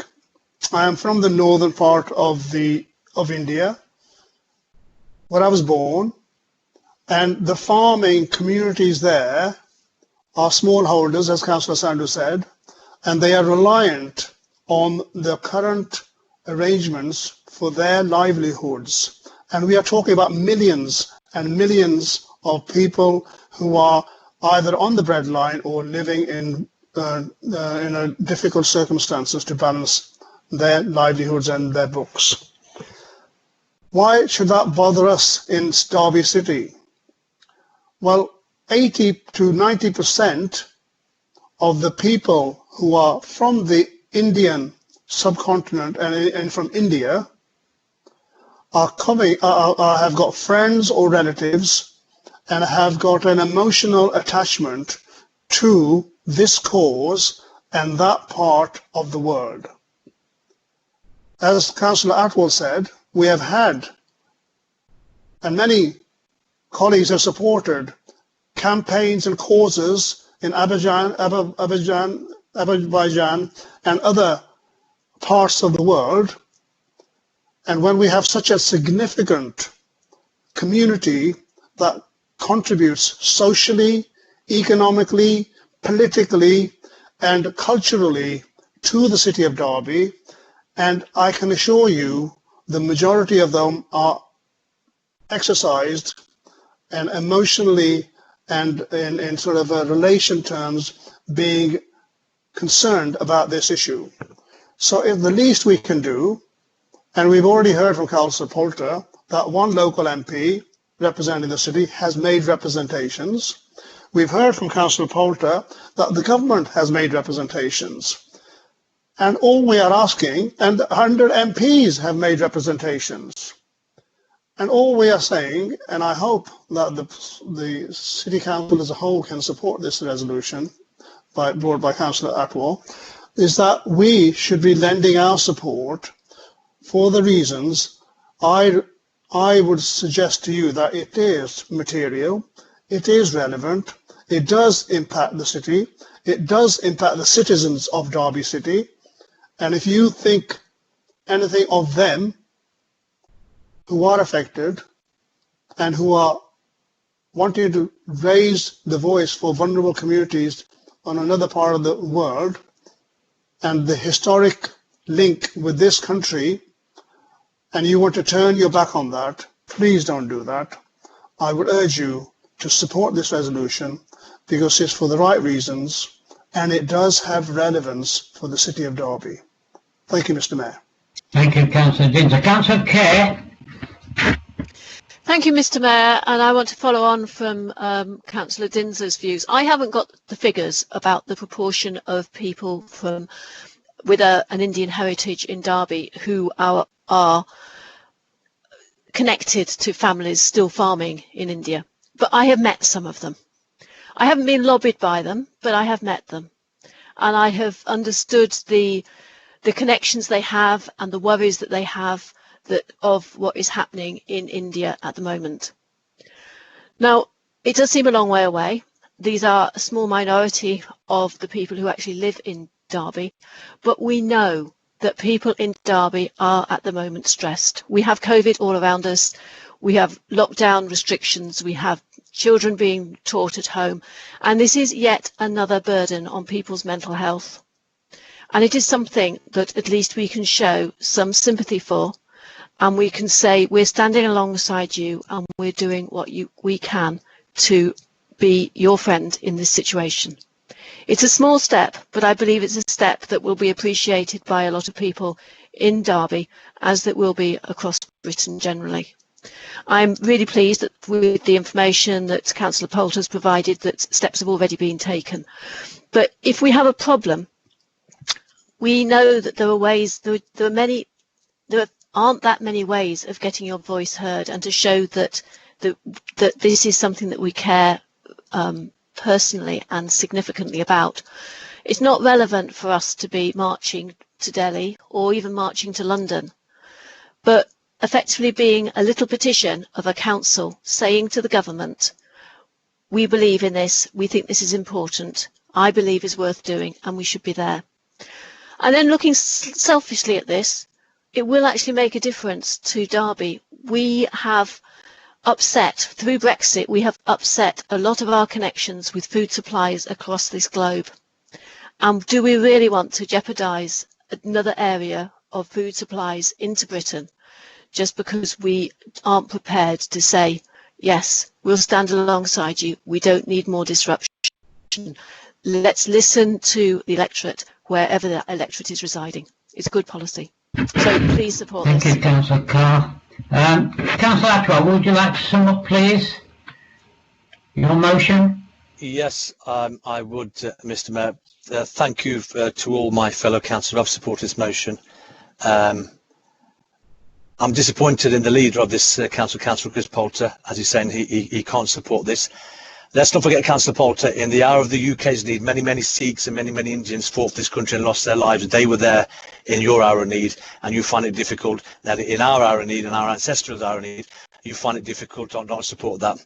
History will judge itself, and we will let the public know what your stance is on this. But in the meantime, I hope the rest of you can find it within you to support this, just so we support all other motions that have no concern to this city, because we have a direct understanding that there's people in the city who need our help and to be our voice, to be their voice, and that's what we're asking for. But I'm deeply disappointed. Thank you, Councillor. Thank you. We'll move to a vote. Alex, would you like to conduct the vote, please, on this motion?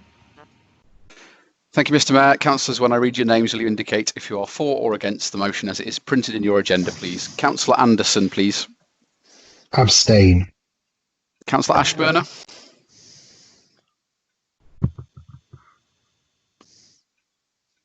Councillor Atwell, please. For, please, Alex. Councillor Barker. I'm against. Councillor Bettany. For, please, Alex. Councillor Kerr.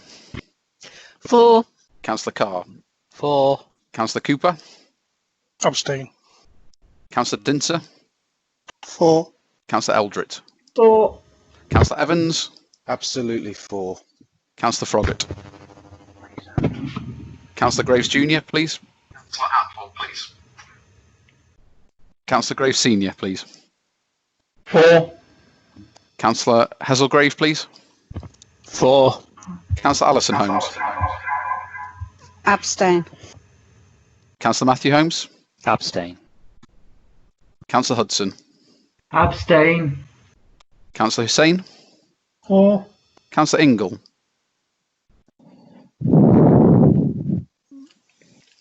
Councillor Jahangir Khan, please. For. Councillor Shiraz Khan. For, Alex. Councillor Kuss. For. Councillor Lind. For. Councillor Marshall. Councillor McChrystal. Abstain. Councillor Nater. For. Councillor Dowers. For. Councillor Patterson. Abstain. Councillor Pearce. Abstain. Councillor Peatfield. For. Councillor Adrian Pegg. Abstain. Councillor Paul Pegg. For. Councillor Potter. Abstain. Councillor Poulter. Abstain for the reasons stated. Thank you. Councillor Repton. For. Councillor Ralston. Abstain. Councillor Russell. For. Councillor Sandhu. For. Councillor Shanker. For. Councillor Skelton. For. Councillor Smale. Abstain. Councillor Stanton. For. Councillor Testro. Abstain. Councillor Webb. Abstain. Councillor West. For. Councillor Williams, please. Abstain, please, Alex. Councillor Willoughby. For, please. Councillor Wood. Abstain. And finally, the Mayor, Councillor Harwood. For. Bear with us one moment, please, Mr. Mayor.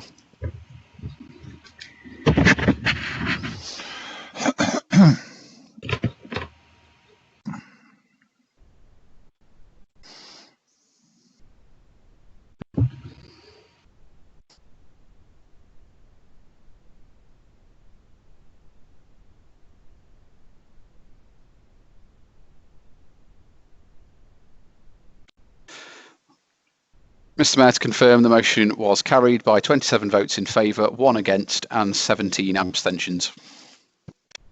Thank you very much, councillors. We'll go on to the last motion of the evening, and it's moved by Councillor Skelton, seconded by Councillor Willoughby. Councillor Skelton. Councillor Skelton? Yes, Mr. Mayor, sorry, I was just starting my video.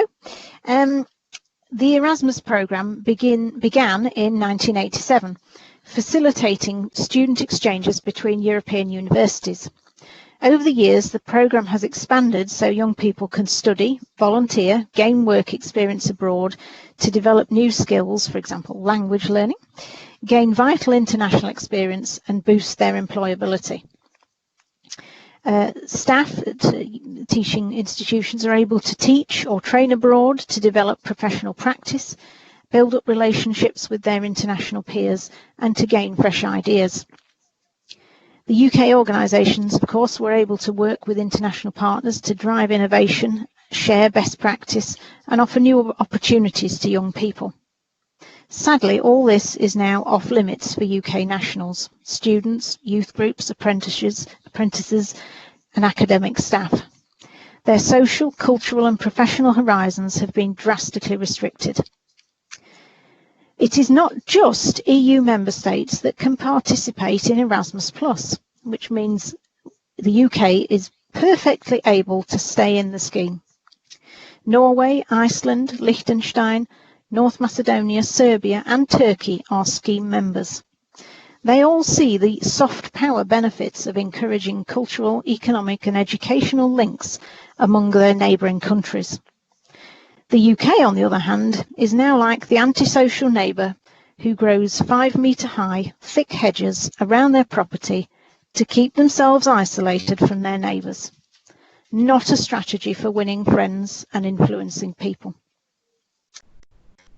Although certain national politicians complain that twice as many other Europeans come to the UK compared to UK nationals going to other European countries, this is not actually a negative. We should welcome the fact that so many young people want to come here, partly obviously because they want to learn English, because their time here will allow them to better understand UK culture and our mindset. Over the years and decades, there will then be a growing number of people, groups of people in the different European countries who have good cross-cultural understanding of the UK and vice versa. This is surely a good thing. The negatives are the impacts of leaving Erasmus+. Universities and colleges will feel the financial impact. The government only plan to spend less than a quarter on their new scheme, which will be much narrower in scope too. As a report from the House of Lords EU Committee warned, the benefits of Erasmus Plus programme will be very difficult to replicate with the government's Turing scheme. Vocational education and training would be ineligible for the scheme.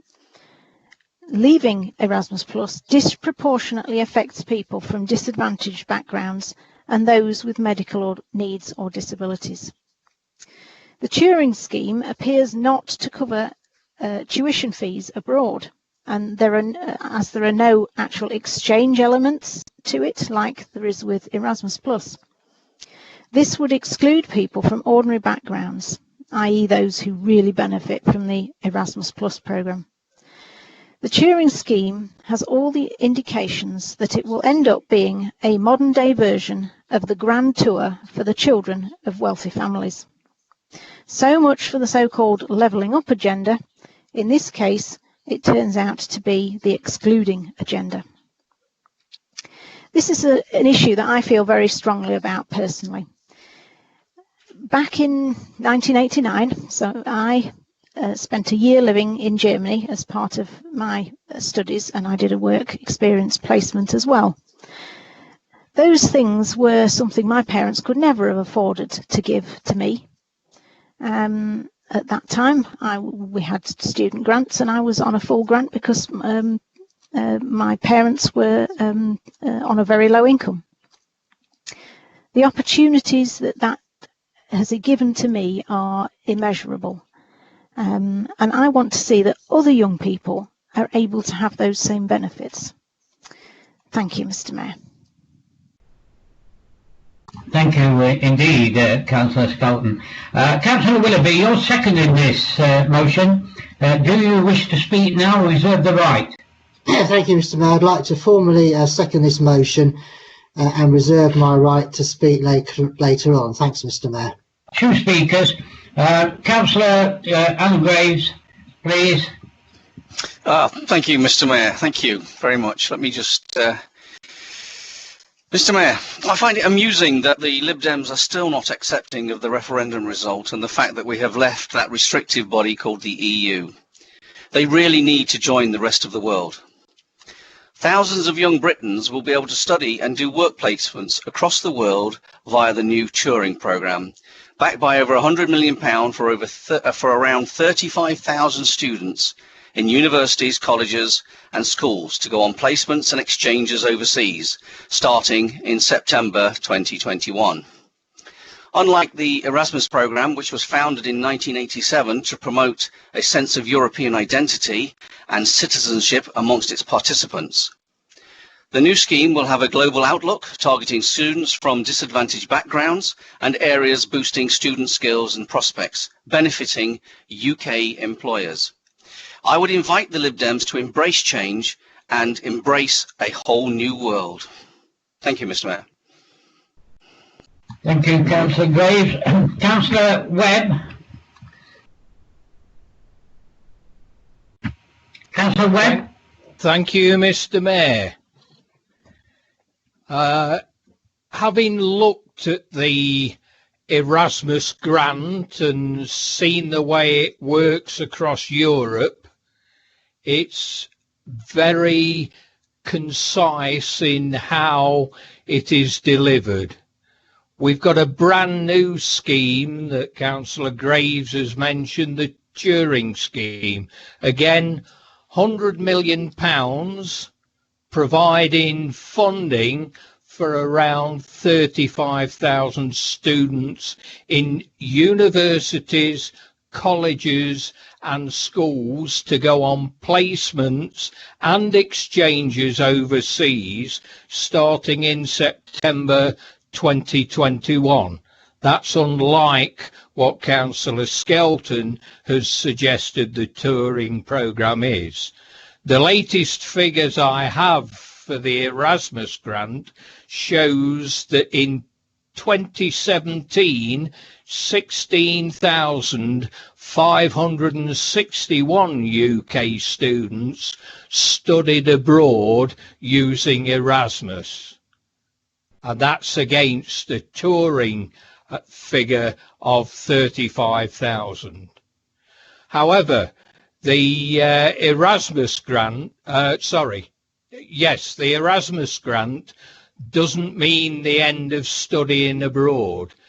The UK government have announced the replacement, the Turing scheme, named after Alan Turing, who led the breaking of the Enigma code in the Second World War. And the scheme launches, as I've said, in September 2021. And it will provide university, school and college students to study.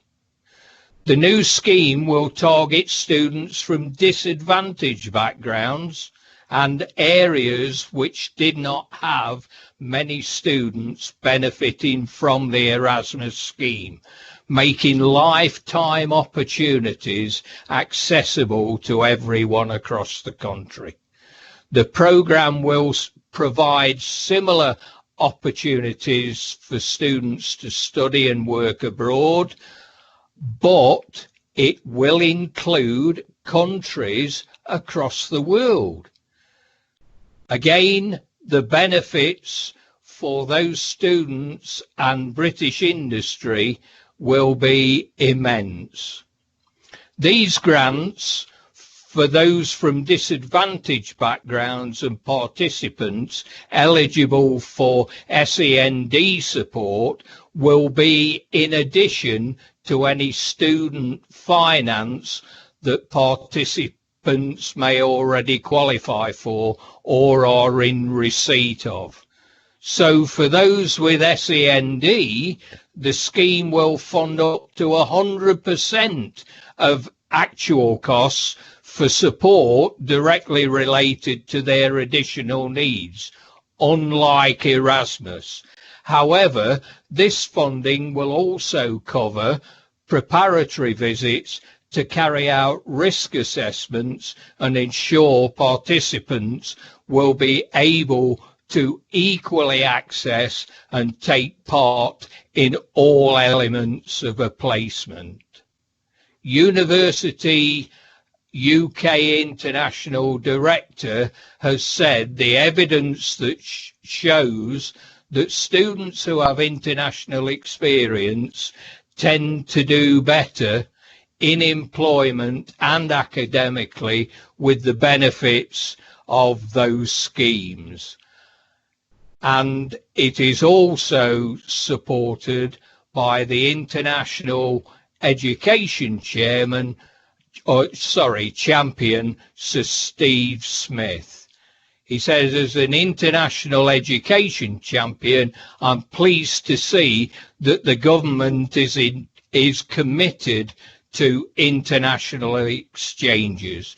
So as far as the Turing scheme is developing, it will give massive advantages to the students in this country, unlike the Erasmus grant, which is confined to Europe. So I and my group will not be supporting this motion.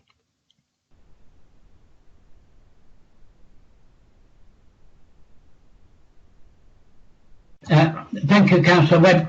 I'm going to the last speaker of the evening, and he's fitting that this speaker is on his final full council meeting, indeed as a councillor. So I invite Councillor Stanton to make his comments. Thank you, Mr. Mayor.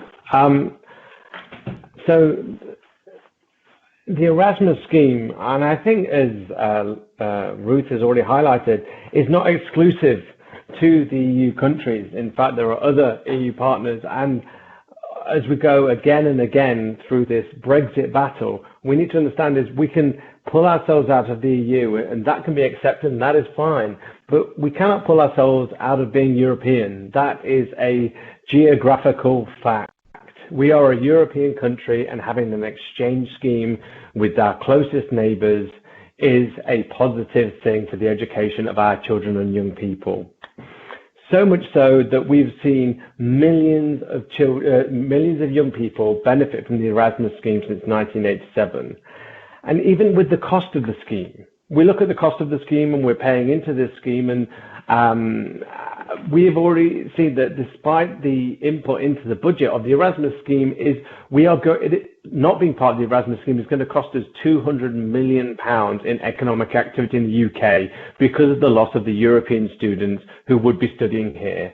Now, just to imagine that's a bit like deciding to take back control of your fishing waters, but not realizing that the people you sold the fish to were actually the people you've taken it back from. And furthermore, the Turing scheme is fantastic. I've heard everything Councillor Webb has got to say about it, and I've read all the details on it, and it's fine. I do have the concerns that Councillor Skelton has around who will actually take advantage of this scheme and where they will go. But here's the big deal about the Turing scheme. There is nothing that prevented or precluded such schemes existing prior to us pulling out of Erasmus. Nothing at all. There was nothing exclusive about the Erasmus scheme that said we couldn't have other bilateral arrangements. And in fact, institutions up and down this country already send exchanges between universities. Those links already exist through Global Britain. But instead, what we've done here is a really small act of symbolic, sort of jingoistic vandalism that has basically just pulled us away from our closest neighbours and stuck two fingers up to, our EU partners, who actually we could do with just a little bit of goodwill with. And we're doing it all just on the flag-waving say-so of the sort of Brexit xenophobes who think the further away we get from Europe, the better it all is. Well, the truth is we're not moving away from Europe. That's the fact of the matter. And although we paid £120 million a year into the Erasmus scheme, it made us £200 million in economic activity out of it. And it's exactly the point that we seem to know the cost of everything and the value of nothing. The Erasmus scheme is more valuable than we've actually put a price tag on it. And this won't be about global Britain. It will just make us seem smaller, more isolated, and further away from our neighbours. So I support this, Mr. Mayor. Councillor Stanton, very much for that, and well done, and I wish you well. I must say this, I started the meeting tonight with a comment about our 45-year birthday this year with our twin city of Osnabrück. And so I agree with you that we must retain our link up with our European neighbours. Anyway, Councillor Willoughby, you're seconding this. Would you like to speak now, please? Yes, please. Thank you, Mr. Mayor. And I'll try not to speak for too long, conscious of time. But I'd just like to thank Councillor Stanton for what is his sort of farewell speech in this chamber. He could have made a better, more passionate speech that I totally 100% agree with, as the comments are saying. Well said, Jack. And you couldn't have put it better. You know, I've got figures here that, you know, the initial budget of this touring is 100 million, but apparently the UK in 2019 received 130 million pounds in Erasmus grants. And then both you and Councillor Skelton refer to the benefit of students coming here and pouring, you know, that 200 million pounds that you referred to, Councillor Stanton, into the UK economy. So I absolutely agree that we are losing something out. And of course, Mr. Mayor, you referred earlier to Osnabrück, and you just mentioned it again. And I'm absolutely passionate about international relationships like that, and to give young people that benefit of sort of exposure to other cultures. It's something that I benefited from when I was young, and that's the reason why 11 and a half years ago, when I had the opportunity to go and work in Germany for a year or so, you know, my kids were preschool admittedly and just primary school age, but I still thought it was important for them to have that cross-cultural connection, and indeed it is something that I'm absolutely, you know, keen to promote. And I couldn't agree with you more, Jack, that, you know, Councillor Stanton, sorry, that we are still Europeans, and I'm proud to still be a European. And I just think it's something, again, you know, apparently it was promised previously that we would stay in it, but again, apparently there's been a sort of U-turn back on that, as there has been on many things recently, of course.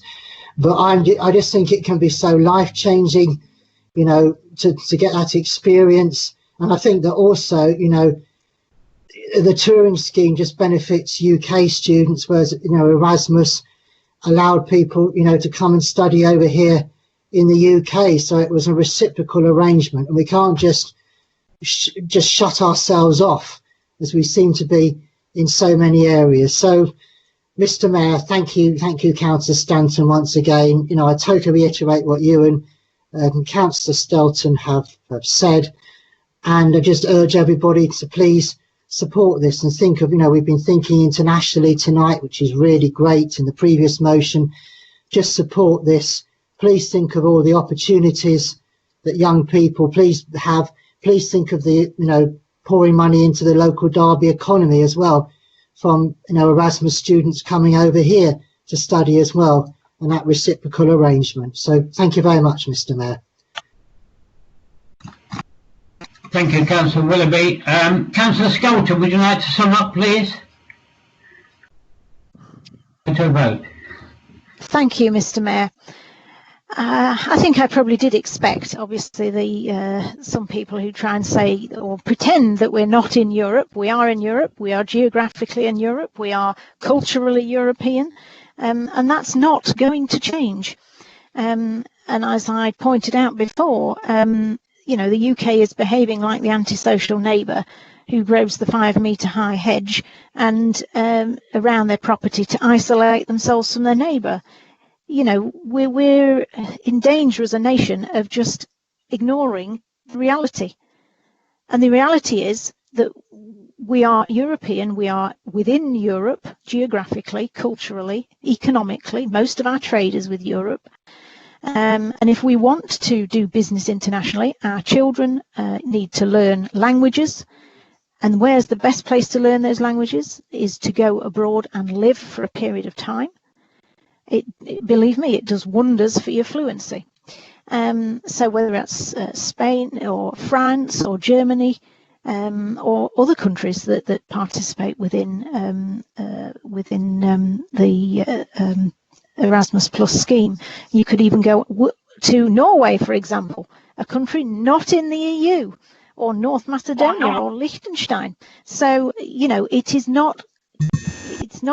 We don't have to be EU members. So it really is just something we just need to sort of dial down the awful rhetoric that seems to be coming out of 10 Downing Street, and just get on with the practicalities of trying to save our economy, improve our children's futures, and just getting on with life, getting to know other people, different cultures, and accepting each other. Thank you, Mr. Mayor. Thank you, Councillor Skelton. We'll move to a vote now. Alex, can you conduct the last vote of the night, please? Thank you, Mr. Mayor. I will happily do so. When I read the councillors' names, will you please indicate whether you are for or against the motion as it is printed in the agenda? Thank you. Councillor Anderson, please. Against. Councillor Ashburner, please. Councillor Adwell. For. Councillor Barker. Against. Councillor Bettany. Against. Councillor Kerr. For. Councillor Carr. For. Councillor Cooper. Against. Councillor Dinter. For. Councillor Eldrit. For. Councillor Evans. Against. Councillor Froggatt. Councillor Graves Jr. Councillor Graves Senior. Against. Councillor Heselgrave. For. Councillor Alison Holmes. Against. Councillor Matthew Holmes. Against. Councillor Hudson. Against. Councillor Hussain. For. Councillor Ingle. Councillor Jangir Khan. Councillor Shiraz Khan. For. Councillor Kuss. Against. Councillor Lind. For. Councillor Marshall. Councillor McChrystal. Against. Councillor Nater. For. Councillor Nawaz. Councillor Patterson. Against. Councillor Pearce. At least I've stayed on for the vote, Alex. Against. Councillor Peatfield. For. Councillor Adrian Pegg. Against. Councillor Paul Pegg. For. Councillor Potter. Against, Alex, thank you. Councillor Poulter. Against. Councillor Repton. For. Councillor Ralston. Against. Councillor Russell. For. Councillor Sandhu. For. Councillor Shankar. For. Councillor Skelton. For. Councillor Smale. Against. Councillor Stanton. For. Councillor Testro. Against. Councillor Webb. Against. Councillor West. For. Councillor Williams. Against, please, Alex. Councillor Willoughby.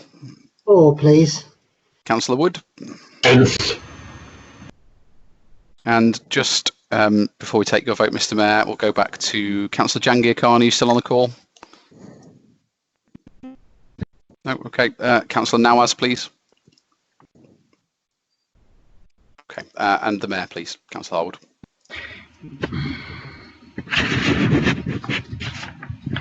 Mr. Mayor, would you like to cast your vote?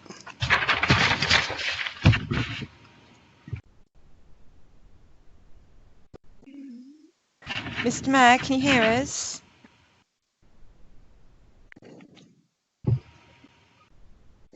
Mr. Mayor? Waiting for the result. Mr. Mayor, we're just waiting. Just wait for you to cast your vote. I said 4. You said 4. Okay, thank you very much. Bear with us one moment.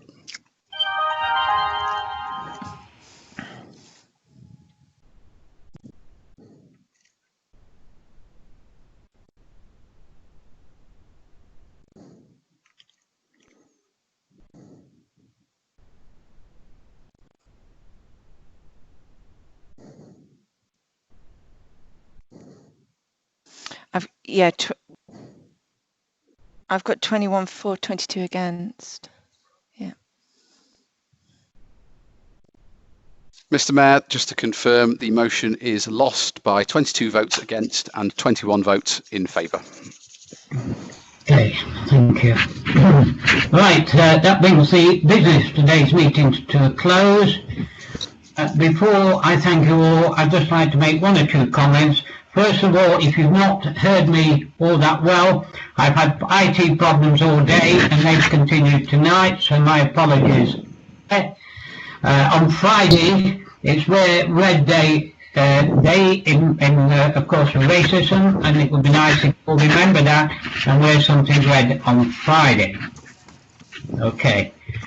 I've got to say this as the mayor, and this is my last meeting as the mayor and chairing these meetings.